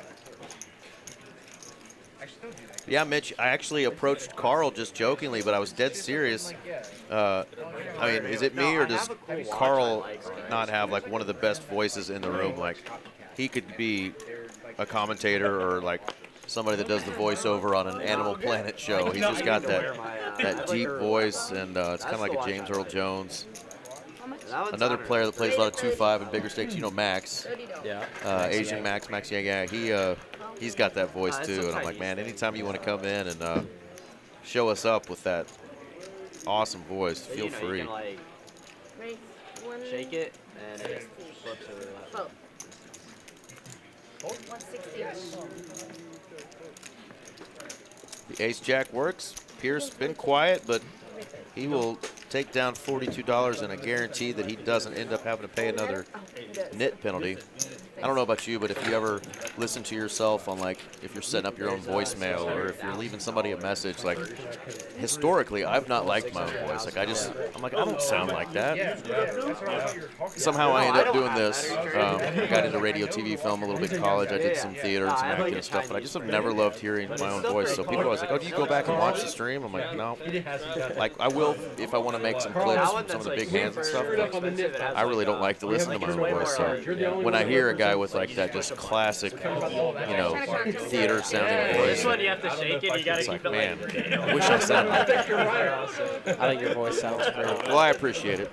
Sometimes I feel like just an old dirtbag redneck from Texas, but I always enjoy tuning in and listening. I appreciate it. Listening to you, whether it's poker analysis or Silly whatever, jokes. silly jokes or whatever you have to talk about. You and Duprizzle and The Aaron. Duprizzle. That's right, man. We Some got of a the good best. crew. We got a good crew for sure. I think at some point it'll happen. I just want to do it like That's the great thing about our stream, though. We want you to come on. We want you to have a good time. We will put out some poker analysis, but we're never going to crucify you on here. So if you're thinking about playing, I'm like, I don't know, you know, if I want to be embarrassed on stream, I promise you, a lot of guys have had beginner's luck on our stream and just crushed it. So we're not about crucifying you on here. We're about wanting players to come in, have a blast, and get a taste of what Texas poker is like. Yeah, but okay, here's the thing: is if It's I throw also really quite fun to play on stream. I've played on this stream 3 times now, and after every stream, I have immediately gone home and watched the entire thing and stayed up until 4 or 5 in the morning. Just because I just enjoy the watching. It's fun to see like what people had in different hands, and fun to listen to you and RJ and Aaron. So I figure I'm not sure if I'll do the same with this one as I'm commentating, but I very well might go home and listen and watch again. I guess it's pretty different because I can see what everyone has. But they're losing more, but really we got battles of middling pairs here. 175 from Carl. Mitch's man, Mr. Carl. Mehdi likes to hang on, but this is a spot that's there's not much going for you with the 2-3 of spades. And our villain here with middle pair and a nip button is going to keep him honest.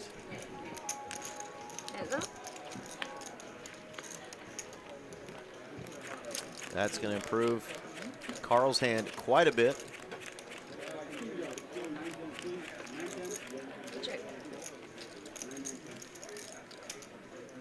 $500 and a quick fold. Carl gets to show his and get rid of his knit button, and that is going to do it for the beautiful Miss Tiffany. Great job, girl. And our next dealer is coming in. Another guy with an awesome first name. It's our man, Eric Trexler. The man we were talking about earlier who binked second place in that Gladiator event back in 2023 for a cool $301,000. He's a great poker player and a great person. I always enjoy seeing Eric when he hops in. You can just tell someone at the table also said, "What's up, Eric?" Because they're probably also good buddies with him. For sure. He'll play anything, too. He'll play mixed games. He'll play PLO. Obviously a great dealer as well. But he spent a lot of time overseas as well. I want to believe Cambodia, but I could be wrong.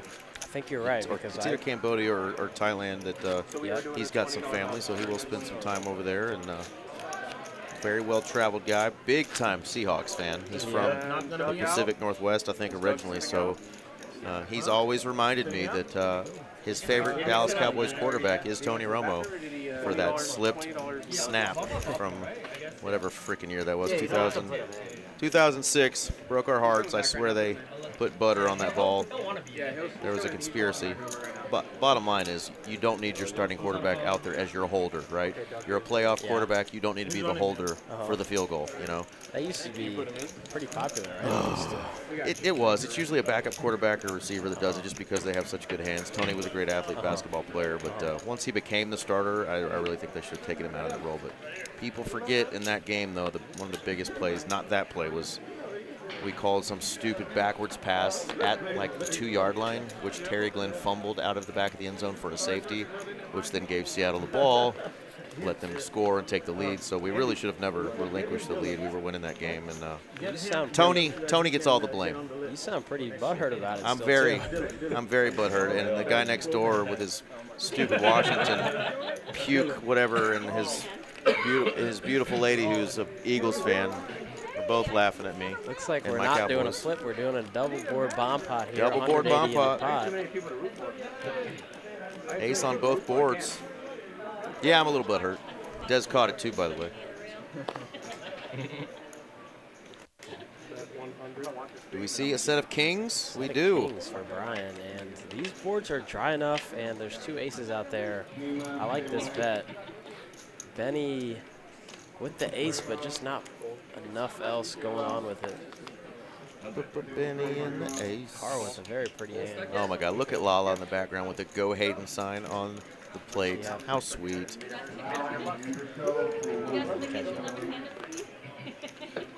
Anything for you. Eddie's got an open ender. Prepare. Here's the other ace. Who's real strong on the bottom board here? Doug's got some backdoor stuff. Eddie's got that open ender with the 9-10. Top 2 pair. 8-7 for Carl.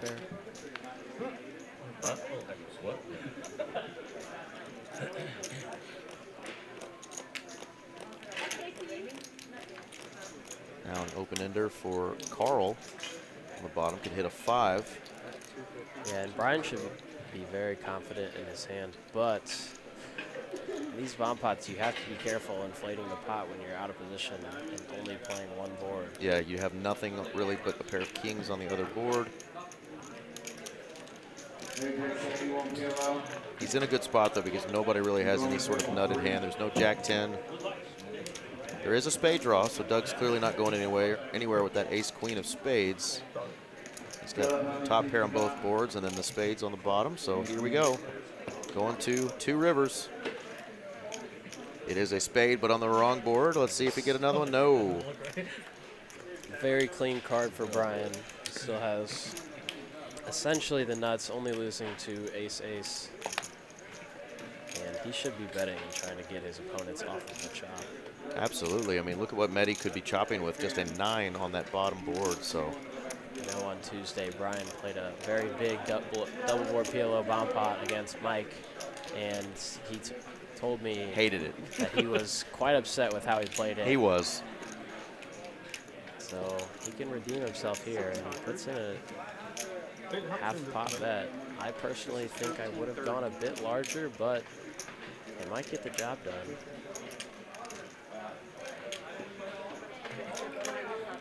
Both of these players have relatively interesting decisions. Medi would win that bottom. I just saw this, the 2 pair there, the 9 and the 3.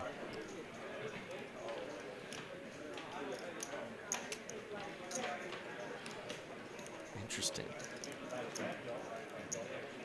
This would be a bit of a loose call, but in this spot, it would be correct. Let's see if he can find it. There's a 9 and a 7 on both boards.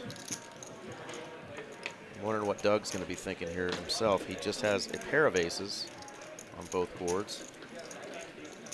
And this is PLO, so many possibilities that could beat you. Not wanting to call off a whole lot of chips with just single pairs. Eddie's really thinking this through, though, with that 2 pair on the bottom. Does make the call, and I think this is going to make Doug fold. Yeah, it's very easy for him here after Medi calls. I was wondering how everyone's betting. He's got an ace, but it's going to be shown.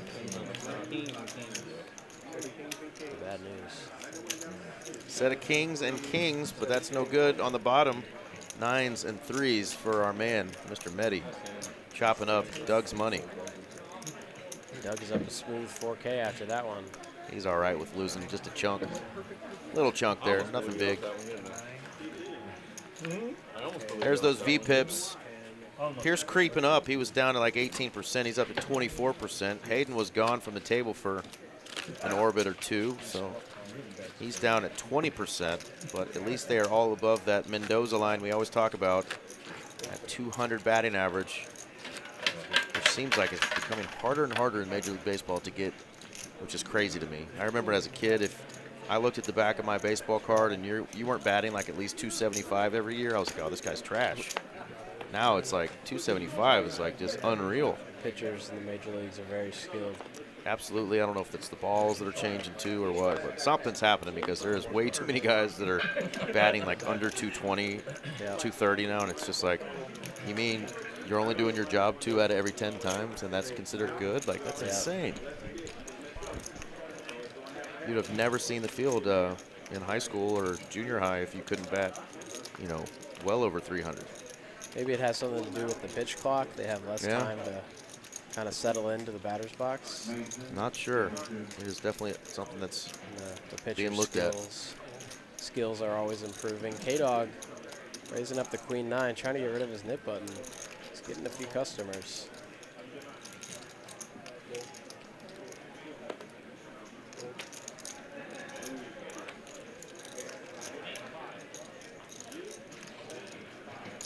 He's getting more than a few customers. It's probably a few too many that he would prefer with queen 9, but he's got a whole lot of equity. Let's see if we can see an interesting flop with some clubs. A couple pairs out there. Gutter ball for Brian. K-Dog's going to keep his foot on the gas here, flopping the second pair, being the pre-flop aggressor. 5 ways. This is a bit loose, but he does have equity. 250 from Medi.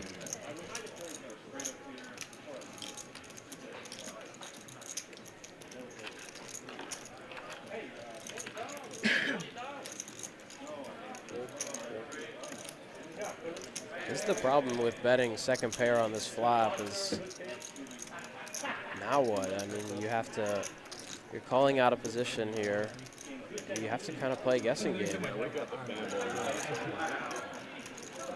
Might feel a little incentivized as there's just a couple players left with hit buttons. But yeah, it's tough to navigate throughout the rest of the hand if you're facing aggression. Of course, Medi is going to cut out some more chips and make it almost full pot.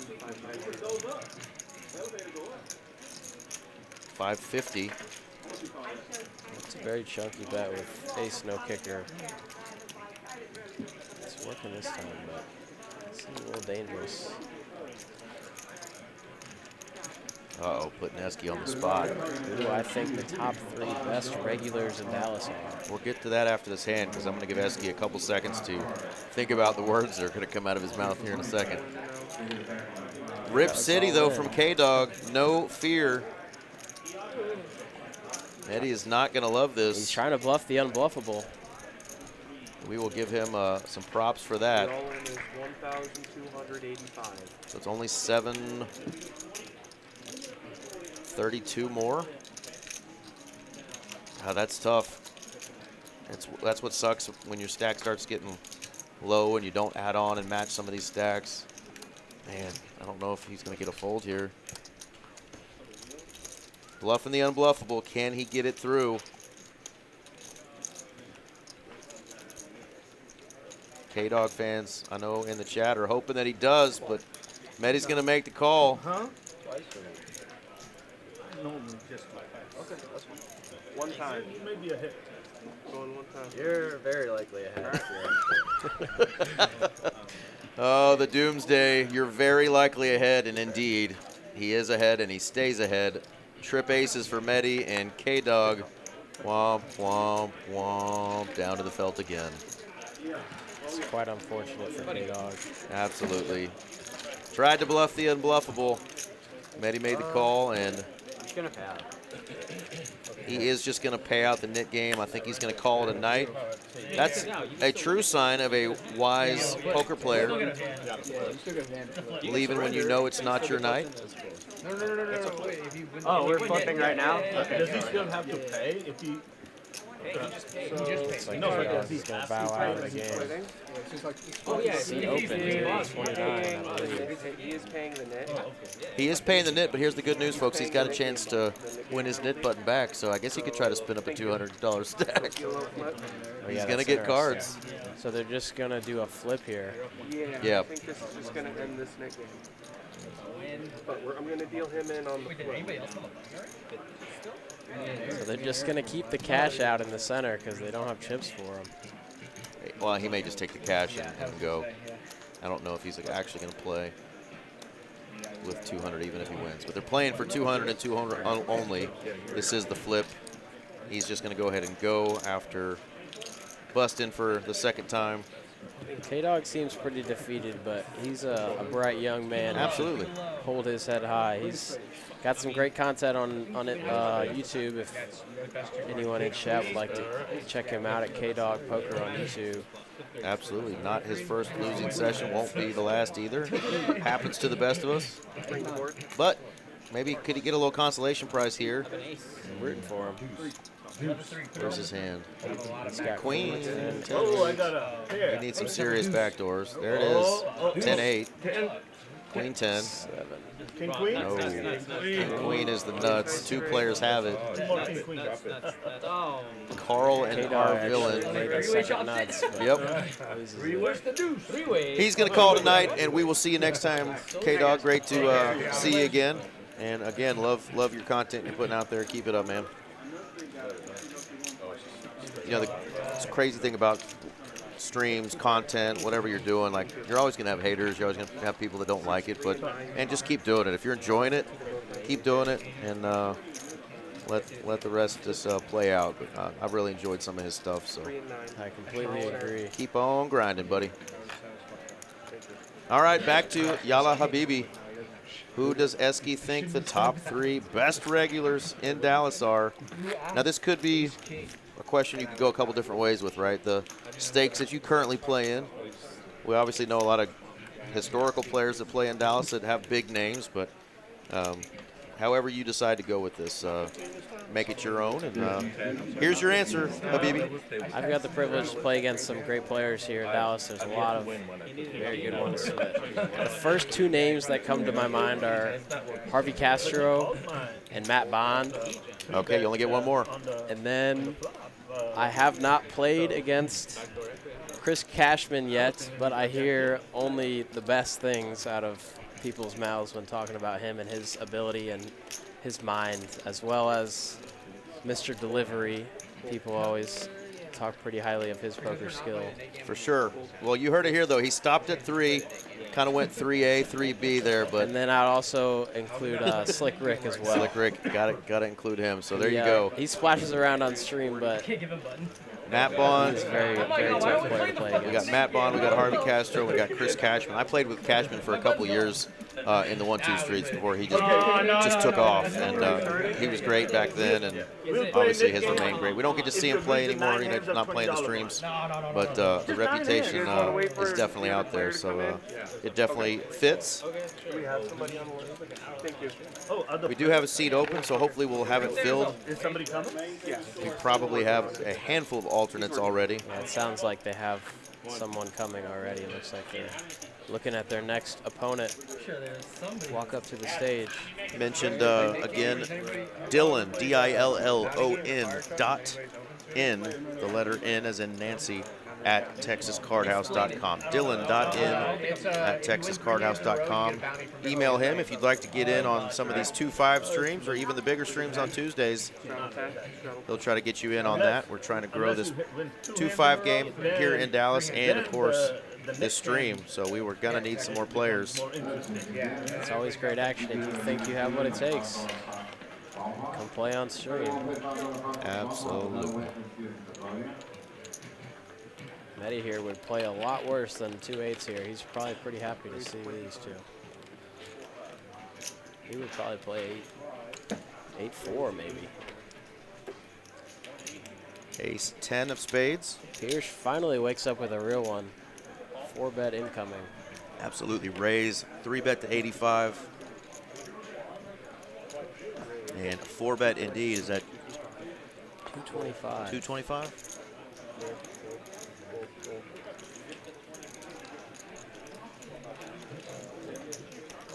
That's what Pierce was doing that on the shoulder press earlier over his head, 225. That's why he goes with that number.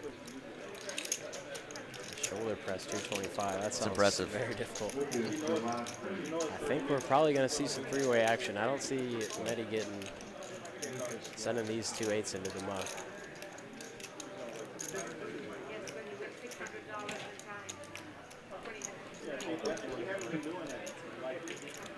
And Doug with the suited ace, very easy call. That's right, 40%. Deep stack Texas action. Here we go, 3 ways to the flop. And a check dart. And there's the ace. Bink.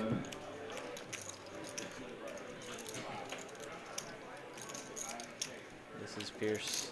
I'm sure he's not too happy to see this ace. Not at all. Stare at the board long enough, sometimes you can make it look different, but it's still out there. Jack on the turn. Oh, no. He's calling for it there.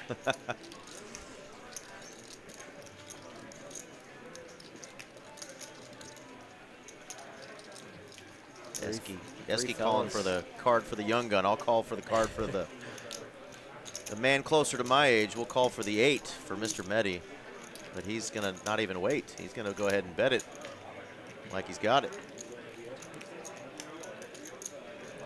3 fellas sitting right next to each other, all part of a big one. Kind of intense when you can almost feel the energy coming right off of them when you're sitting right next to people. Wow, and a little flick. 475 and a flick in. Yeah, Pierce is going to bow out of this one. Unfortunate board for his 2 jacks, but not much else you can do at this point. He wants to, but if he saw the cards, he might still do it. He might still think he could get that ace-10 to get out of there, but tough sledding here. He's really giving it some thought now. Card funeral a little bit, lets it go.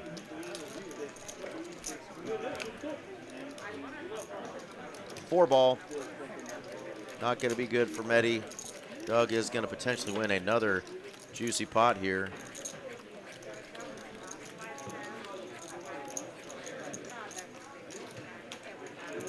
Mehdi's still thinking about representing that ace. You're not putting him on a 7 the way that. Oh, he's actually playing? Is that Ghost? That's Dillon? coming in? It is. Not all heroes wear capes. Not all heroes wear capes. He just announced. quoted us, you know. Saw his donkey. Z World in the chat. It's like 6:35. What's up, Beast? Yeah, the Beast that was supposed to be on the stream earlier, but Shout out Z World Poker. shout out to our boy. What's up, kid? What's up, Unc? How's that uncle life going, man? Shout out. Habibi, that's Zach Castro in chat is one of the other toughest regulars in Dallas to play against. Put it back on the table. This is our rake back. You never know. I saw him on another stream the other day, man. Hat backwards, no sunglasses. Yep. Didn't even recognize him. I was like, who is this guy? He was the man. Z-World. 875 from Medi here. Got dug in the blender a little bit. Just feel like this is a call that's such a good price. Yeah, especially against Medi, who's shown the propensity to make some weird bets at weird times. You never know if he really has it or not. Sometimes you just kind of have to realize that you're getting a good price, and it's 875 to win about 3.3. There you go. Good and call, he flicks sir. it in. 2 8s aren't going to win. Nice call by Doug there. He is the big winner and climbing. You got queens? Oh yeah, you're not doing it.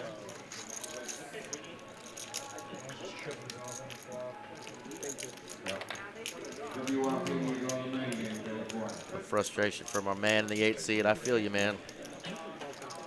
Poker is very, very difficult sometimes when cards aren't going your way. Yep. Are we starting a new Nick game, guys? It's a new Nick game. Let's go. Yeah, I did hear from a little bird that I might be seeing our boy Randy 3Coin this coming Tuesday. Sounds like he's coming to the room for our Tuesday night All right, we are starting another Nick game. cash game. Don't know the deets yet, but if that is true, I can't wait. Love it when Mr. Randy comes in town. Give a thug a hug. Randy is must-watch poker whenever he's playing. Absolutely. Pure entertainment. The game very exciting. Pure fun. Doesn't lose the Nick game very often. No. He's not afraid to see a flop or two. Our villain raising up the 7 deuce. It is suited. I don't think the 7 deuce game is on. It's not. He tried to get it on, though. He's just, for the love of the game. Just the love of the game. Hijack, 7 deuce. He's got a lot of heart. Brian's got a lot of hand, though. It's the ace jack of clubs. That is a 3-bet to 100 smackaroonies. And Benny has the button, but a hand that sometimes will get you in trouble, that king-queen offsuit. Yeah, That's I good think fold. you just want to have a bit of a better hand there. King Queen is kind of the cusp. King Queen offsuit is kind of the cusp of hands that you have to fold. Maybe like pocket 8s or pocket 9s you could 4-bet, but it just doesn't play the very best. Nor does a6 or 7 deuce, but they're in the hand. Let's go. They are. Here we go. 3 ways to a flop. What do we know? King Queen would have been the Nizzleburgers at this point. 125. Brian going to represent it.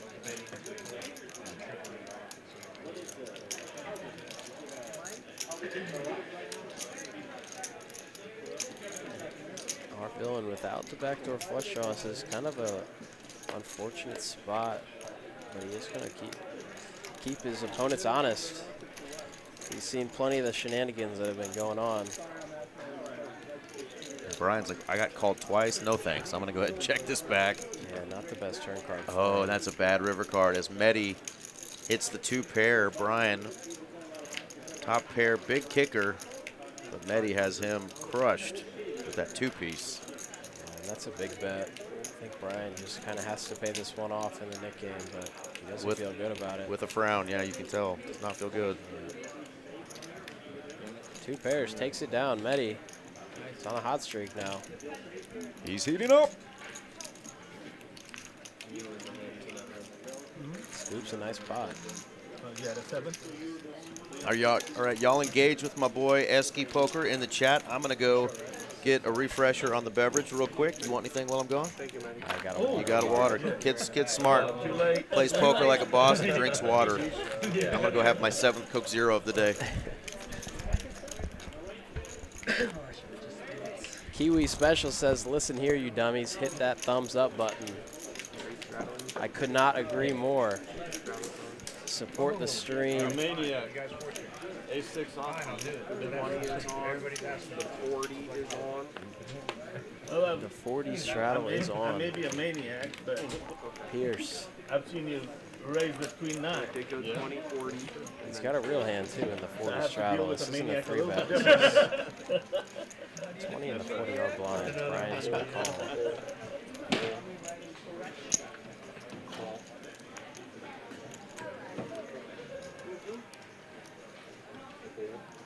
No. Oh, stop. Sorry. Sorry. I thought you were calling. Sorry.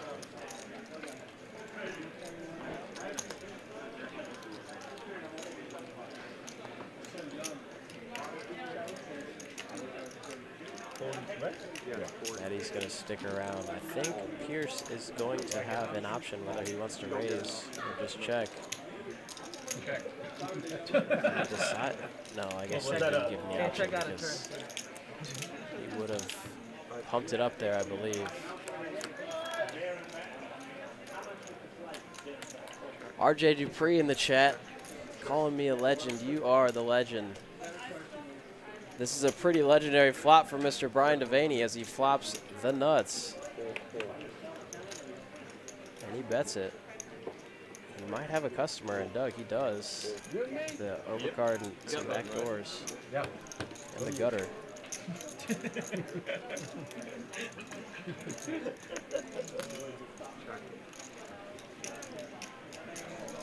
RJ, I hope you're doing well, man. Stay warm this weekend. 325 is the wager. Takes it down. Shows it to get rid of his nip button. I was hoping after we talked about me being a Doug is the big winner tonight. So far, through 91 hands, he is up 5,500. And our villain is throwing the party down 3.8K. We had K-Dog leave a little bit ago, so these numbers don't exactly add up because I think he lost like roughly 4,500 in a 2-5 game. These Dallas, Texas games can get pretty big pretty quick. You got to be prepared. Okay, can we just do a live straddle? Second straddle optional? Optional? Up to y'all. Huh? Can we do an optional live straddle? We can do it. We can do live straddle. Okay, so Dead all night. Starting next dead all hand, night. it's a double straddle. It has been dead all night. optional. I thought it was live. Betty doesn't want it, man. We're gonna start next hand. But if everybody's doing it, then why would you want to do it? So we're going to give the straddle an No, option. $20. It becomes only one big. Limps to Yeah, them. one big. No. If they want to raise or not. They have just been making it a blind What I'm raise. saying is if everybody does it, then it doesn't Well, he's change saying it. that the double straddle counts as a straddle. Yeah. Oh, good enough for next time. Yeah. That's what I thought the whole time I was there. No, we were doing It was off blind. until, yeah. That's up. I didn't get Couple of raggedy holdings here to the flop. So if I put 20 next hand, is it a blind raise or is it a Straddle. straddle? Yeah. You got the last step. Really good flop for Pierce here.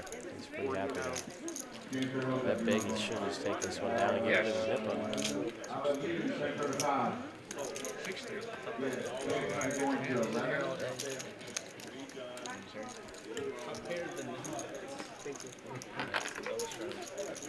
So double straddle. I usually is hear on, and it is RJ live now. saying this. Where in chat is everyone tuning in from? I know we have some viewers from across the pond. Everybody will do it. Let us know in chat where you're tuning in from. We'll give you a shout out. If you say so, yeah. Is Go this for it, live? sure. This is live. We here in the booth watch about 20 minutes after the poker has happened, just so Hey, stop bringing your nothing fishy goes on. So this is about 20 minutes in the past, but they're playing right now. It's going on. It is live. Just a small delay.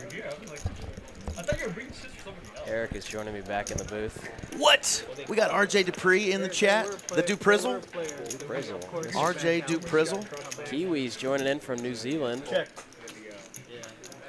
And our man, McFish, Jack Baker. Jack Baker. Says big sick this week. Well, get well, man. Hope you feel better. Big flop here. Look at this, Esky. Something for everybody. Jack's always a fun opponent to play against. Oh my God, is he? This is a very fun flop. Overpair versus top pair versus flush draw.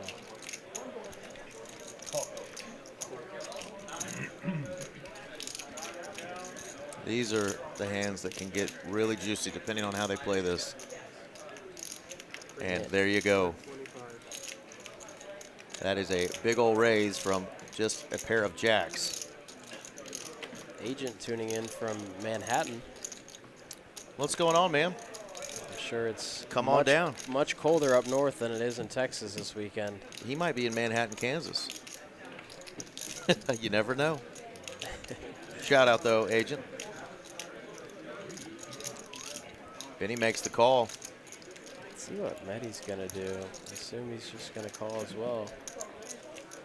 This is the problem with inflating the pot here with just top pair being this deep. You kind of put yourself in a weird position on a lot of turns and rivers.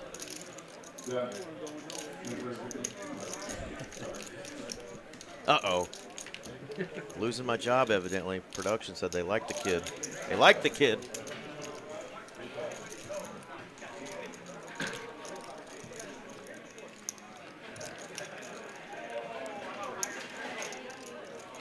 Brick on the turn. Eric should probably slow this down. He is not going to. He's going to overbet jam. This is going to put Kings in a uncomfortable spot, being three ways on this turn card. But I think he is going to call. Yeah, Eric just doesn't have a lot of quit in him and already put that 525 out there. I thought he might slow down because he got called twice, but he is just going to go for it here.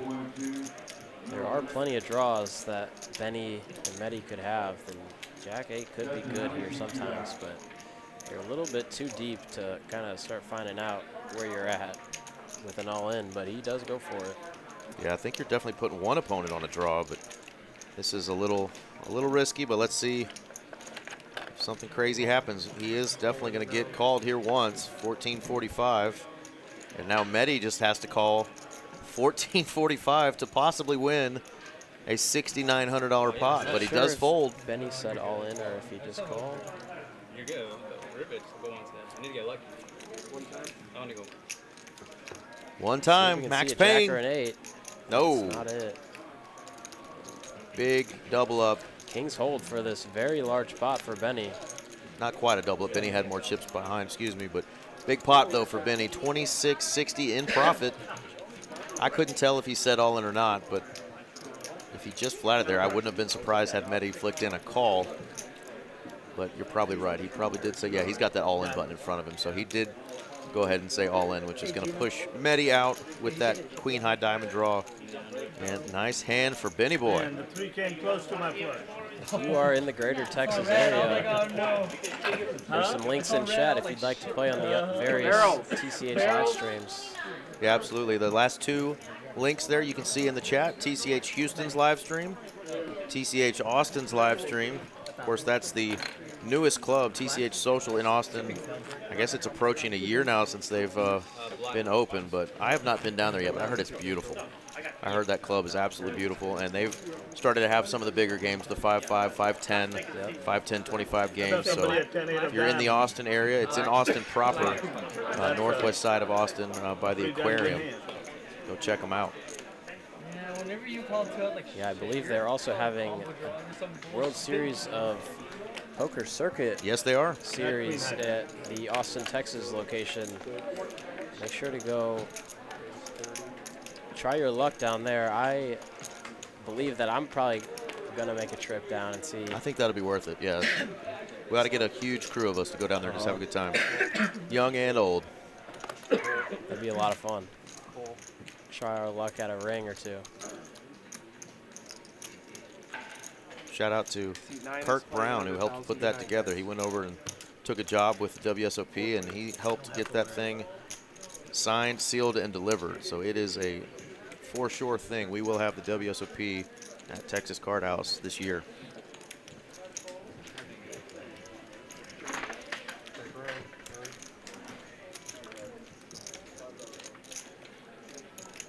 That's gross for those pocket threes. Yeah, 3 highs. Not liking that turn card. That 100. Medi is going to realize his ace is probably best and get rid of. Oh, no, he doesn't have a nit button. He just wants the pot. Every time I win a hand, I'll have to say, nit, no nit. No nit game. Don't have to show your ace high there. So that is Dylan in the 5 seat going by Ghost. He puts together these 2-5 lineups, so contact him, DILLON.in at texascardhouse.com. A lot of fun. There's my man Adam.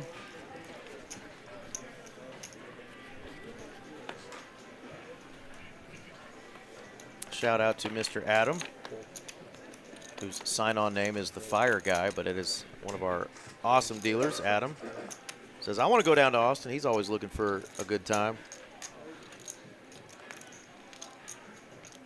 Yeah, don't even know when those dates are, but I imagine it's right in the middle of summer, I'm sure. Esky will do a little googly gooing. While we get to this hand here, nit game's still going. And shout out to our friend Kiwi Special, joined us while I stepped out to get a beverage. So from August 23rd through May 4th in Austin, Texas, there will be 18 WSOP Circuit Ring events. And I'm sure there will be plenty of action and plenty of smiling poker, Texas poker faces down there. It should be a great time. When is it starting in Texas? April 23rd through May 4th. Okay. I want to say, I could be wrong, we can go back and watch hand 94. I want to say you said August through. Did I? Through May. And so I was like, that's a long series. But either way, sounds like it's April through May of this year, right down in Austin, Texas, TCH Social, WSOP circuit event going on. Before that even gets there, we will have our Trailblazer Tour February 15th right here in Dallas. It'll be the second stop of the Season 2 Trailblazer Tour. So if you have any money left after you've spoiled your lady or guy friend, on Valentine's Day, February 15th, the day after we start the Trailblazer Poker Tour, see if you can bink a big one like our coworker, Miss Mallory. Over 200,000, and she won that one. And we all know who second place was. Mr. Zach. Taco. Mr. Zach Barron. I wish I had as many second place finishes as he has. He's got some sick cashes. Benny finds himself in a pretty nice squeeze spot here. Could make it like 400 or so. 265, maybe a little small? That's really small. It's going to bring everyone along, I would assume. It might even prompt Pierce to go all in. I'm not sure. I don't want to get ahead of myself, but I think he just has a pretty straightforward call here. On the button. Wants to go set mining. He's kind of at the stack size where all in is an option. It sure is. If you read this sizing from Benny as a little weakness, because it's a little bit of a small sizing, he could just rip it.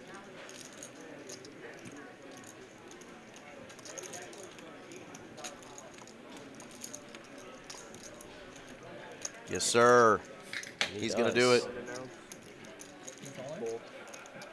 Benny was quite confused to hear him say all in after he just called the original open, but this is a good find.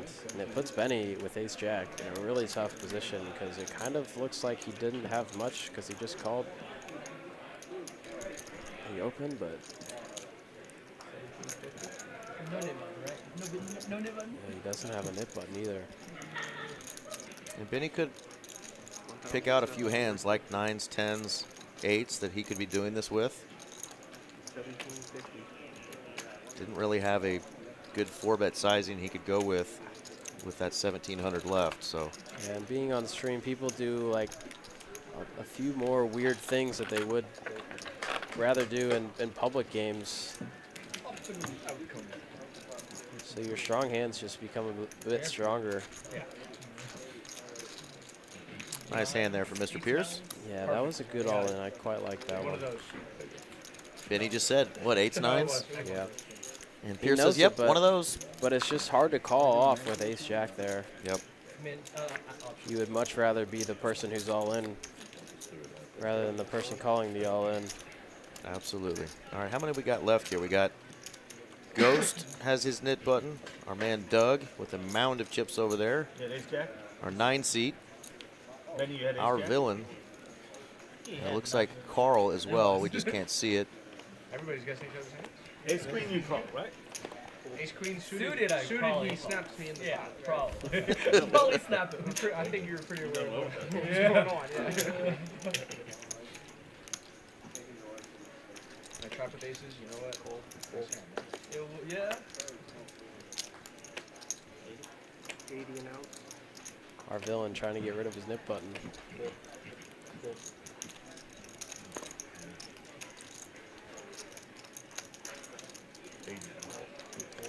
Nit button violence. Here we go. 3 ways to a flop. Absolutely.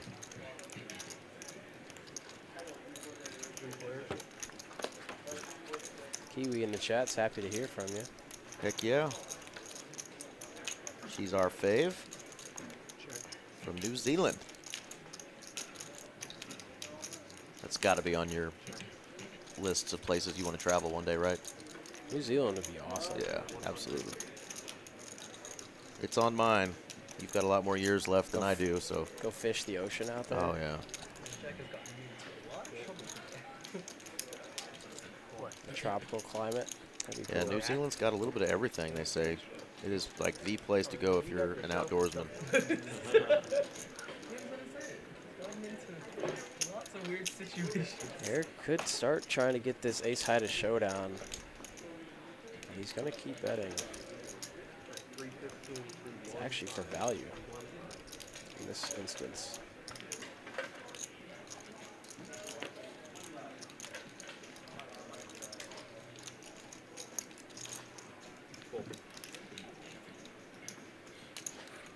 Ace high good.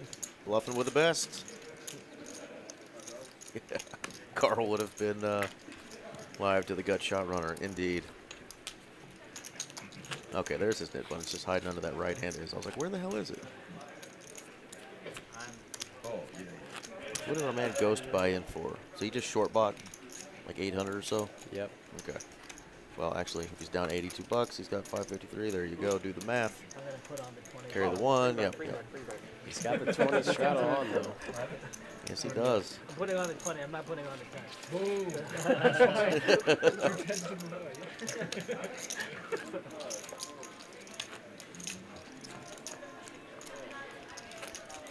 Yeah, if you folks have tuned in for the first time to TCH Live, definitely subscribe to the channel. You'll get notifications when we're going live.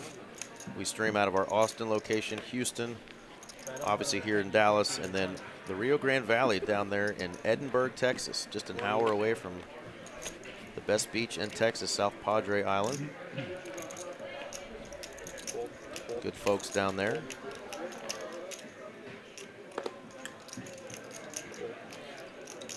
And do us a favor for these players, for myself, and for my guest commentator tonight, Mr. Esky. Hit that thumbs up for us. Or share the video with your friends who love poker. Let them know that we are cordially inviting them to Dallas, Texas to play Texas poker, baby. Can't beat it. Spades. Well, that's a good flop, though, for that 6-4. Something for Carl, too. So nit on nit crime. And Rip City. Here we go. And you saw the Carl doesn't like it, but with a pair and the nit button. look up to the sky and shakes his head. It's like, what the hell? I bet he thinks he has clubs. If he's really thinking about it, just an open jam like that. They are exactly 50-50. Look at those equities. 9 true outs. Still live for Ghost. He doesn't like it. It looks like he's putting his chips back. He's like, this guy invited me on the stream, and now he's trying to take my money. Oh, wow. I was really surprised to see him fool the pair here. The 6-4. High. Breathe now. Like a boss. 6 high like a boss. Nicely played. He says, clock me out. I want a hand. That's going to put Ghost up $85. Don't have enough. He's a Taco Bell winner. That's right. He is a winner of about 8 trips or so to Taco Bell. I don't know what the prices are these days. Somehow, some way, I end up spending 20 bucks every time I go. I swear it used to be like 5. Times have changed. The 4 one. Yeah, Kiwi, this is our friend Esky Poker. He's played on the stream a couple times. His real name, he doesn't mind me saying, is Ryan Farrell, but Esky, E-S-K-Y, Poker is the man. Mr. Cedric J in the chat. What's up, man? Esky is a natural. Thanks, brother. Trying my best. It's when you enjoy poker as much as I do, it's pretty easy in a sense to commentate, and I don't mind speaking my opinion and giving some insight.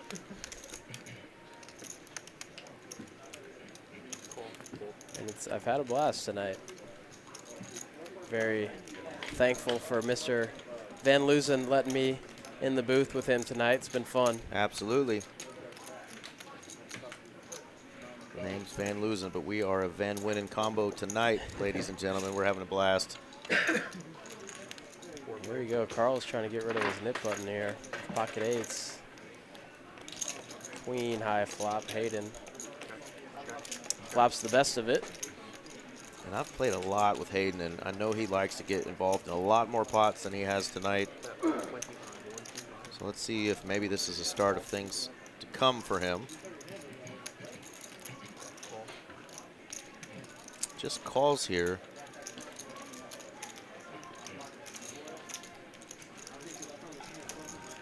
McFish disagrees. He wants Esky's head on a pole. He's like, nope, get him out of there. He called Jack McFish.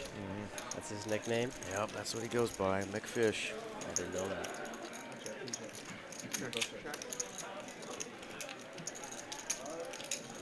We need McFish in a 2-5 game soon on stream. He's on it. Is he? He's coming, baby. Oh yeah, he said he was sick. Yep. Front door clubs come in, but no one has any of them. Hayden with the best of it, top 2 pair. Could potentially go for value. I don't blame him. Understand the check as clubs come in, and thus being 4 ways. And Brian, I would be surprised if he bets, but he might try. He's got a lot of heart, and he's got a lot of chips, and he's putting them to use. 4th pair here. That's Hayden in quite the uncomfortable spot. But he did give him a relatively decent price.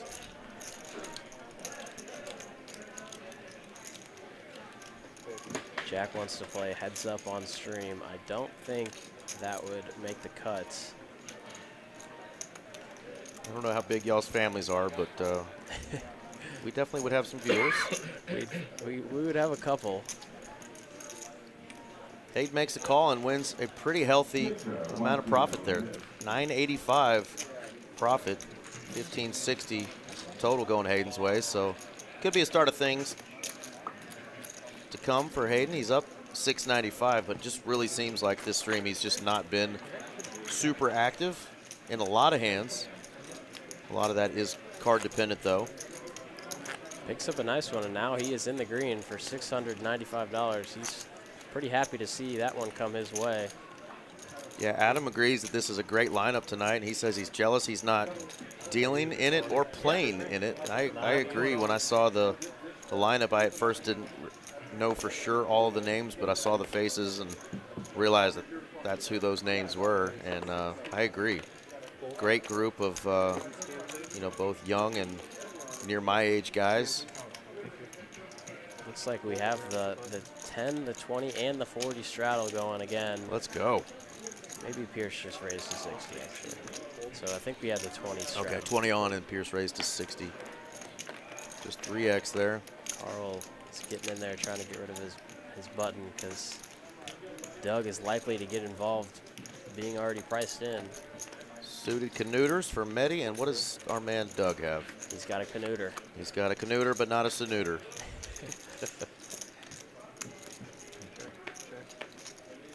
Looked like a flop straight at first, but it's a pair and an open ender for Medi. And that is all his board. Nobody else even closely connecting.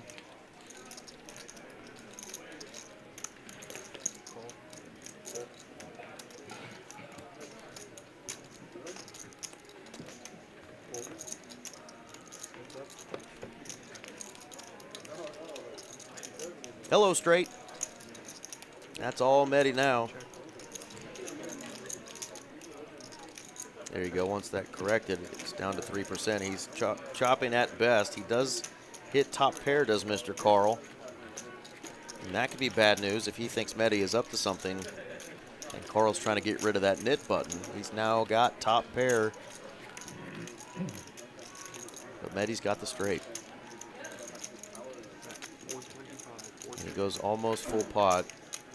You can see Carl is going to flick that in and get the bad news. Damn indeed. Nice hand there for Medi. Nice hand. Thank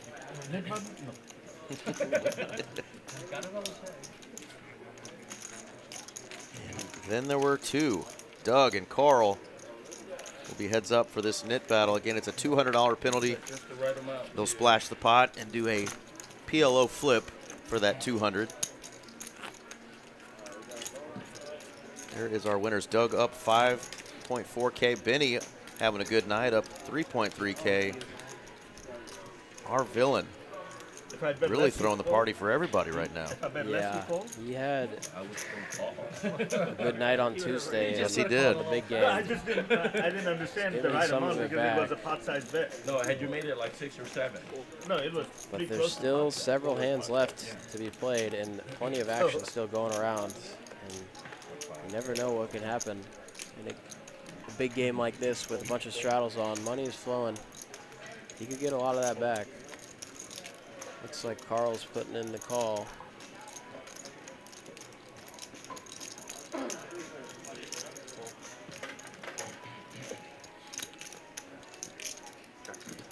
Pierce is going to check his option. They turned you live into bed? I was gonna say, think about the children. I think Carl has Queen 10 offsuit here, but they don't have him in the graphics. Well, let's hope he's got a club, right? Because nobody's loving this. Yeah, why do they not I don't have... think he has a club. But I believe he just turned the best of it with Queen 10. Looks like they're There we go. They're correct. There he does have a club. He does have a club, and now he's got a queen, or he's got a 10. 10 ball, yeah. 100. Ghost has an open ender, but with there being 3 clubs on the board, he can't do much.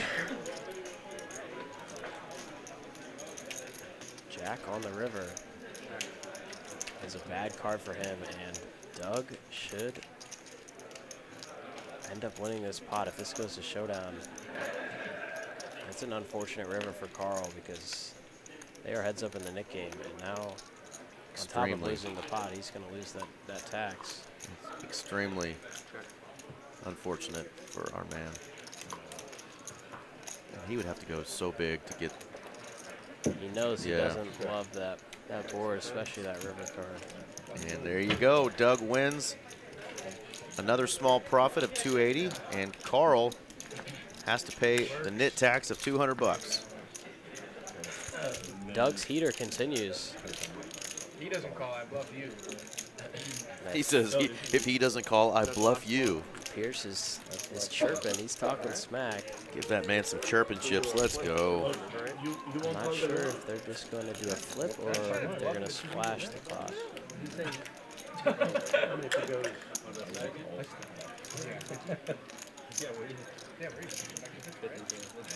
Unless you want to, I don't It's know. a I'm not really $200 flip. $200 flip here. Oh, this is a $200 flip? Yep.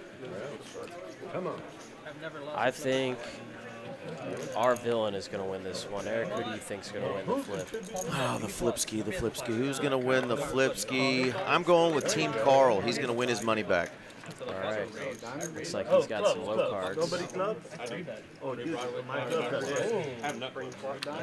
Threes. Carl with a chance to win his money back. got a 9. Nine. 3 nines for Mehdi. Do no wrong. Doug also has 3 nines. Straight for our villain. Everyone's calling for something. 3. Doug has 9-3. Doug has 9-3. King on queen. Doug's on a heater.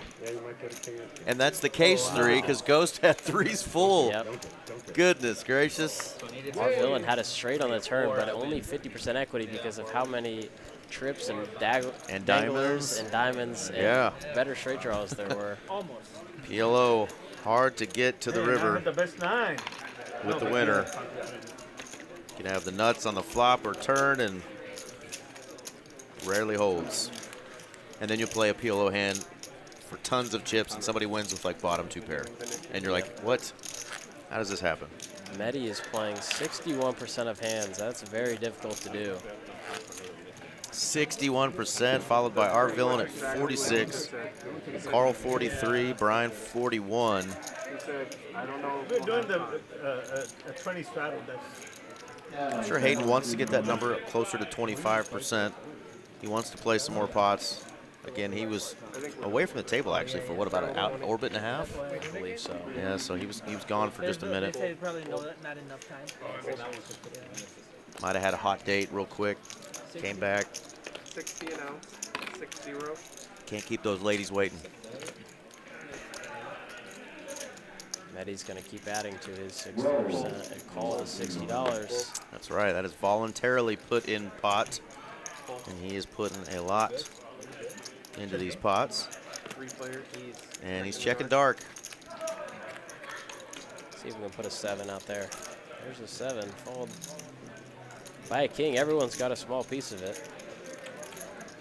No one really in love with this one.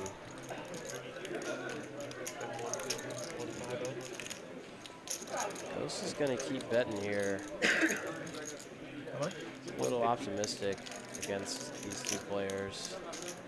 There's a little shadow on his chips. He's got all green chips pretty much, so no blacks in that stack. So he's down to 475.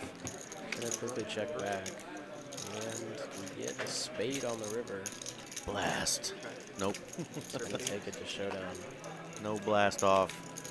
Mehdi probably doesn't fold for 475, so. Saves his chips for another day. That is the trouble sometimes when you're playing super short. Of course, you can buy in for 500 in this game. It was a 2K max. I don't think it's supposed to be match to stack, but I did see some add-ons throughout the game that maybe made it more like a match to stack game. But it's just really hard to bluff. You know, when you've got a super short stack, you're sitting there with $500-600, and everybody's got 3K. You know, if somebody bets 200, you've got 600. Are they really ever folding? Yeah. Any sort of medium holding? Probably not. So Ghost is probably going to just try to find a spot to rip it and get a double here shortly. Almost like playing short stack tournament play. Well, with the $20 straddle on, yes, kind of how it feels. Yep, 20 big blinds when that happens, right? Mehdi folds the 7 deuce in the button. So tight. What's happened to Mehdi?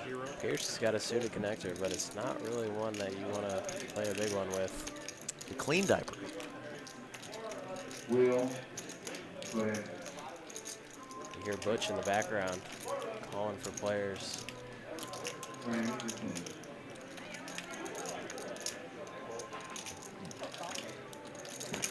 That's how we know you play here a lot, Eski. You know these staff members' voices. I know the whole room's voices when I hear them in the Carl's background. going to fold the king 10 suited in position. Look at this flop. What an interesting flop here. Pierce is going to check, I assume, to probably try to set up a check raise. Absolutely. We know Pierce. He's putting chips in here. Yeah, I think he's just got to be all in here. Hand to mouth university currently. He's getting a little count for inventory, but I think they're all going to the middle. I mean, you got 3 high. Let's see all 5 cards. It's a straight flush draw. Which is going to hit, by the way. I hope so. Oh, he's just going to go Check chunky. small. 600.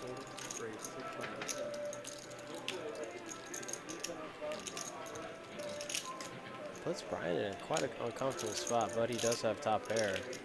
After calling pre, hitting top pair, and your opponent checks, you gotta feel pretty confident about it. If he does, he will stick around. 600 and a call. Pot swelling up a little bit. Let's see what comes on the turn. Boom. Oh, and what a juicy card, too. It is the Queen of Hearts. What a card for both players. Now the money is definitely going in. And Pierce actually knows that's a money card for him.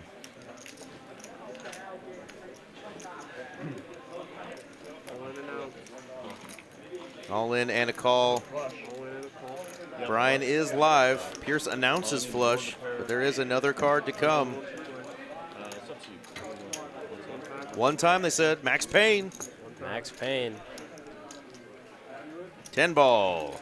Brick on the river. Pierce wins with a flush. $4,000 pot.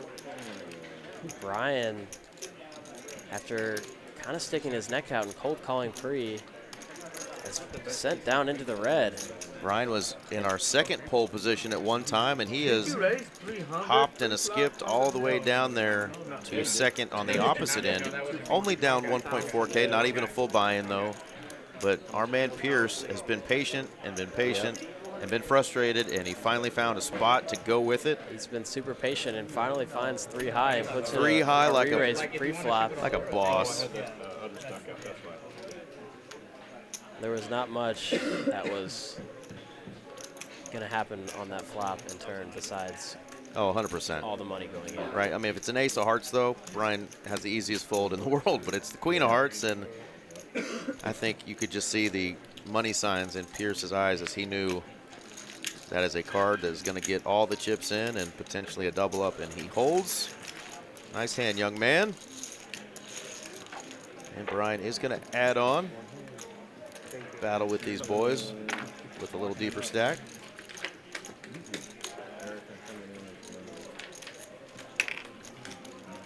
Anybody ever wonders why our dealers have headsets on, they're not talking to us. They cannot hear Esky and I. They're in communication with our production side. They're handling everything as it happens live. Esky and I are completely on a delay, so they don't ever get any information from us here in the booth and vice versa.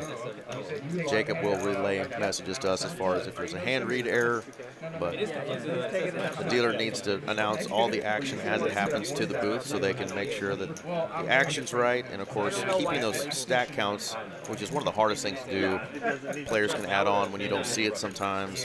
Some of the bomb pots and some of those things don't register 100% accurate, but we try to be as accurate as we can, and that's the info that he's relaying back to our booth. So shout out to our dealers.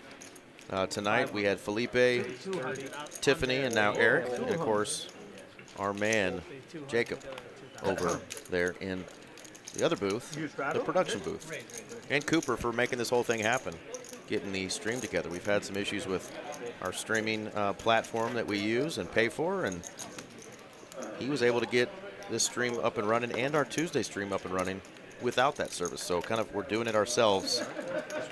So shout out to Cooper and the team for making this possible, because these players and you fans and friends of the chat deserve to get this content out there to you. So thank y'all for that.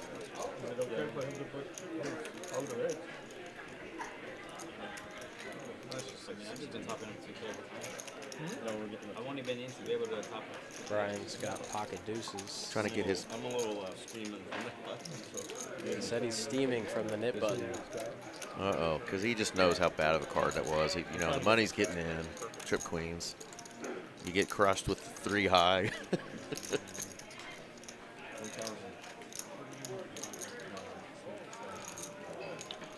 So 17.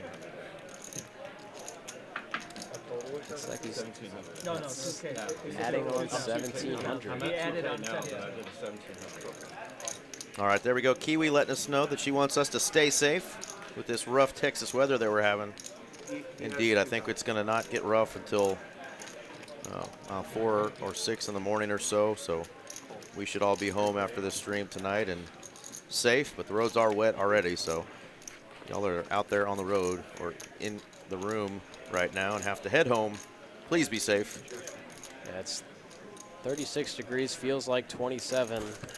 Rain and sleet and snow all night going into tomorrow. And it's going to continue all weekends. Of course, Kiwi. Thank you, Kiwi. He feels the love.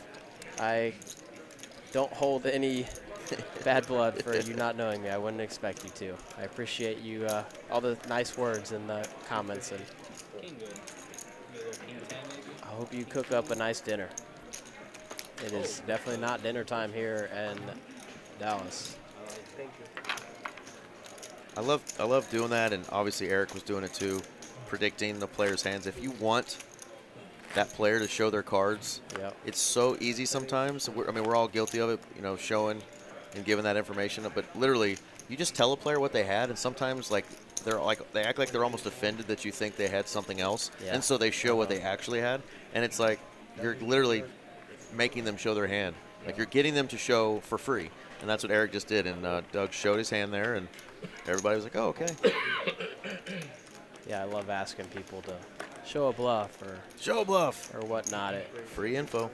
Free info, but also it just kind of gets people smiling. It does, for sure. Engaged in the game, and just people just enjoy their. You want to enjoy your time while playing cards, because at the end of the day, we're just playing a game and having fun. Here we go. 15 degrees Celsius in New Zealand. God bless you guys. Jacob went ahead and Googled the math for us. That's about 60 degrees Fahrenheit. He'll probably tell me that he calculated that in his head, but he Googled it. Google question mark? Is that still a thing? Google? Yeah, Kiwi, that is Jacob, our production team member next door. Carl's made a couple tight folds tonight. I don't have enough money. He for sure would want back a couple of them. And you'll probably be behind. Celsius, that's an energy drink. I don't even know what you're talking about. It's 2 for 2, though. There we go. Ghost chipping up a little bit. He's up a couple trips to Taco Bell. Sounds like how you calculate Fahrenheit to Celsius, and vice versa. No. Indeed. By 1.8 and add 32. Why do y'all hate me? He bought his pizza. Yeah. Medi scan. Eddie's like, I'll scan my cards after I bet. This guy. Yeah, ace queen. Hello. Pierce lets go of the low suited Canuter. This time. Oh, just you and I. Said I got away with one with that deuce 3 of hearts. Let me just let this one go.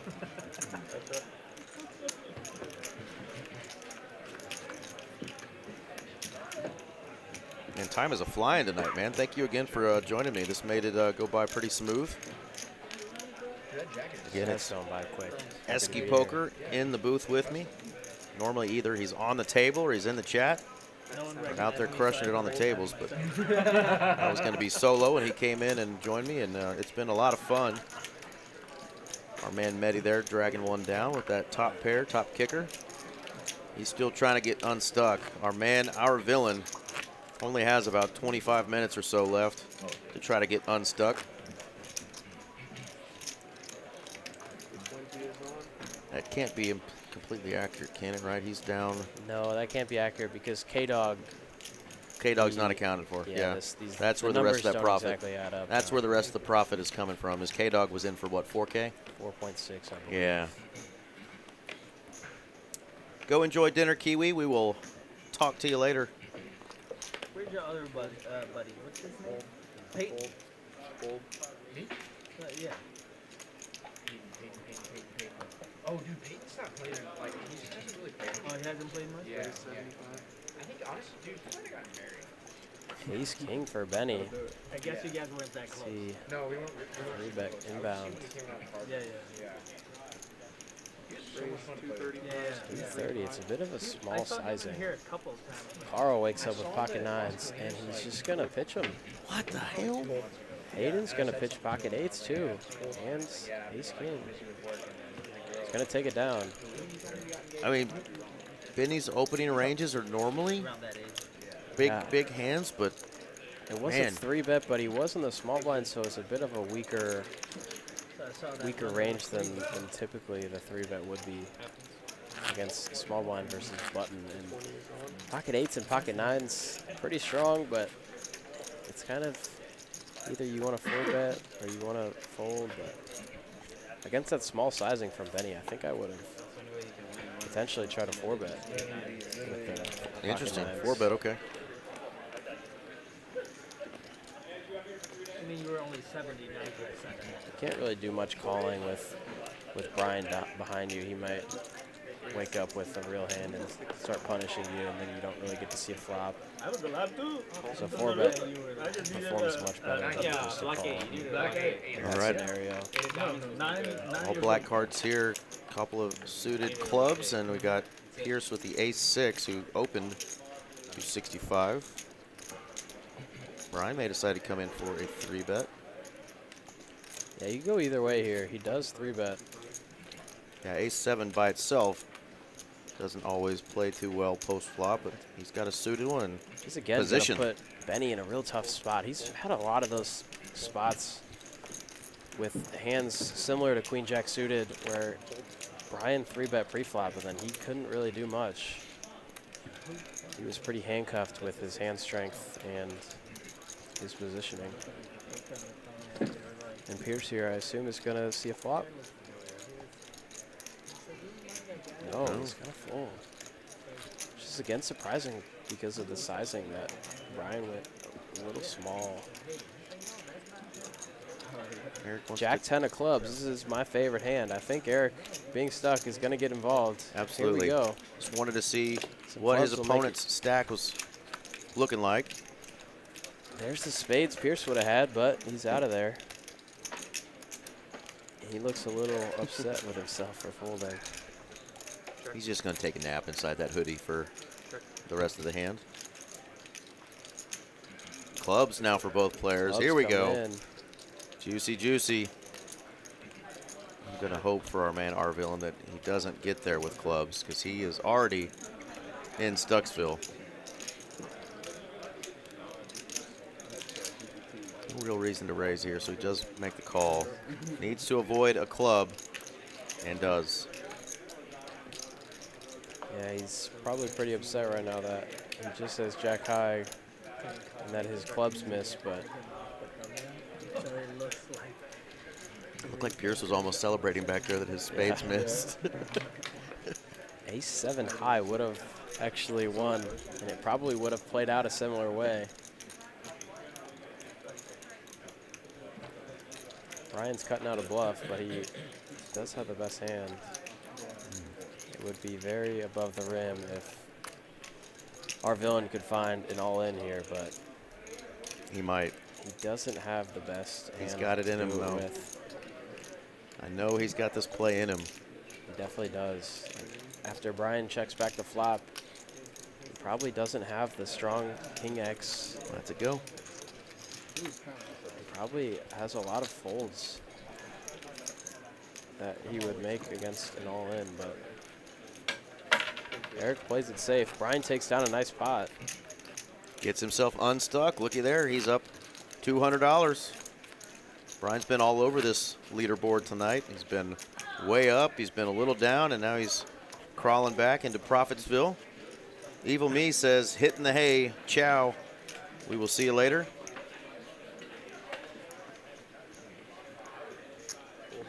Thanks again for everybody who tuned in tonight to this TCH Live 2-5 game from Dallas, Texas. Again, I'm Eric Van Loozen, joined this time by player and now co-commentator, my buddy Ryan Farrell, Mr. Esky Poker. Thank you, buddy. 25. Of course. Carl is putting in a 3-bet with the King Jack. I like it. Probably picking up on the sizing from our villain. I think he's been raising to 30 and now 25. Seems like a bit of a weaker holding. King of spades for Carl, but the board is paired. Ace lands for our villain. I'd like to see a small bet here. A bit chunky bet. It's good to keep the aggression going.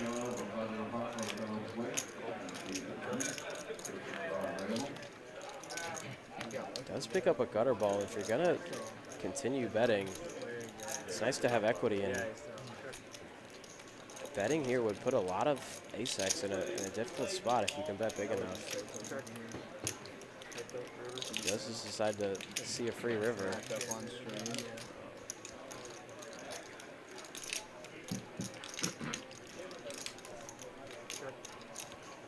Kicker issues no longer a problem with those check. Sevens out there and Queen Jack, so Ace 9 will get her done for our villain. Long way to go.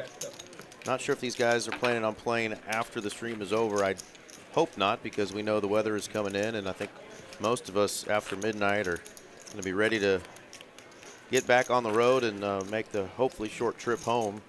I've got about a 15 to 20 minute drive. Yourself? Yes, sir. I have about 20 minutes. Yep. It was probably the slowest I've ever driven on these highways when I was driving on the way here tonight. Which direction are you coming from? From north. Okay, like Frisco, Plano? Yep. Okay. And you never know how people drive, so I was just staying safe, but typically I like to get places pretty quickly.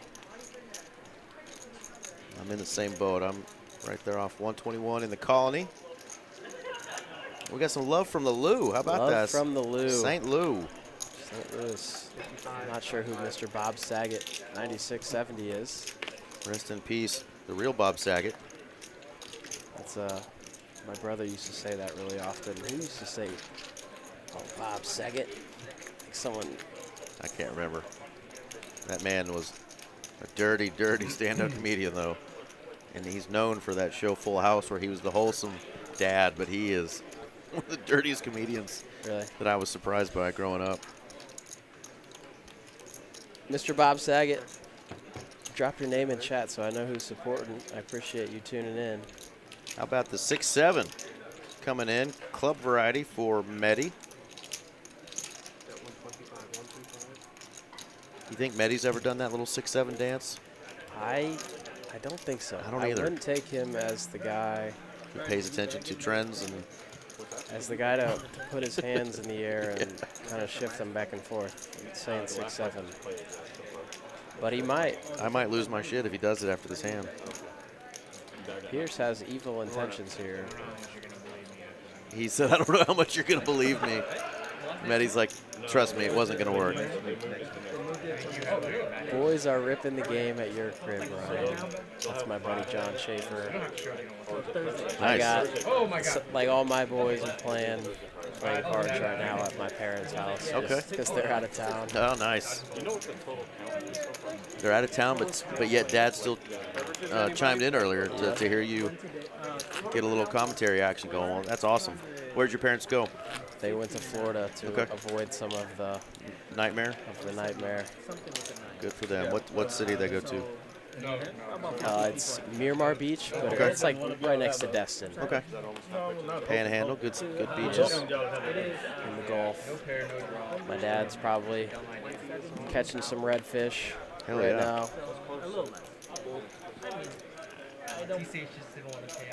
He caught a big redfish the other day and had a bigger smile on his face than his wedding pictures. Yeah, it's gonna hurt you.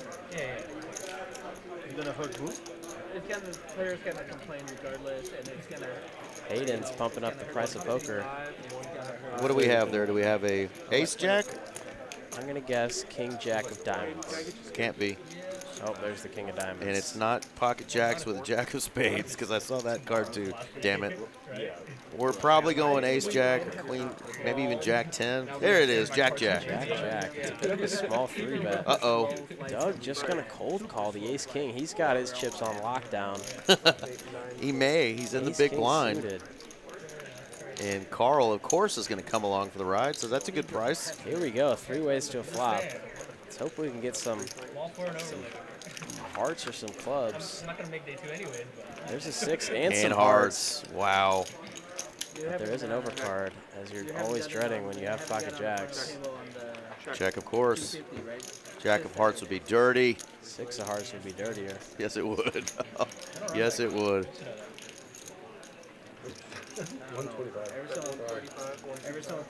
Interesting lead out here from Doug. Yeah, Hayden's going to be in a really weird spot. If Carl calls, Flop straight, nut straight. I think you can call one. I think you can too. I think I would call here, getting a great price in position. Hearts with gut shots are obviously still around, hanging around. There's a 4. Look at there. The jacks are going to hold if he can get to showdown. I think he is going to get to showdown. Hayden's probably going to take down a nice one here. He is. He's pleasantly surprised to see jacks win this board. He's also beyond surprised to see that ace king of hearts was involved in that hand. Nice hand there for Hayden. Kind of been forced to play a little more snug than I'm used to seeing him play tonight. But he's winning. He's winning. He's benefited from his play tonight. Hasn't forced the issue with some of these holdings that he's had tonight, but those, early folds, now folding a couple of medium pairs, facing aggression, just kind of getting out of the way, and then obviously being card dead for a good chunk of the way. But up 1.3K, pretty damn good night there for our man Hayden. Yeah, I've played against him several times. He is not an easy opponent. Not at all. To play against. He starts picking up some good cards. It'll make it difficult on the other players at the table. Me and Zach Castro. I was wondering what y'all were playing over there.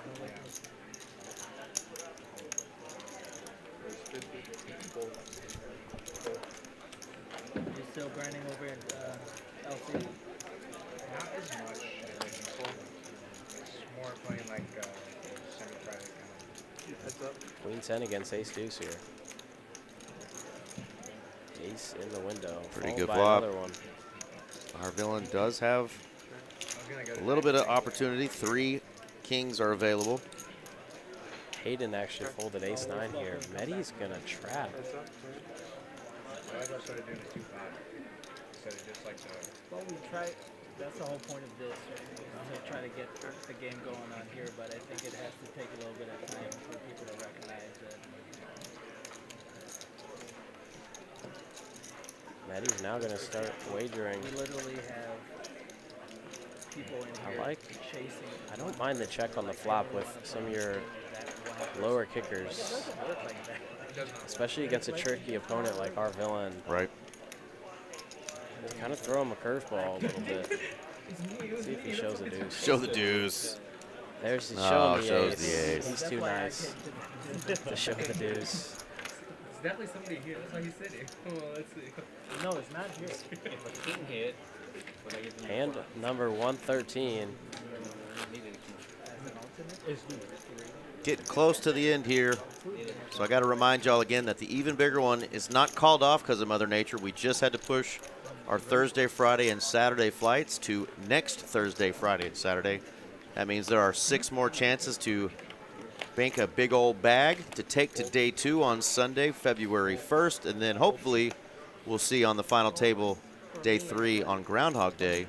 Chance still to get a double bag or triple bag bonus. Come on out. Of course, it's the even bigger one, the Mas Grande. Your shot at winning some big bucks, 50K plus for first place every time we've done that tournament. And hopefully we'll start approaching some of those 80K for first place payouts.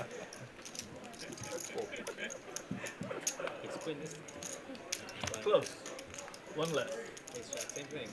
They were on the board. A young man like yourself, what would you do That's why I did it. if you binked, not life-changing money necessarily, but a nice score like that, 80K? What do you think you would do with it, whether it's a purchase, whether it's an investment? What's the first thing that you're going to do with 80K in profit? I currently drive a 2006 Hyundai, so I would probably 20 first, years old. A 20-year-old car, so I'd probably first buy a decent little sedan or something, and then I would like to buy a house sometime in the future. That would be really interesting. So you could either invest or put a down payment, or yeah, I like it. Great options. I definitely wouldn't go too crazy with it. Right. Probably put it in put a bunch in stocks. You're not taking it all to Vegas and betting it on black.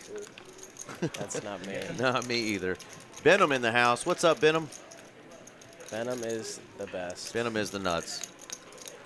He probably gets sick of us complimenting him, but we're never going to stop. Shout out to Benham. Hope you're staying nice and warm indoors. Carl here is going to put in a 4-bet. A good sizing at that, too. He's going to put King Queen suited in a tough spot, but I think Betty's going to call. Got position. As we've seen, suited.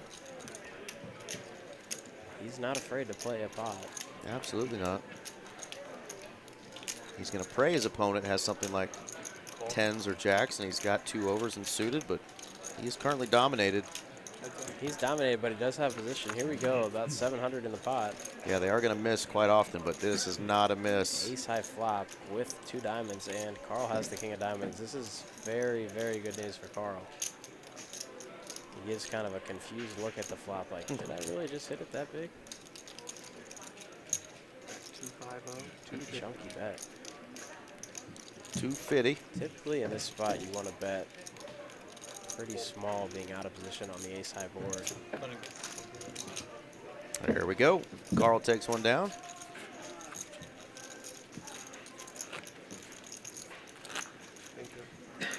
Can our man, our villain, get involved in a big hand before the night's over and get himself unstuck? We've seen that before. He's down 6K. We had K-Dog Poker was down about 4.6K in the 5-seed earlier before Ghost came in. So a couple of players really throwing the party tonight. And, of course, that's often the case. Not everybody can win in one of these games, whether you're at a 1-2 table or a bigger game like this. It's usually a combination of the haves and the big-time have-nots. Yeah, there's always blood, and this is yes, sir. This is real money. These people are making real decisions for their hard-earned money, so everyone's trying their damnedest to win. Dinner is in the air fryer, Kiwi. Good job.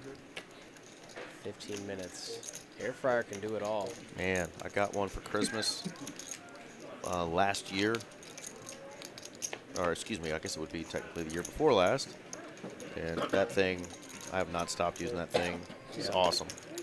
Pierce is going to fold 3s. I wouldn't mind a call, but it was a bit of a big raise from our villain, looking to get some money back. Ace King versus Queen, 9 of clubs. Ace of clubs in the window, followed by a queen. Here we go. We have action.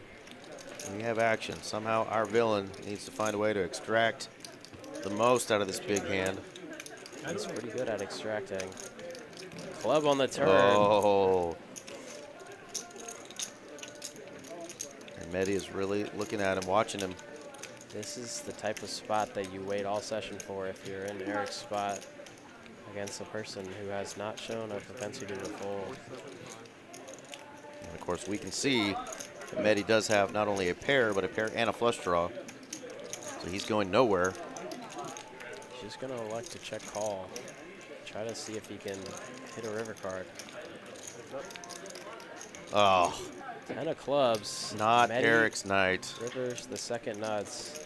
And he's just going to come out and bet it. And Eric is not going to like it at all. Just gross. Immediately scratches his head. King Jack of clubs obviously is potentially getting there. And it's 955 to win 3,700. So you kind of have to call there. There's not really much you could have done otherwise besides lose the maximum there. Nice hand for Mehdi. Huge hand for Mehdi. Puts him into Profitsville.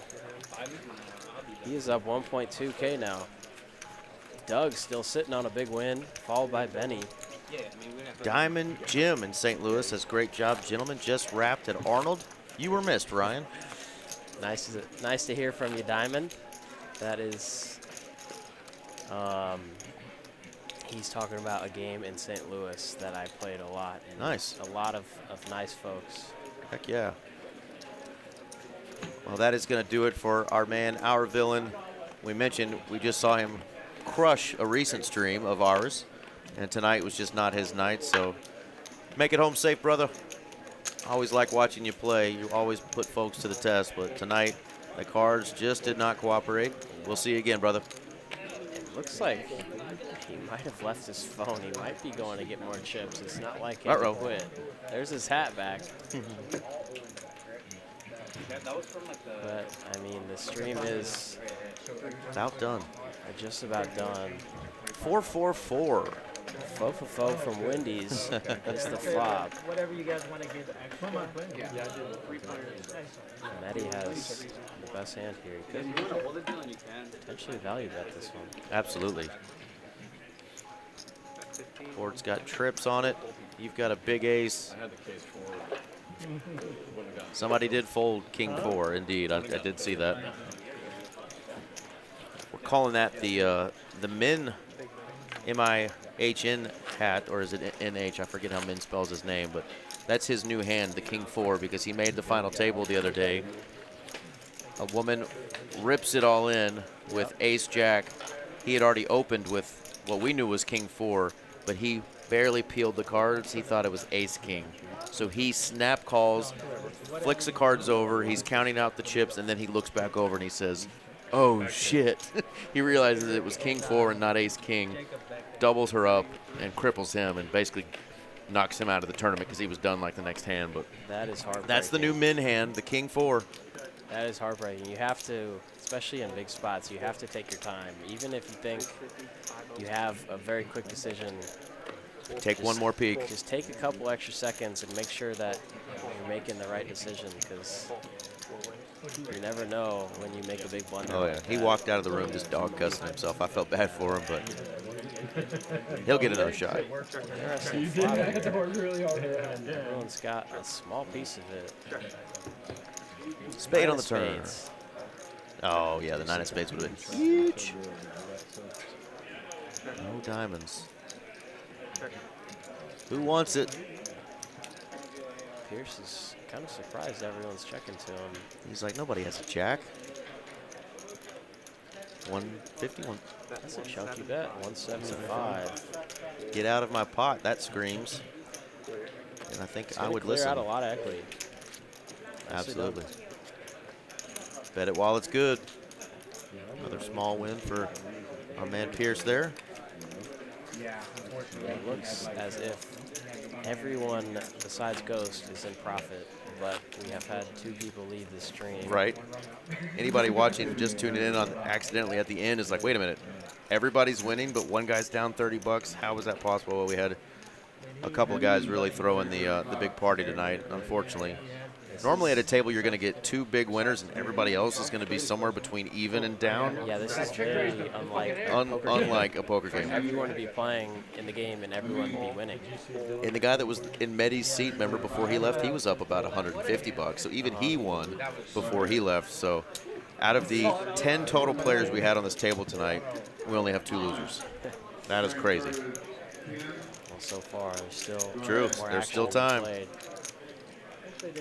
Don't call me Jinxie if somebody gets stuck here. Man, I want you in there.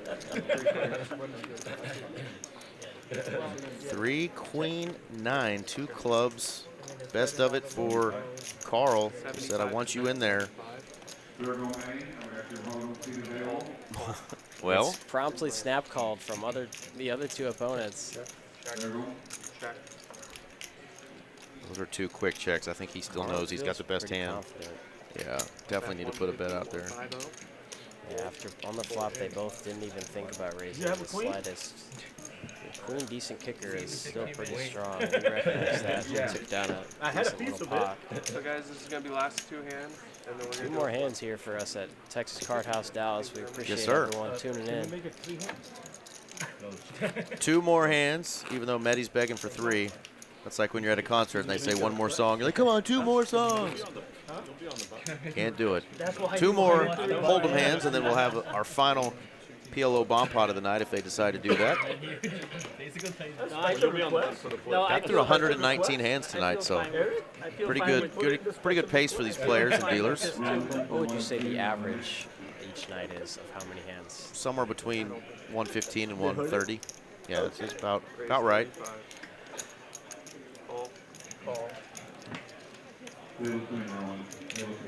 Ghost here with ace king. He's happy to see this in the second to last hand. Yeah, you guys want to make it 35? Okay, let's play for more. And really, I mean, that's a quarter of his stack, so anybody paying attention knows that there is no possible way he's folding. Out of position. Means I have it. Thank you. Again, that is our man Ghost. His name is Dylan, D-I-L-L-O-N.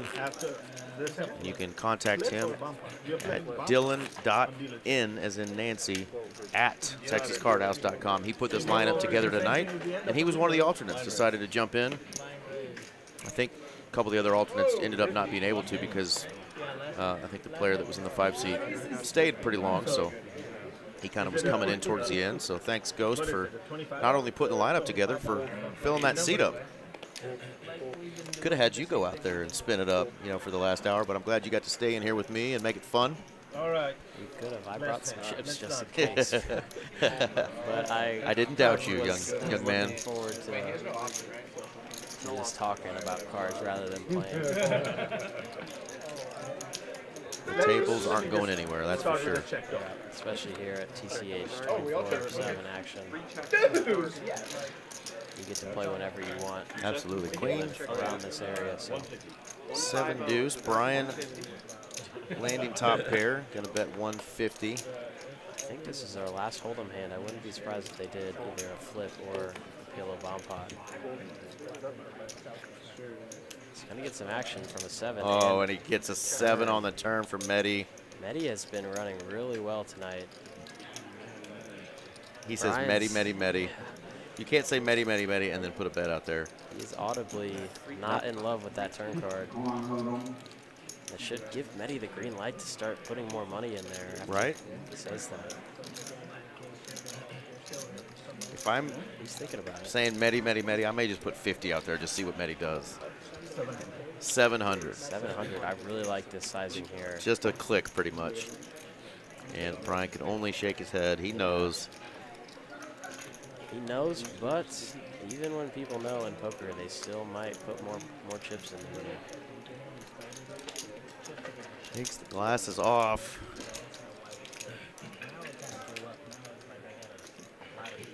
Reaching. Doesn't want to get bluffed, understand that. Not a whole lot of bluffs on a board like this. But Mehdi has been not necessarily check raise bluffing, but he has been putting in a decent amount of bluffs all night.